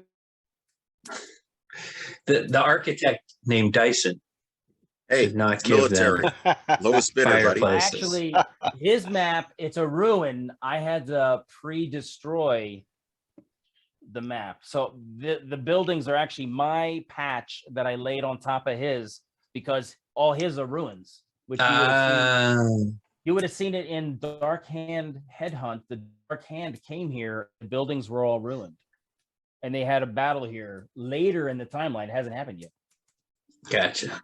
So you guys hopefully will be the ones that burn the buildings I was down. about to say, time to ruin some buildings. So my question is, Tim, how long were you envisioning this encounter or this adventure? Because it's getting close to 1 o'clock Eastern. And I'm thinking this is a two-parter where part 2 is probably attacking the keep or whatever. Yeah, we're going till 2 Eastern. Okay, I'll be leaving at some point before that, probably 1:30 at the latest. Okay, well, it depends on how you decide to do it. You've already taken about a quarter of their forces down. I think But we the guy who should got away barricade was the hurt with doors. an arrow in his back. Tim, the group that got away, were they able to identify that we're human that were coming after them? How would we know? Were they able to identify? Yeah. Do we think they saw us? Yeah, that's what I mean. Did they see us? One really? of them has an arrow in his back. Well, no, remember, they had turned to run back before you even did That's anything. right. That's right. They Caught hit the him on the rope when they feet. saw the rope. They yeah. saw the rope. They saw something was awry, so they had no idea. So it was good ambush then. All right. Yeah. So if So I you, could well, play obviously, work. if you destroy all the buildings, you don't even need to fight them all, because if you destroy the buildings and all their supplies, No, the moment Red Fist saw the thatch roofs and the wooden doors, I mean, it seems to me like our plan here is obvious. We've got Absolutely. Absolutely. there is no need for us to go in here and melee, and this may not take that much longer. No, because like Tim was going to say, if we remove their shelter and their supplies, they're going to be forced to leave. Well, yeah, and we and can then they have to make it in the winter only about 130, 140 miles. yeah. So The two boss guys are going to charge us. Oh, you sure? We'll fill them with arrows. Yeah. Well, not And only the that, tip. we could track them. can we? Track them down. Yeah, I have some treats for them. Tim, you said there were 2 exits from the garrison. Yes. So On the very south wall and then on the west wall. how can we set traps or ambush at each exit as they flee? There's 2 Okay. buildings though. There's going to I'll be be right like back. I mean, just he's referring to the main one where he was told that Quattro was at. yeah. I'll be right back. I have to Hey, take a bio so break. maybe something to keep in mind here is that the remaining humans are conscripts, Yes. not loyal to the old one, and really our mission is rescue. And we have a prisoner that can shout out to them that they have a chance to escape before we attack. That's right. I think Might work. yeah, I They think might help us attack the orcs. They're Yeah. armed. we go after the orcs, we burn that main building, we set some kind of ambush, and you cut the head off the snake, they're gonna flee. Well, the bosses will stand their ground because they're bosses. Right. That's the head I'm referring to. We kill Right, them. right. The fight's over. So we go after the head we building, set the smaller we building set first. their building on fire. Set the small Exactly. building on fire. Wait for people to stream out. Hit them with ranged weapons. Aim for the orcs. If the humans attack us, we kill them. Otherwise, hope they turn tail and leave or help us fight. Exactly. Wait, but how do you start that? I missed the beginning. We're Start lighting fire. the small building on fire. Lighting the small roof on fire. Light the small roof on fire. The two bosses are forced to come out. Right. Correct. Okay, how do we get the humans to attack the orcs? I don't think we worry about that. We just worry about killing the bosses, and then what happens after that. I think No. if they see us Morale kill their check. bosses, morale Right. check. We First edition. We focus all of our firepower on the two orcs. We eliminate them as quickly as possible and count on the morale breaking of the whole thing. The two Okay. leaders, you mean? Do we they're do this both at human. night, or do we do this right now? Well, they Night know that sounds we're dangerous. coming already. Like one of them has an arrow in his back. So if we do it now while they're still kind of shooken up, it could turn the tide in our favor if they've seen what we can do to their comrades. When the captive already pointed out, there are strange sounds at night, so we don't know what we're running into at night Oh. yet. Sure. Yeah, and I agreed. I think for both reasons, because if it was normal, if we had not already tipped them off, I think waiting for night, maybe they're in their undergarments, they're not armored up, they're fleeing out in their skivvies. But in this case, they're going to be on high alert. And yes, to Alexander's point, we don't know what we're going to encounter at night. So I think we just move quickly. I agree. We could still Yeah, use the captive. but- I mean, use him to shout out a warning to his friends and see if we can get them out of there safely, or see if they decide to stand and fight or are forced to. We should be burning out both buildings. Yeah. Burning Okay. out both buildings, because Start if we the- don't, I'm gonna hit get the the rats restroom. off the ship. yeah, they may stick around. We gotta destroy their means of staying here. So, do we have any concerns about approaching the keep, or should we just move along the trail approaching the keep, or move along the tree line so that they can't count our exact numbers? I mean, And from then what- when we're 100 feet away, launch flaming arrows into the thatch? Or do we have any fire magic? Anyone? Electron. Oh, he's off right now. Yeah, I think he does. And we've He's a got, newt. I don't know if we have the same elevation from the stone as we do to the fort, because it looks like that's raised. And then there's a little bit of, Is that a fire newt he has? Yeah, sorry about that bio break, but yeah, I have a variety of fire magic, and I have a little fire newt, like familiar, that can cast fire out of them. So Okay. I was gonna say, what's your longest range fire effect? let me double check. Balaam My would be theory able is to give get you that the lay of the thing land. starting burning, and then we finish our approach. What we can do too is just take shots at the orcs as they come out of the burning building. Yeah. We just need to find out what the range is between that stone and the buildings, because it looks like we have plenty of ground to hide there. Oh, the sacred stones? Yeah. In a body of water. That I don't know how big that river is.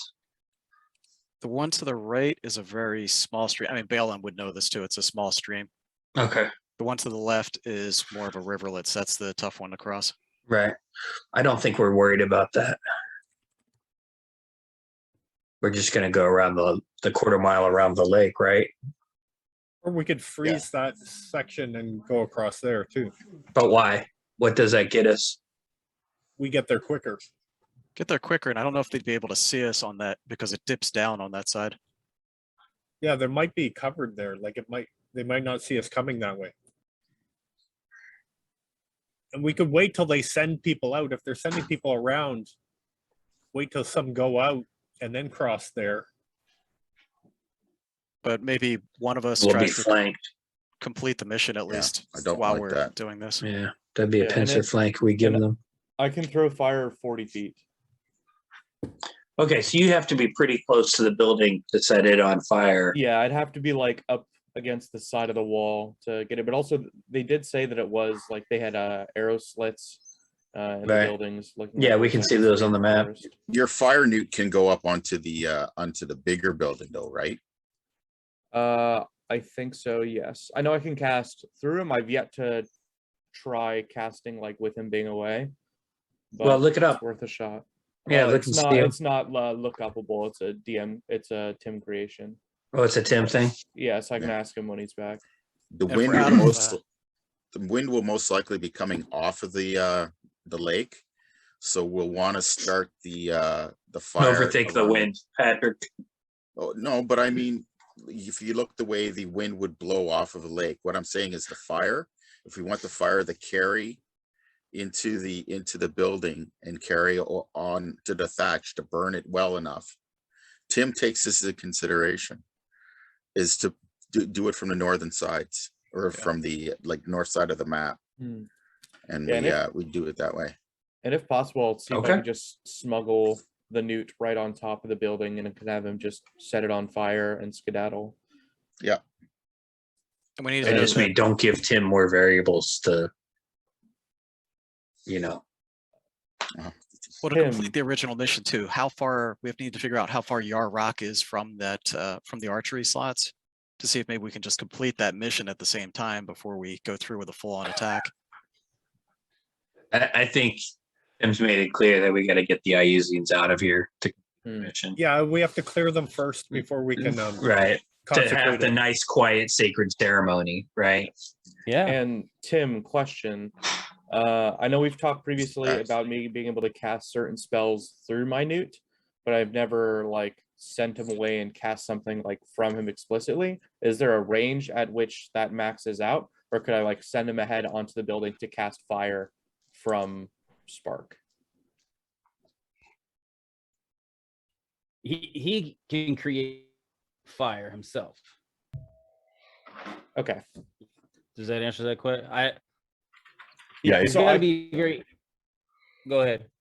So my character will understand that I could like send him up to climb up on top of the roof and set it on fire. Yeah. Cool. Thank you. Even better. All right. So I think the plan is we're speedily approaching the keep at the same time as the newt.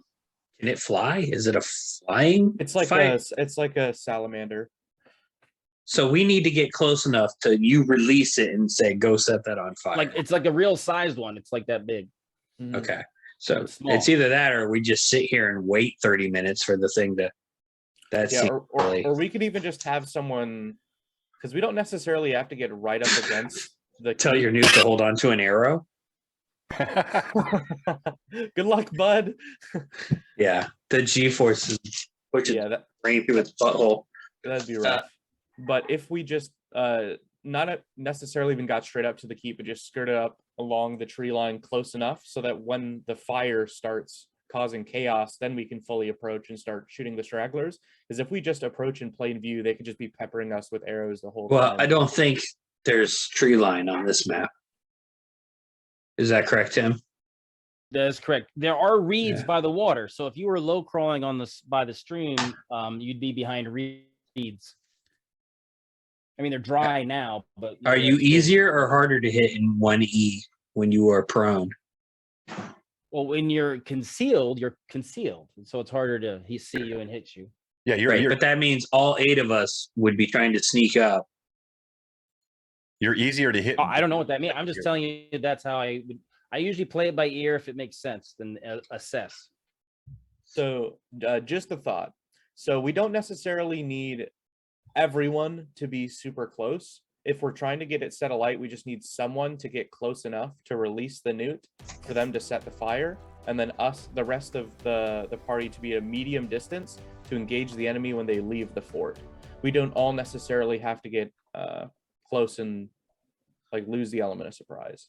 That's true, but we don't know the distance from the sacred rocks to the buildings. We don't know the scale. Well, would Balin know that, Tim? There's those are 10-foot squares, right? In the building, so you can use that as an assessment there. I actually. So that's 60 roughly. So it's just enough for a short bow. Yeah.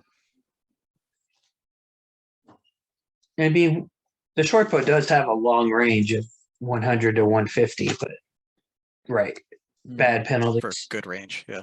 Yeah, medium, 51 to 100 feet. So we could even like freeze the river, get down into the reeds on the island with the stones, and then have the sneakiest individual head up and release Spark the Newt to go set fire to the buildings. and then we just wait for chaos to ensue. You can estimate it's about 100 feet between the closest rock to the closest building. So of the rings, it's about 100 feet from the building to the rocks, the closest edge of both. Okay. Okay. All right. So, how wide is that narrow ford or whatever the river there? 40 feet. 40 is that what you 40 said? feet across. We have About no 40 idea. feet, but it's not. We have no idea how much the frozen thingy, the wax ball, will freeze. I know. Right. We don't. Yeah, he didn't Yeah, give the us. radius of freezing. Right. What was that, John? Yeah, I said he didn't give us any specifics. You got a lot of them though. One way to find out. Just test one. It seems like a waste to test it unless we're going to do that no matter what. We got 15 of them, so I'm just, Swallow Oh, okay. one. I was thinking 5. Gotcha. Swallow Yeah. one. I would not recommend doing that. All right. So is the plan is create an ice bridge. We all go and hide in the reeds. Someone creeps forward with the salamander or the newt or whatever it is until they get as close as they can with cover. Meanwhile, the orcs in the encampment will have seen us do the ice bridge and crossing. So No. they'll be coming out to engage us, wouldn't they? No. Why wouldn't they see the ice bridge? We can do the ice bridge outside of their field of view, because you got to remember that is a raised area as well on the other side. Patrick, I'm looking at the map and look at the northernmost section of the building, which has arrow. You're saying they can't look west? If you do the ice River bridge gap? right where that So- tiny island is to the left of that narrow ford, Yeah, Yeah. it would still be out of sight. So both of the islands are raised. So if you're on the far side of the farther island and we crest that far ridge, they won't see us as we're going across. You mean bridge to the small island, then bridge across from the small island to the mainland. Yeah. Yeah, that looks like it would be behind. You'd be behind that little rise. So the elevation marker is more significant than 5 or 10 feet. Got it. That's what. Okay. Well, if you're laying prone, you're still behind it. If you're standing, no, I wouldn't say you're behind it. So I just don't understand why anyone in the keep would not be able to see an ice bridge created less than 100 yards away. Well, they'd have to be looking in that direction. Yeah, and our, so Why our wou- main why two wouldn't they avenues be? approach at the end of the day are really take the main road, go all the way around, or use an ice bridge to shortcut it. Would just go up the way that they came and the way they went back. That little fording point. We'll just do that. We'll go back that way. Chuck had Yeah. to go. Yeah, Tim, I have to duck out now. But Thanks. thanks everybody. Good playing with you, man. Yeah, We'll man, see you, appreciate Chuck. everybody for coming to the stream. See you, and Chuck. watching. Thanks, man. Thanks for the Chuck, we giveaway. really appreciate you guys hanging out and supporting these Chuck. fools as they destroy Tim's plans. Should you, Chuck, would it make Take care, sense to do the Troll Lords giveaway? While Chuck is. Nah, because he doesn't No, need to be. he's got it. Yeah, we. Okay, I've got Yeah, to deal think with so. the angry wife, so I got to go. Who do you want us to take over on your character? Yeah, good luck. Give it to Patrick. no. I'm gonna give it to Red Fist. I Give it to almost said Red Alex. Horse. Red Blood Fist. fist. Blood fist. They Just have merged. Blood Fist. Just don't forget to use the tip. All right. Don't forget. Don't It's let on him you. get charmed. That's right. All right, guys. Have a great day, everybody out there. Have All a right, great thanks, weekend. Chuck. All right, Have a bye, good Chuck. one. All right, see ya. Chuck. Take care, Okay, Chuck. so you're going to go all the way around and try to approach, or you're going to cross it with this ice bridge? I wouldn't do the ice bridge. Come on. Do the ice bridge if we don't think the bridge can be seen from the keep. Every time the We'll word have to ice be is crawling. said, you just see Red Fist flinch. Ice bad. Tim. Yes. If you stay low and crawl, you can probably stay out of sight. Okay, On the let's ice do it. bridge. Yes. It's worth a shot. It's an angle they wouldn't expect Sure. us to approach. do it. from. That's right. I agree. It's the element of surprise. So Ellen everyone cool with says- the plan then? Up to the reeds, send off the newt, wait for the chaos. Love the plan. Let's run it. And Balin Do it. says, if we fail, we'll at least find 10,000 ways that won't work. All right. So you toss one in? I like Sure, the And go 1 go foot of ahead, water freezes. Rub off the wax from You the get a, and you bead. toss it in. Toss it in. It creates almost instantaneously about 8 cubic feet. Cubic feet. So that's deep. So it's about 5 foot by 5 foot square ish, you know. So it freezes down and reaches out.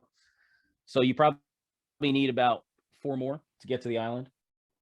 1, 2, 3, 4. We're committed now. Gotcha.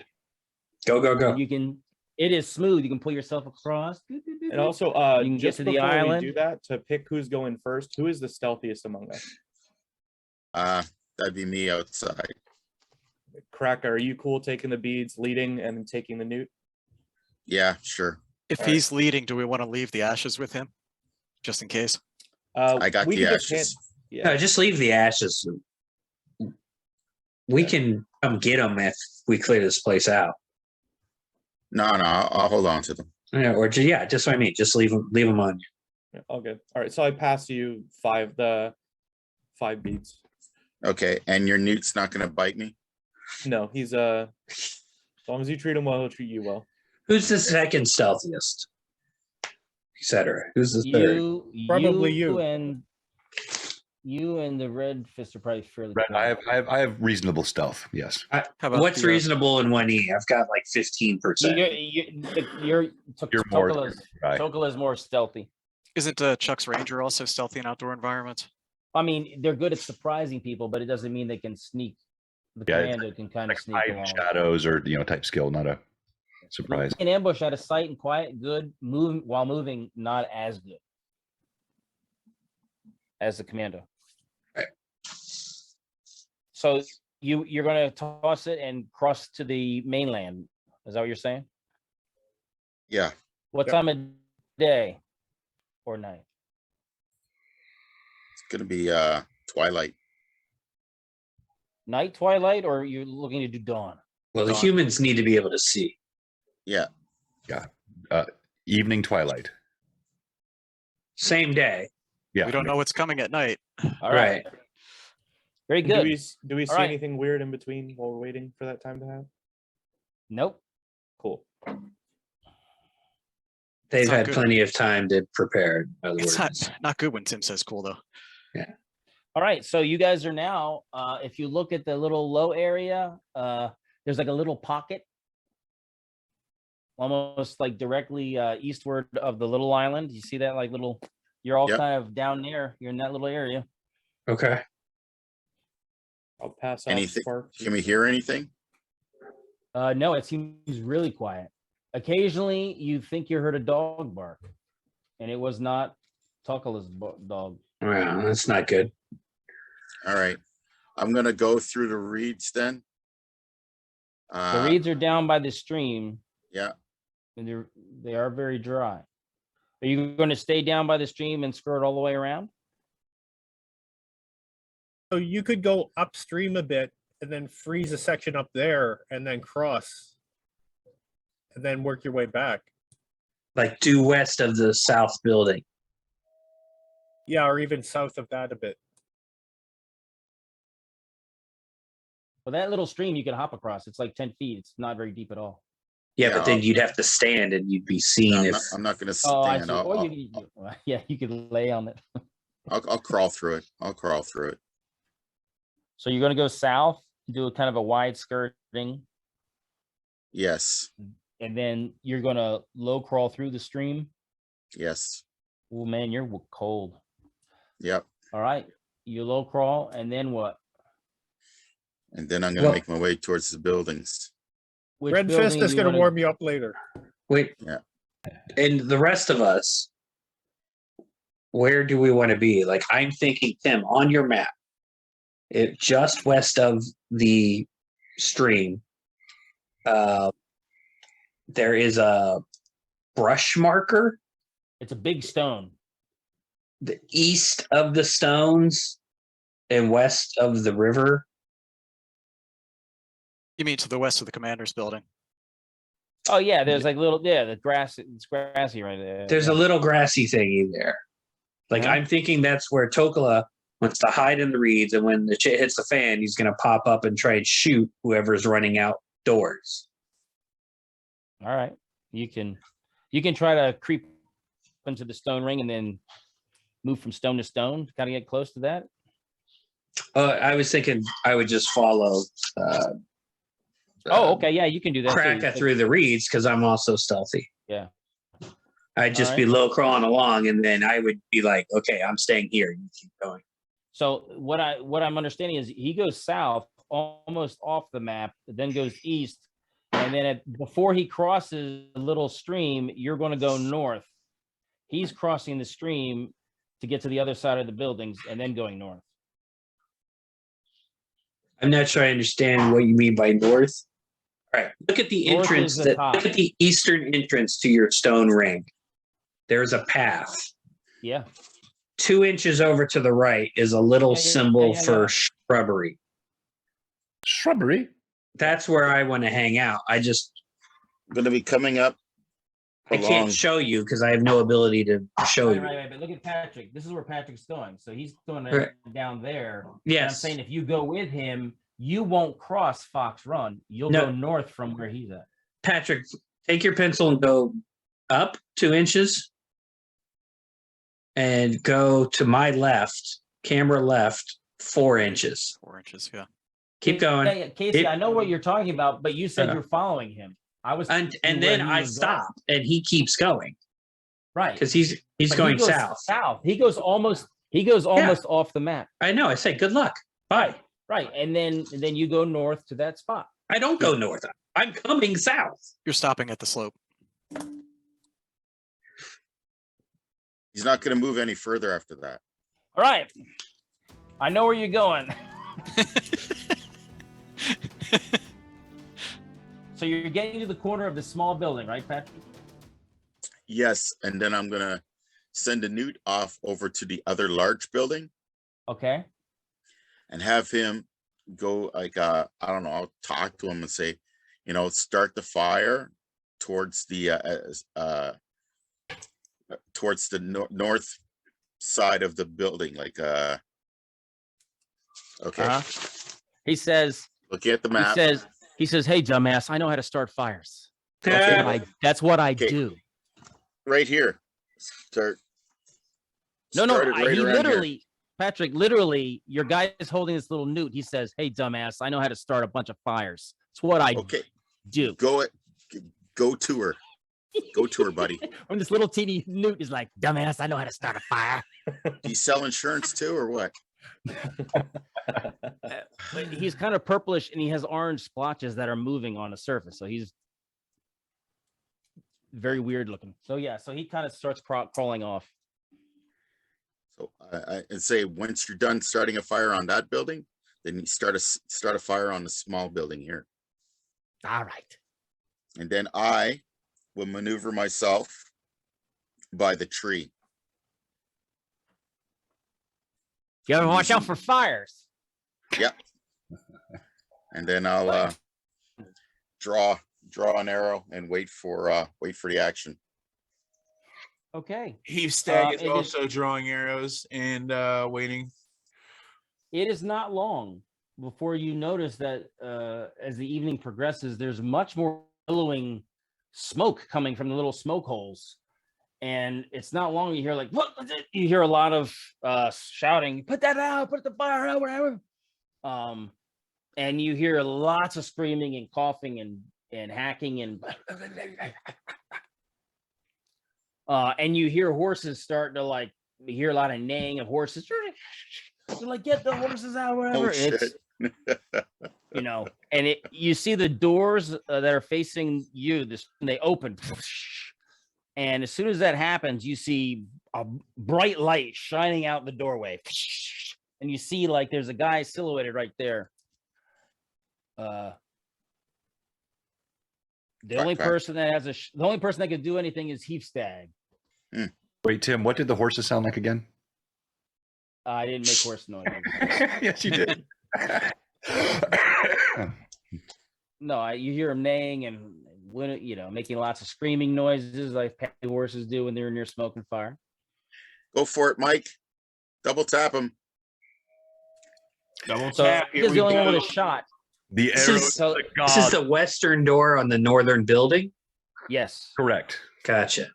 All right, here we go. First shot. Oh, I got another 20. Told you the Nice. arrow Nice. of the god. That does this every time. I love this die. Whose dice Roll are you again. using? This is why you are Red Fist's favorite companion. The second one's a 16, so I think both of those hit. You need your percentile dice. The because it's a longer range shot, the 16 does not hit, Oh, but the 20 hit. 16 don't hit. Okay. It's all like right. -6 for long range. Long range is like, yeah, it's -5, so it's a long Or shot. something. Yeah. But Per- you did, Even for my percentile. composite, even for my long composite bow. yeah, it's yeah. still Because a remember, long shot? you're on the other side of that little hillock over there. All right. You're shooting like over 100 feet. You're shooting. My percentile dice is a 96. Oh, it's Ouch. triple damage. That doesn't matter. Just read the description, Tim. The damage doesn't matter. I have your tables. I know what a 96 is. Your shot shatters the femur and lays open the femoral artery, causing your target to fall unconscious to the ground and die inevitably very shortly in a bright, pumping spray of blood. So he's like, you hear the door open. He's like, come on, you pussies. God, thank you. Womp. And he falls down, and you can actually see blood spraying, backlit by the flames going on inside the building. That's Nice. three. That's 3 20s I've rolled tonight. Is that an orc or a human? Which means you have No. 3 left. It was an orc. Yes. Good. You hear somebody say, "Holy shit!" Yeah, these new dice I got for Christmas are the Nice. Tim, by the way, Patrick got 2 regulars back a little bit. So, okay. Oh, I had 2. boy. All right, Some more man, regulars. Patrick, there's lots of them. All right, Yeah, don't worry, Tim. I'll be using them up. there, there is based on light you see thrown. You can see light thrown on the north wall of the southern building Okay. from the doors opposite it. The doors opposite have opened, obviously, and there's light shining out of that building onto that the wall of that building. And you can hear a bunch of people hacking and coughing and moving out. And you hear the horses kicking and scuffing, and there's sounds of movement, and you can see people still headed towards that door because they don't even know their friend's dead yet. Death Crow, your action. What do you do? Just waiting until like somebody comes bursting through the doors. Now you're at the north.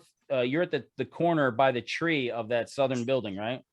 Yes, I'm at the And tree. so you can see, huh? I'm at the tree. Well, I'm. He you're had at you the circle the building. corner- Right, Yeah. you're at the corner of that building near the tree, right? The Yes. Southernmost building. So if anyone comes through those double doors, you'll be able to shoot them. Yeah.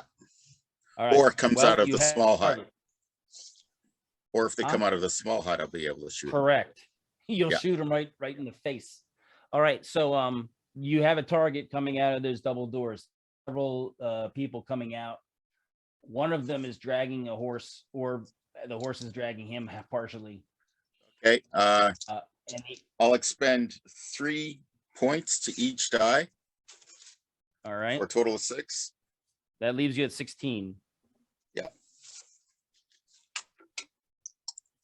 There we are. Oh, be good to be.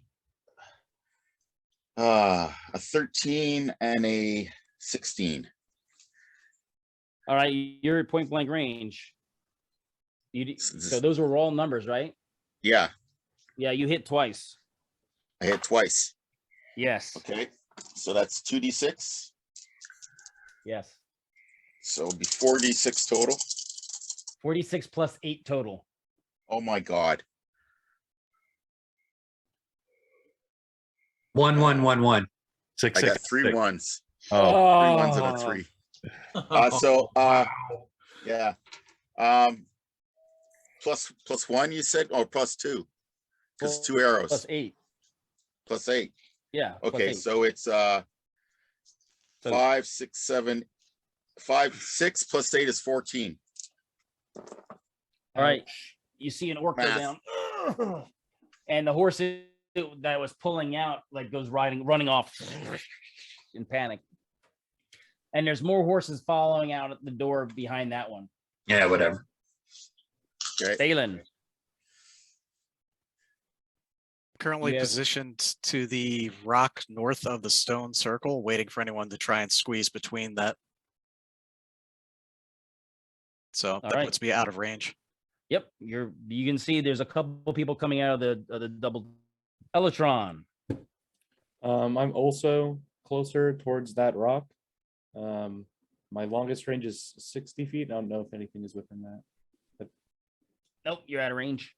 All right. Hold action. Takala. I am waiting for one of the bosses to come out of the southern door. For the southern door to open, I step outside, and they're going to get 2 arrows, wildly missing them, I'm sure, when I roll. That's what I'm Okay. waiting on. You get a That's 20 tonight, it. buddy. 19. I'll take a 19. Wait, is he attacking now, Tim? Well, you No guys one's are come out. positioned. Oh, no one's come out. Yeah. People are coming out of the western door. Right, no. There's I just movement heard you towards say he rolled a 19, so I didn't know if you said there. Okay, so. Yeah, so I didn't mention this earlier because I didn't want to interrupt, but knowing how much Takala loves Red Fist's battle tactics, Red Fist has accompanied Takala to where he's at. I'm hiding behind that same outcropping of brush with my Yes. short and 2 metal-tipped arrows ready. Okay. Excellent. Surprise! It's the welcome party. Heafstag. You see that there's somebody else coming out this side doors there. Right on. Let's get it. Two of my stone tipped. That's Yeah, gonna leave me with he's 4. coughing and coming out of there, and just, ducking down when you're in smoke with you're trying to get out. Comes out into the open like. The first one is a 17. And the second one's a 17. 2 17s. Oh. All right, you hit him twice. All right. At least he didn't die of smoke inhalation. 3 and that's Guys, 10 where points did of you- 10 points of damage altogether. Guys, Are we- where did you go? Where did you go? Oh! It was human again. Yeah, he stumbles forward and falls into the stream. Yeah, we might want to distinguish try to- between constructs. Well, Oh, well. Such is the tragedy of war. Where's the man called Sukakwan. Horse? Sukakwan is with you, Red Fist? Okay. We got a little party No, here. Chuck said that he entrusted his guy to you. Okay, so it's me, him, and Takala all in the same area, just arrows Yes. trained on the southern door. Little bundle of scunion waiting to happen. Jaffe. I'm going to move up by the stone circle on the southeast corner by those big rocks and just keep an eye out on the southern building. Okay. Excellent. Some people come out of the some horses come out of the southern door running out, and a couple other individuals are making their way coming out of the doors and coughing and hacking, and the southernmost building door does open. So right near you, Patrick, you hear the door open and you hear footsteps, but you don't see anything. Oh, Your action. I look for the footprints. You can see. All right, let's see. Snow, right? Yeah. Snow. Is there though? They had these guys sweeping a lot. You see footprints that move northwest towards the other doorway. I'll take a shot in that general direction. All right, you got to roll unbelievably high to score him. I'm gonna punch out. it's regular. I'm gonna punch out of my regulars. 7 and 7. Okay. I'll have 2 left. All right. So 7 and 7. Oop, damn it. Big money, no whammies. Hey, it landed on a 19. Does that count? Dead die. If it falls I off. know. All right, here we go. All right. I got a 4. And then Miss, I've got, but you did hit Takala. No, I'm just kidding. and I did get, though, a lovely number 18. Nice. Ah, All right. So I hit once, You hit once. and he's within 20. No, but you can't see him. So the reason that you do double damage is because of your placement as a specialist. In this case, there is no placement, so you do damage. You do the regular die 6 plus 2 damage, but not doubling it because you're not able to see for the placement. That hit will now Okay. mark the target. 4 plus 2 is 6. solid. 2. Okay. Still not bad in You hitting hear, an invisible target. Do we see Balin. a floating trail of blood anywhere? No, you don't. With the chaos, screaming, the horses, and all that. You can't hear Smoke any and of that. everything. Yeah. You do see some people coming out of those doors nearest you and kind of congregating, coughing, and trying to see what's going on around.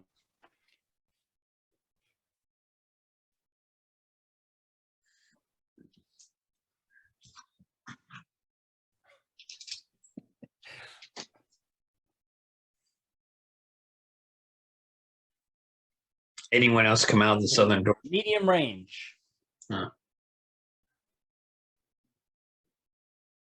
Who's up? Balin, medium range. Oh, sorry, Are you didn't doing hear. anything? Oh, that's all right. You're the next one. I am going to take a shot here. Short bow and arrow. All right. From the big standing stone, he's firing. It's a -2, but I'll do the figuring. I think that was a miss. That was a 10 with bonus. All right, you miss. You get 2 shots. Now, remember, if you spend an act, you get 2 actions. If you spend an action aiming, you get a +2. But you only get 1 shot. Or you get 2 shots with your standard, bonus. Bonus, yeah. That was also a miss. Okay. Elatron. I will move forward within range and then air fist one that looks like an orc if possible. Okay, now you said you were down. Oh, wait a minute. So I was over at the rock with Oh, okay, with more. yes.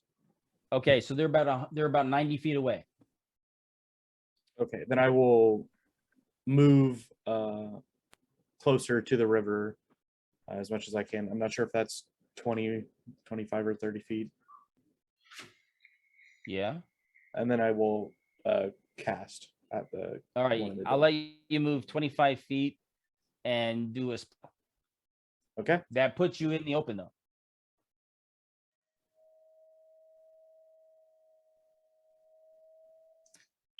I'm just letting you know. You can. Yeah. Yeah, at this point, with all the chaos, I just thought it's better to just get one of them down, but All right, proceed. all right. Fumble check, 10, no fumble. Roll the hit. critical. Or critical. A 6. I don't think it hits. I know the air fist is weird, but I don't think it hits. But it's worked pretty good so far, Has worked except pretty good. for now. Tokala. No one else has come out of the southern door. You have not seen anyone else yet. Oh, I You didn't can- realize that these 3 guys were also with me till earlier. But I will cast Bless, which should get. I don't know who all gets. It's got a range of 6 and not using. You said All right, so 3. all the- There's someone else with us besides me and Kumquat? and Jock. What? Oh, okay. Jotha's with. Okay, got it. Yeah, it's a little bundle. It's a little bundle of trouble right there. Good. Right. So I cast bless, and then I have to sign off. So good luck, guys. And I'm just gonna hold this position and fire arrows, hopefully at the bosses. And then if someone's dying, I will run to cast Cure Light Wounds on them. And Thanks, Casey. I will be speaking my inspirational words into Takala's ears. And right after Casey signs off, that's going to lead Takala to run straight into combat. So, Yes. That's right. Good luck, Words of everyone. Suggestion. Thank you, Dude, Casey. good playing with you. Suggestion. Take care, Casey. Thank you. Take care, Casey. Yes. All right. Heafstad, Red Fist. yeah. So I'm here. I'm You're grinding. 100 feet. You're 100 feet from the door from the southern building. You can see the door. It did open. You saw that your Death Crow did fire, and the arrow did seem to hit something, but you couldn't see what it hit. That So 100, you know there's some that 100 feet witchery is afoot. that puts me at what range? Is that medium range for me? That is medium range. All right. And Tim, again, I know you've got a hard stop in 28. I have to go as well. Since Casey had to go, I mean, it's totally up to you. I don't know if you want to. No. You guys are about to. Okay. All right. Well, dire. Then, yeah, I'm going to fire. Sorry. You don't have a target unless you want to shoot someone coming from the double doors. There's some horses running out and a couple people that will come running out. You can shoot at one of them if you'd like, or delay an action if you're hard on waiting on the southernmost somebody coming out of the southern building. I'll delay your my action. action to the end of the round, or somebody comes out. Yes. Okay, Heapstag. You have multiple targets.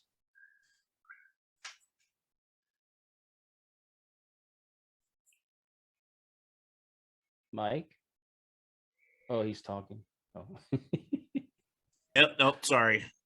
That's all right. You have multiple targets. Multiple targets. I am going to go with the one that is closest to me, Tim. Very nice. Closest to me. Is it still You can long see range? he has a spear and a hammer, and he's yelling at everyone, telling them stop to be such wuss asses. What are you guys doing laying on the ground? Get up and get moving. Yeah, he needs an arrow in his face. Or two. It's hammer time, wuss ass. That's a miss. Uh-oh. Now my die just died. You. Oh, two misses. Two misses. What the heck? You Two could have used some of misses. your points there. Mm-hmm. He's like, I get only, him. I only have one hero point. That's it. Oh. You have 5. I have 5. Yeah. You have 5 regulars. Regulars, yeah. That wouldn't have helped out anyway. All right. Sunka Kwan is also delaying his action. Sunka Kwan. Joppy. Wow, the pronunciation in this group is just through the roof. I'm going to move It's in actually, closer. it means a horse. Say again. Yeah, I'm moving down from the stone circle and down by the creek. Okay. Just almost directly west of the southern building. Okay. So you move to be west of that. The people running out and all that are busy coughing. It looks like some of them may start noticing you as they're looking around because they're getting their heads cleared. There's about 3 or 4 between the two buildings, and there's about 3 or 4 outside to the west of the northern doors. The guy in the Patrick, you hear a voice. Oh, you think you're tough? And you hear, and there's an attack. He doesn't get surprised.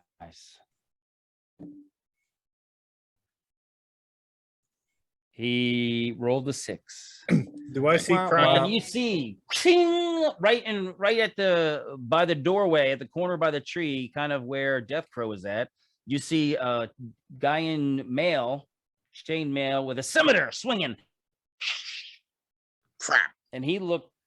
It's quattro. New round. Close shave. Wait. Okay. Several of the guys at the southern doors are now looking at Jaffe, and they're moving towards him. It looks like, and it looks like that one guy, since you missed him twice, Heave Stag, get him, and they're running towards the stone circle, towards you guys. Good. Closer targets. No, I can hit them better. Well, the thing is, too, if they're paying attention to you, they're going to run right past your friends. That's right. Because you're further away. You're like, I don't need to get close. That's your job. All right. Balin. Those, Go ahead. you can see those guys are hopping across the stream. They're going to run basically just south of that standing rock where you're at. And you can decide to sit and wait and, do an aimed shot or let them pass you and then fire. Your choice. I'm switching weapons and waiting for them to come closer to spear and hide shield. Okay. Elytron. I will. Oh, they're coming towards you, aren't we? Yeah, You're I was at about to say I am out in the open. Yeah, you're like, get him. Ooh. Well, that Run would change. away! That would change my action then, Tim. I'm sorry, I didn't think Yeah, I about that. forgot. Forgot about that. He was there. Yeah. Can I switch weapons and move up to Elytron, or only one action? You can. Well, if you drop your bow, because you had your Right. bow out, right? If you drop your bow, you can move 25 feet and ready your other weapons. Okay, I'm going to do that. Move closer to him as defense. Okay. So that puts you pretty Hey. close to him. That puts you right about exactly where he is at. Elytron, what are you doing? I am going to. I'm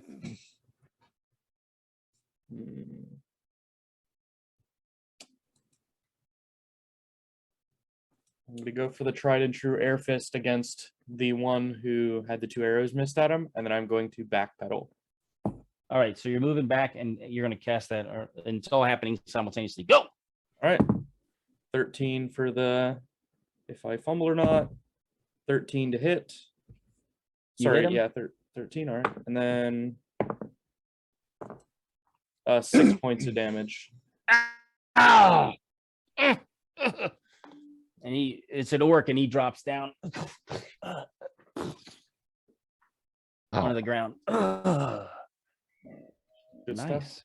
Tokala. Oh, yeah, Tokala's securing the area. Red Fist. You see a chain-clad guy. Wait a minute, you guys were. We delayed. Yeah. It Yeah. delayed. So So let's Tokar should get a pause that. shot. Let's go back to your delayed action. That was my bad. I apologize. I started to speak up, but I didn't want to interrupt you. But yeah, I delayed my last round. So when he walked out, I should have been ready to fire. Yes, you can fire as soon as he showed up. The problem is now he's in combat, but I would never stop you before, so I should stop you now.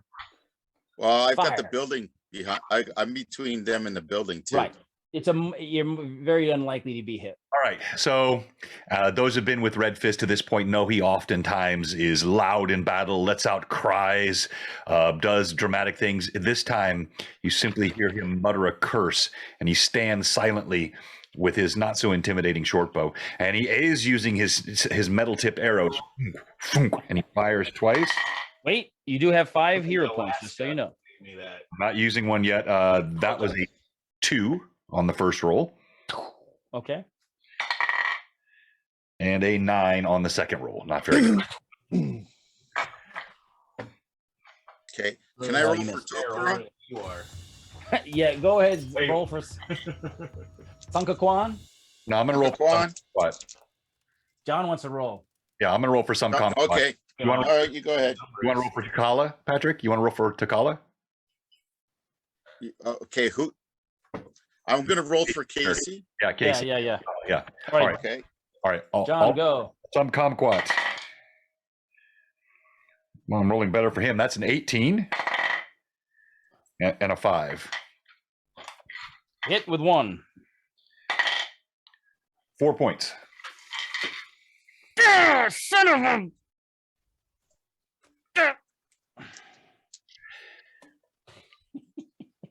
So Kala for Casey Patrick. Casey?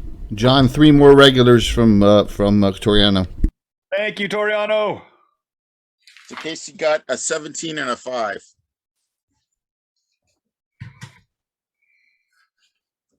$17 hit.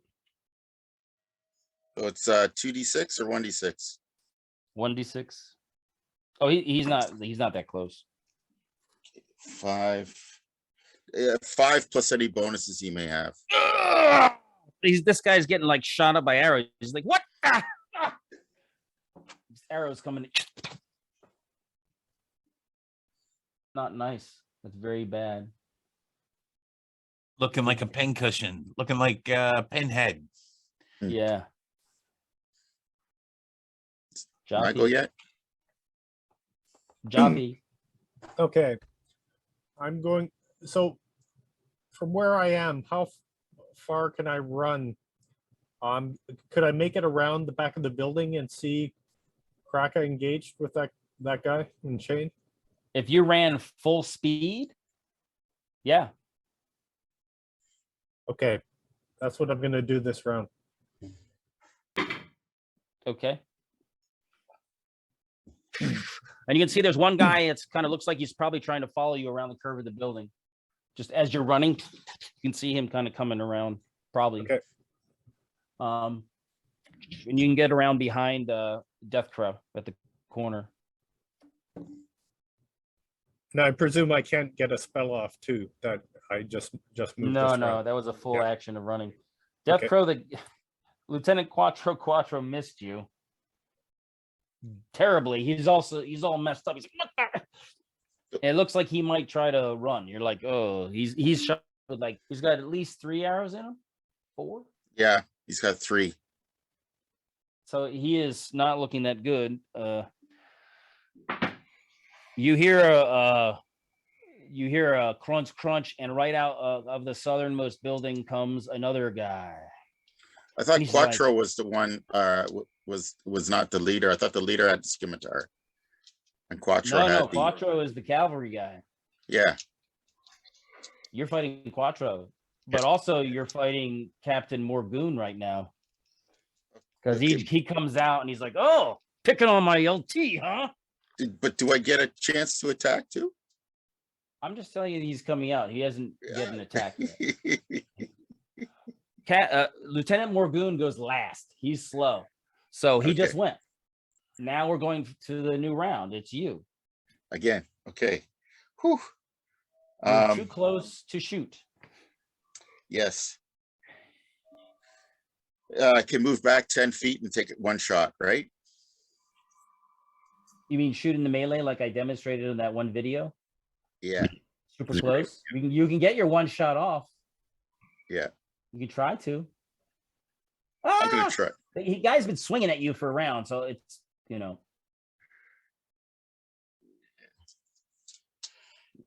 That hurts an axe.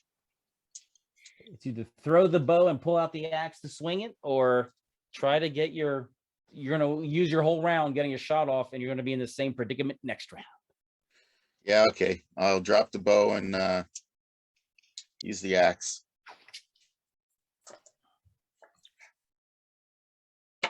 Are you Oh swinging my at the gosh. lieutenant? Yeah, of course. I rolled a 20. Hey, man! All right, well, Lieutenant Nice. Quattro was never going to have a good career, obviously. Roll percentage. Roll Yes. high. 52. 52, Instant death. double damage. So it's 2d6. Or no, 2d4. It's 2d6. I got a hand axes or 1 to 6, 1 to 4. 1 to 6, 1 to okay. You slice into his forearm, rebounding off the bone from the bone.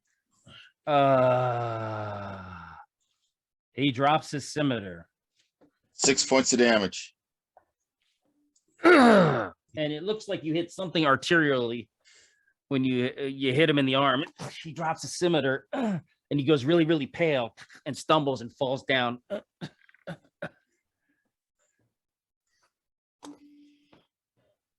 Okay, Red Fist that's curses for me. the demise of his target. Balin. Guys are approaching you. I am still on the defensive. How close are they? You have an orc running at you as hard as he can. So you can set for the charge and try to catch him on your spear. That's what I'm doing. I'm bracing with the spear. He's like, ah. Roll the hit. All right. That's a 5. That's not gonna work. It's a shame because it would have been double damage if you hit. Yeah. Now, okay. All right. You missed. Elatron, what are you doing? You have an orc coming towards you as well. Alrighty, how many orcs in total are rushing us? You're not sure about orcs and everything because of the smoke and the running. There's at least 3 or 4 of them in the area. Okay. 2 of them are up close. The other 2 are coming, but less eagerly. Okay.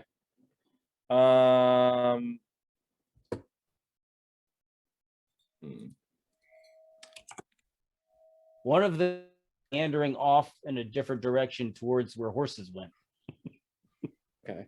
The one that is right close to Balin, I will hit with an air fist, and this one is higher. Well, there's chance one of coming for you too. There's one coming straight at you. All right, I'll get him then. Yeah, the one chasing me, and continue to move backwards. 17, and then a 20 to hit. Hey, do Do you I got roll- a critical charge for your spells? Well, this spell, he did a spell, and then it's like an attack. It actually will be like an attack. Okay. So should I roll percentile and then roll damage? Yes, you should. Yes, you should. 36. Double damage. Okay. In the leg. Patrick, if you're interested in spell critical tables, I have some really good ones from Bloodwild. So happy to share them with you. 17 points of damage. All right, he goes down. You hear what sounds like a femur snapping. Ooh. He's like, "Mommy!" Oh no, it was an orc. He's like, disgusting. Femur. Yeah, he's dead. Yikes.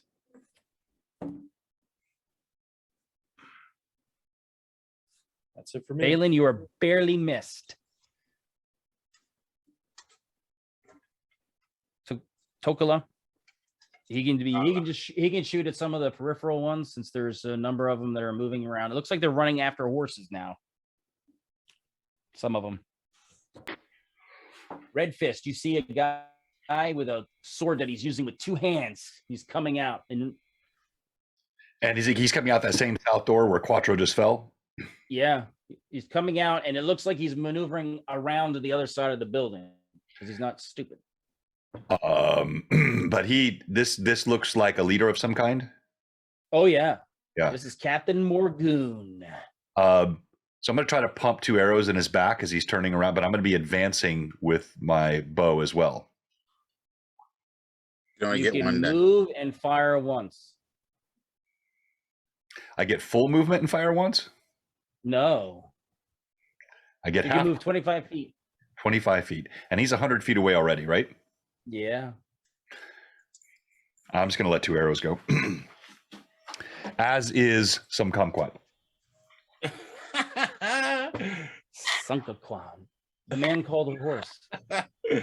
Wow. That's a 17 on the first die for me, for Red Fist, and a 16 on the second die. Casey's bless is still in effect, isn't it? Oh yeah, and we have the bless. That's right. You hit one. You hit with the first one. Okay, that one does 5 points of damage. Then some kumquat. That's a 14 and another 18. So I assume 18 hit. 3 points. Son of a gun, man.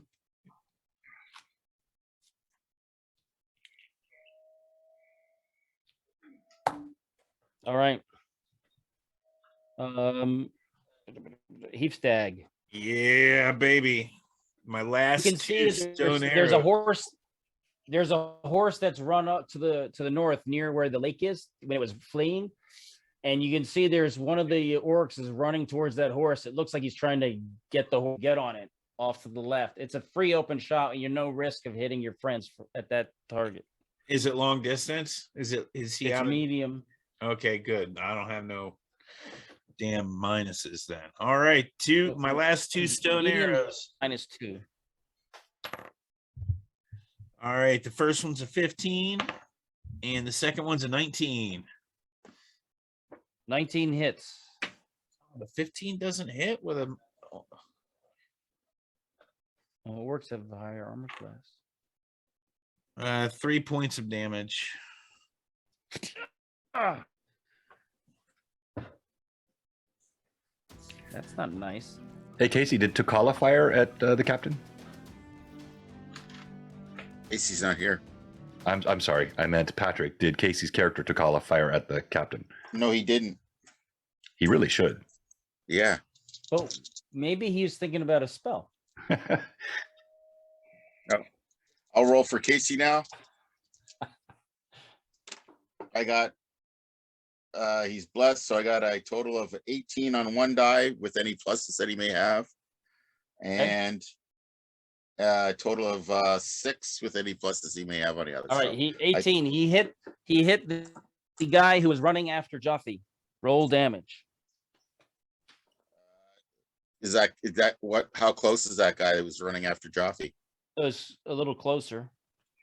But he So- knows that Jaffe is Jaffe. He didn't want to have a guy running Is it behind him. is it close enough for a 2d6 or just a 1d6? He doesn't get 2d6. Okay. 2 plus any bonuses. Okay. Is that an orc or a human? Orc. Okay. That's terrible. You're being attacked by the captain. Who? Brace for impact.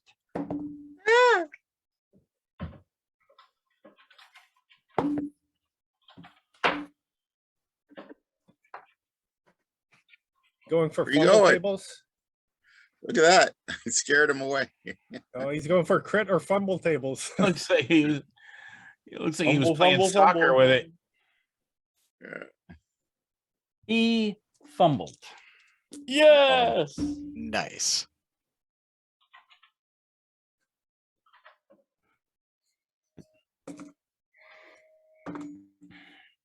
Lodges his sword in the stone of the building. He stumbles, but he does not fall. Ah, He comes around. Oh yeah, you want some of this? He tripped on a root because it's getting dark. Really human. All right, go ahead. it's my go again. All right. I guess I'll use the axe again. Yes, he's in chain, and now he's around the side of the building, so the guys with arrows can't see him. Okay, I got a 1. He's using a bastard sword. I rolled a 1. He's really good with it, aside from his stumbling. You rolled a 1? Yep. Roll. Oh, you used them all up. You roll percentile. Space table. So there is no escalation to know which is worse. 94. 94. Holy cow. Yeah. Oh no, that's not good. Pull back muscle. -3 strength, -4 dexterity. No. Oh man. Oh no. Justice. Balin. You're in Going melee. after with my- the orc. Yep, going after my nemesis there. Crack. You need 20. a 20. Did you really roll a 20? I rolled a 20. I was gonna say you need a 14. Roll percentile. Come on, where are you here? Who do you roll 20 on? The orc. Oh, 27. All right. It's double damage. You nicked his arm. Piercing. And that's a 3 on the roll. Hopefully, some other people are targeting that orc that's trying to get away. But he loses his attack this round because of that crit. And what was the damage you did? It was a 3 on the roll. And you'd already damaged him? No, this is gonna be the first damage. did you You're right. only rolled once though, right? You rolled twice because it's Yeah, you double crit. damage. No, roll twice. No, he's using his spear. I think he said double on the spear. Yeah, you rolled. Did you roll 2 dice? No, I just rolled the 1. Second one's a 1. So you did 4. 4. 4. Yeah. You got any strength? No, that is not my forte. Why are you asking because you need some now? Yeah. Elatron, what do you do? I will. If it ain't broke, don't fix it. I'll go ahead and air fist the guy in front of Valen. 8 for the fumble check. 18 to hit. Roll damage. 8. For some reason, Balin, it seems like his head, from your perspective, it just seems like his head vents right here, and you don't know why. Stuff comes spraying out, and he collapses on the ground. Balin smiles wildly.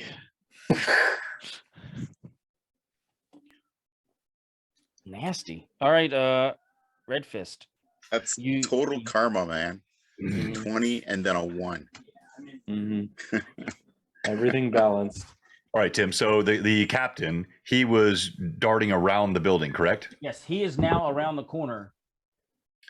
Could I tell from his direction of travel if he was running sort of straight away from the building, or did it look like he was going to curl Oh, around? no. He was in melee, and it looks like he's engaging your friend. There's no doubt about it. All right. And just so I'm clear on the map, which of my friends is he engaging? Death Crow. All right. And Death Crow is where relative to my position now? Death Crow is just to the south of the tree that's to the northeast of the southernmost building. Okay, perfect. Then I'm going to drop my bow right where it's at and sprint with my hand axe toward the captain. Okay. 75. There was a few other people that were there, 50 but feet. they have scattered away. There's like it's a clear shot through there because nobody is standing around the fight after they saw the Lieutenant Quattro go down. Okay. And then some Kumquat is going to try to circle around the bottom side of the southern building to circle around from behind the captain. Okay. So you're going to basically get to where that tree is, and you'll be right behind the captain. Sunka is going to go around the building. Right. And he's going to be kind of near where Death Crow is, and Jothy on the other side of the captain. Sounds good. And in New York. And Oh, and the orc. The orc now actually deviated once he got shot. He deviated and he's running away. And he's Okay. He like peeled off away. Sounds good. All right. So I get there this round, right? But I don't get an attack. So that's where I am. Correct. Yep. Okay. All right. Takala can try to shoot it. The orc's running, or there's just random shots he can take, so we don't need to worry about that. Jaffe. Okay, I'm casting heat metal, and I'm gonna try and catch that orc running away as well as the leader. Well, the orc was running away behind you. It was out of sight from you. Okay, so I'll just go concentrated on the leader. All right. He gets a save. I'll roll my fumble check. Yes. 6. All right. He makes a save. 17. That's what happens when he makes a save. Nothing. Oh no, there's no saving throw, is there? I want there to be a saving throw, but I will look at it. And see. I want there to be a saving throw. No save. I want there to be a saving throw, I but want there to be a saving throw. So what we're saying, No. son of a gun. So, okay, you cast that spell. He doesn't notice it because he's already fired up already. It takes effect after 2 rounds. It'll start burning him, right? It takes time to warm up. Yes. You talking about heat metal? Yeah. There's a save if the armor is magical. Yeah. There's not magic armor. All right. Oh, it's his armor and his sword. Like anything metal on him. It's targeted. None of that. Tim, just note you're at 2, okay? 2 p.m. Gotcha.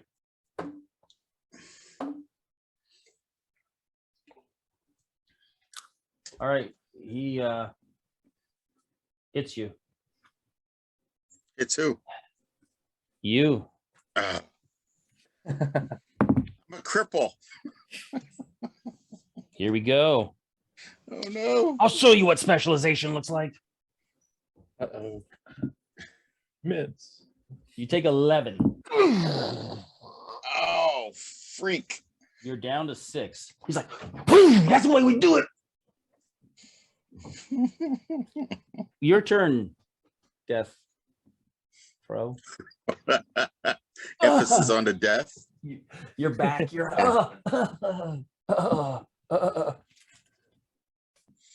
I'm going to use my full round.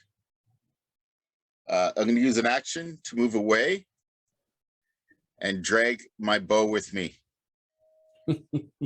You're going to try to No. recover your bow in the Yeah. middle of fighting? And move away from him. He will get a free swing at you as you bend down to try to get that bow up and do all that at the same time. But I'm not gonna try. I'm disengaging. Do you still want to? Well, disengage is disengage. Trying to pick up your bow in the middle of a fight is different. Do you want to try to Okay. pick it up and take a free shot? No. All right. I'll disengage. Yeah, you got friends showing up. Come on. Yeah. I'll disengage. Balin, there's the one orc over on your side getting on the horse. That's enough for me to take a thrust at him with the spear. You can do a charge attack if you decide to commit to it and try to charge and knock him off his horse. Committing. Roll. It's a 15. All right, you hit. He's down. That's a 3 after that. Yep, he was already shot by Heapstag. Kill him. Tim, Yep. how long will it take for me to recover from my pulled back and Oh, you got to heal up fully. You got to rest. Red Fist, you are there. The captain is near you. You do not surprise him. But I'm flanking him, correct? Not to get a bonus. Why not? He's turned. He's got his back to me. He's facing the enemies. He's pivoted slightly as he went around the building. So actually, he's more facing towards you obliquely than he is with his back towards the tree, actually. Okay. Nice try. All right, here we go. Rolling to hit. I think I'm up to, where did I put my sheet of paper at? Oh, here I am. I have you down with 5 hero points. No, I got 3 more from Toriano, so I should be at 8. When did that happen? It did. Yep. 10 Correct. ago. All right, 8. I'm going to use 4 of them here. Okay. Oh, that's a 17 on the die. right. It's got to be a hit. You hit him. All right. Metal hand axe. Now you hear the battle cry. And the hand axe comes down for 6 points, 5 + 1 on my strength. It's like the battle of 1,000 cuts in this guy. He's like, son of a gun. But he doesn't say that. It's much worse. Heapstag. Not a whole bunch of shots. You might want to pack it up and bring it in closer. I don't know. What do you want to do? I'm gonna pack it up and bring it in closer because I'm out of stone arrows. So All right. You can bring it on in, being like, that's right. let's do it. But you got metal? Yeah, so some Kumquat would have been able to come around the side of the Yeah. So he gets an attack. Go for it. one shot, right? Or two? One Yeah, that's what I thought. All right. with a spear. That's a 16 on the die. He hit. And his spear is a D8. 1d6. That's a 5 on the die. I don't know if he has a strength bonus or not. Okay. This guy he's getting cut up bad. It's like from every direction. He's like, son of a... But he's really looking to cut you down there, Red Fist. Many have tried. And he's trying right now. And I rolled a 4. And you can tell it would have really hurt. I laugh. It does. Spittle sprays from my mouth in his face as I'm laughing. Jaffe, your last one. Okay.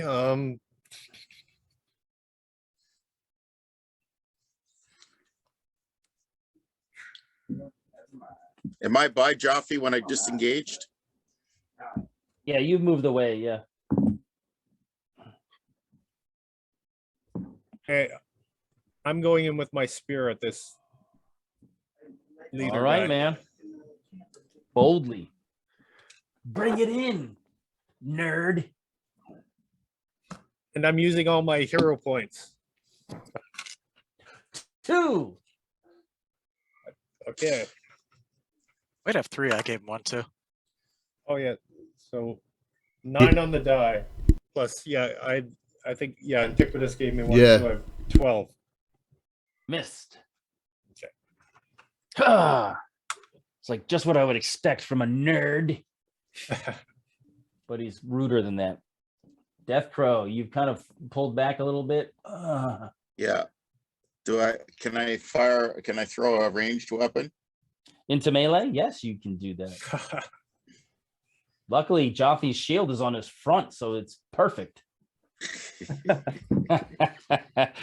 Balin, you're going to secure the horses and begin the rounding up of any loose ash and trash in the area. There's some horses that are loose, so you can try to start doing that. I'm not close enough to assist anyone else right now, am I? Nope.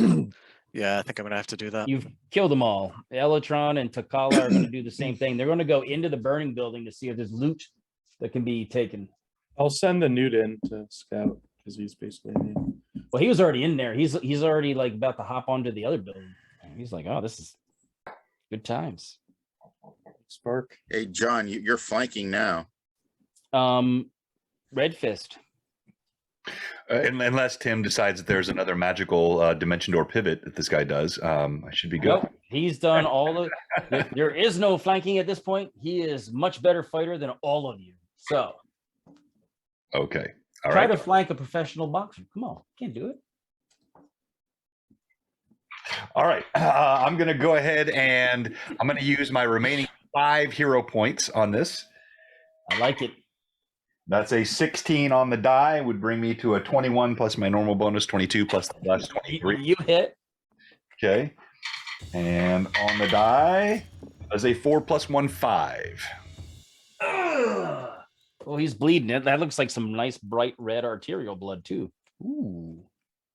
Jothy, what's the first damage on the heat metal?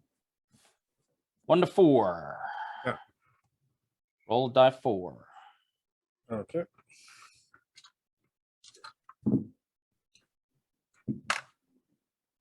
Four. Awesome.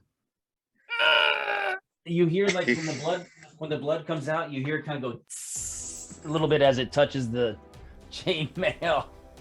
And you see smoke coming off of him. Sukakwan. All right, another plunge of the spear. That is a 17 on the die, 18 with bless, and then I don't know what he has otherwise. You hit him. He's dead. Between the blood and burning, he falls down. the garrison has been routed and or killed. You caught most of the horses. You can get some foodstuffs and some stuff out of the main buildings and fire the rest of them. Yeah, and grab all the arrows. Grab all the arrows they had from indoors. Yeah. As many arrows as possible. Stripping off all the armor and the weapons off of both Quattro and the captain. Oh, be careful with the captain. Wait till the wait till he cools off. Cools off a little bit. Give it a few minutes. Throw him in the stream for a little bit. You don't want to crack or over temper the metal. Let it cool naturally. Yeah. Tim, to all players that are still here from Cheers, give them all 3 more for next time, regulars. Oh, nice. Yeah. Okay. Thank you, Wayne. Thank you. So you're going to be able to cleanse the place. Back up to 5. Put rains, ashes on the stones, and amscray yourselves back home with a whole bunch of new horses. Yeah. Perfect for transporting all that new loot. Great job, everybody. Thank you, Tim. Yeah. Good job, folks. Yeah, that was fun. Thanks, Tim. We got some giveaways, right, Jay? Yeah, let's. Yes, sir. I gotta wait a minute or two because you won't be able to see it with all the.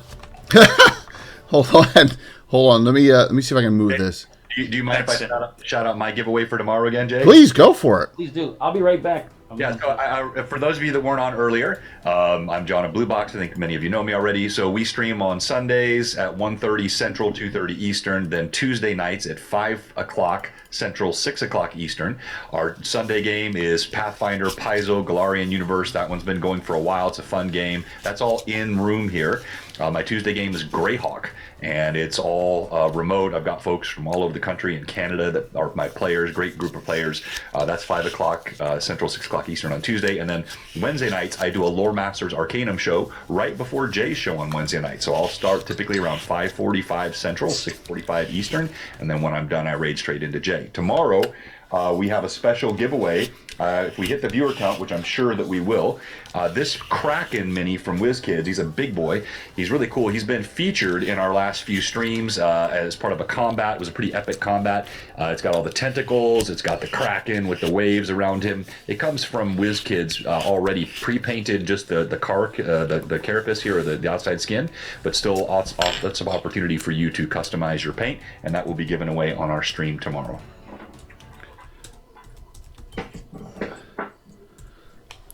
Thank you all. I spelled generosity wrong. I was rushing there, so I'm just waiting to try. Oh, there we go. That should be it after Patrick. I'm trying to get my pick back up, but you guys, because you want to see my ugly mug anyway. One sec here. As it goes, it keeps. A Kraken is a really nice giveaway. Really. Oh nice yeah, it's awesome.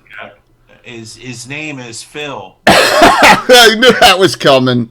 Oh, Mike. So. All right, we got 2 giveaways tonight. We had one. This is our second hype train. I got stuff everywhere. I'm actually working on the Ed Greenwood and Luke game right now, finishing up touches on that. Hard copy from Troller Games, the player archive, brand new, direct plus shipping, and then a Starship Warden in digital. Okay, so those are the 2 things. Now I just dropped all these old books. I'm working with, as you can see.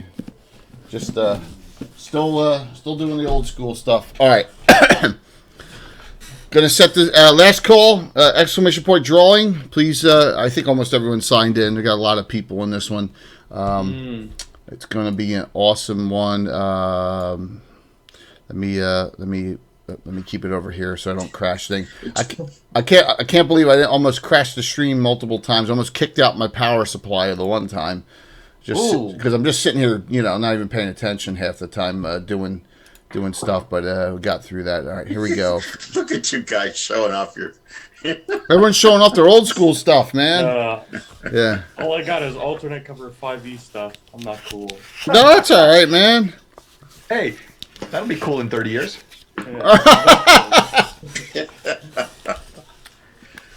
That was wrong, John. Yeah, Tim's showing off weaponry. So, all right, here we go. Closing this out. And we got to figure out who we're raiding into tonight. Oh, if we get any money for orc parts, let me know. Oh, Scala, thanks. Oh, well. Thank you so very much. Yeah, I did collect the orc tongues, by the way. We get really cool stuff like this from Patrick. Yes, you do. Doors, and I get all kinds of this awesome stuff. I use it, and I use it for giveaways as well. You will all probably be able to cite one thing I did today. You're welcome. That will give you the right to wear an eagle feather in your hair. Nice. Very, very cool. Nice. The winner, Ricky Bobby. That's funny. Ricky Bobby is. All right, so it's a casualty who just whispered me that he or she had to go to an interview. So I said you can stay in. So that's a winner. But I'm going to give them the digital. So want to make it easier. Here we go. Pat 66.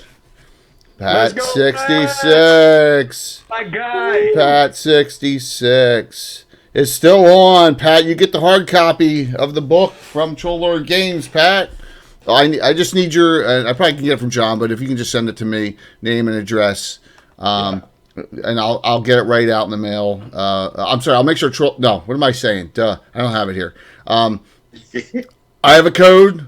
Give you the code for Troll Lord Games. You go in, you're going to put that hard copy into your, what do you call it? Basket. Yeah, cart, and then the code, and it's going to give you a free ship with shipping. So, grats, it's a casualty in Pat 66. I've been spamming enough stuff for what's coming up. Just note tomorrow night's Gabbin. I'm going to link that. Anna and me, we're doing specialty druids and avengers for my classes. So, we not only have specialty priests, we got druids, and we got the special avenger class, which is really cool. Yeah, and special guest Mike Disney. What? On Gabbin tomorrow night? Nah, but Mike, you'll be around in a couple weeks for an actual game, right? 2 weeks from today. On Gabbin. 2 weeks from today, Mike, you'll be in a great game with a bunch of crafters, Christine Van Patten included, which will be really awesome. So. That was kind of funny. Should I raid into all dragons so that finally Big Mac will get off my back about it? What do you think? Yes. Make Big Mac happy. Make Big Mac happy? Okay, I'll make Big Mac happy. We'll raid into all dragon there since they are on, and Mac is playing in that game. So please just it's Spelljammer too. So if you like Spelljammer, it's pretty cool. It's 2E Spelljammer. Of course it is. Yeah, very Big Mac wouldn't be playing otherwise. No, that's true. That's true. Spelljammer, baby. That's a great. I like the flying ships. Anyone else want to shout anything out? I know John. Thanks. See John tomorrow at 1:30 Central, 2:30 Eastern, as he's running his Blue Box game tomorrow. I will mad chat at some point. Yeah, of course. Yes, Tim. Tim will be around for that. And thank you, Kayla and Casey and Chuck, who all had to leave. Troller Games sponsoring everything. So, hey, Sean, good to see you, man. Thank you for the sub. All right, well, Tim, thanks for another very interesting, exciting session. There'll be another session. They'll set it up in the future as we continue, with the Underdogs. It would have been so much cooler if they had just done a frontal attack. Well, yeah, but frontal attacks are suicidal in your game. Everyone should know that. So, yeah, absolutely. Learned my lesson the first time. Yes. All right, setting the raid up. Let's rock and roll. We'll see you tomorrow night here on this channel at 7:00 Eastern. Talk about druids. All right, and let me hit the right button. Blah. There we go. All right, give me 1 sec here. We're gonna raid into all dragon and call it a day. Raid. Thank you all for the support today. It was fantastic. 2 major hype trains. You're all very generous. We'll keep things rolling here in the community. See if we can get wow, that's cool. Over 70 easily. 73, nice number. 5, 4, 74. 3, 2, 1, 75. See you tomorrow. All right. Yeah. Don't forget Mike Disney live on Gavin tomorrow. Nice. Self-promotion.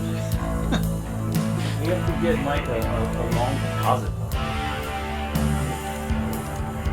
Oh, I forgot to tell everyone to use the new raid emote. There we go. Some know. Yeah, a little Viking boat. It's pretty The cool. Viking boat, the animated Viking boat. The best loot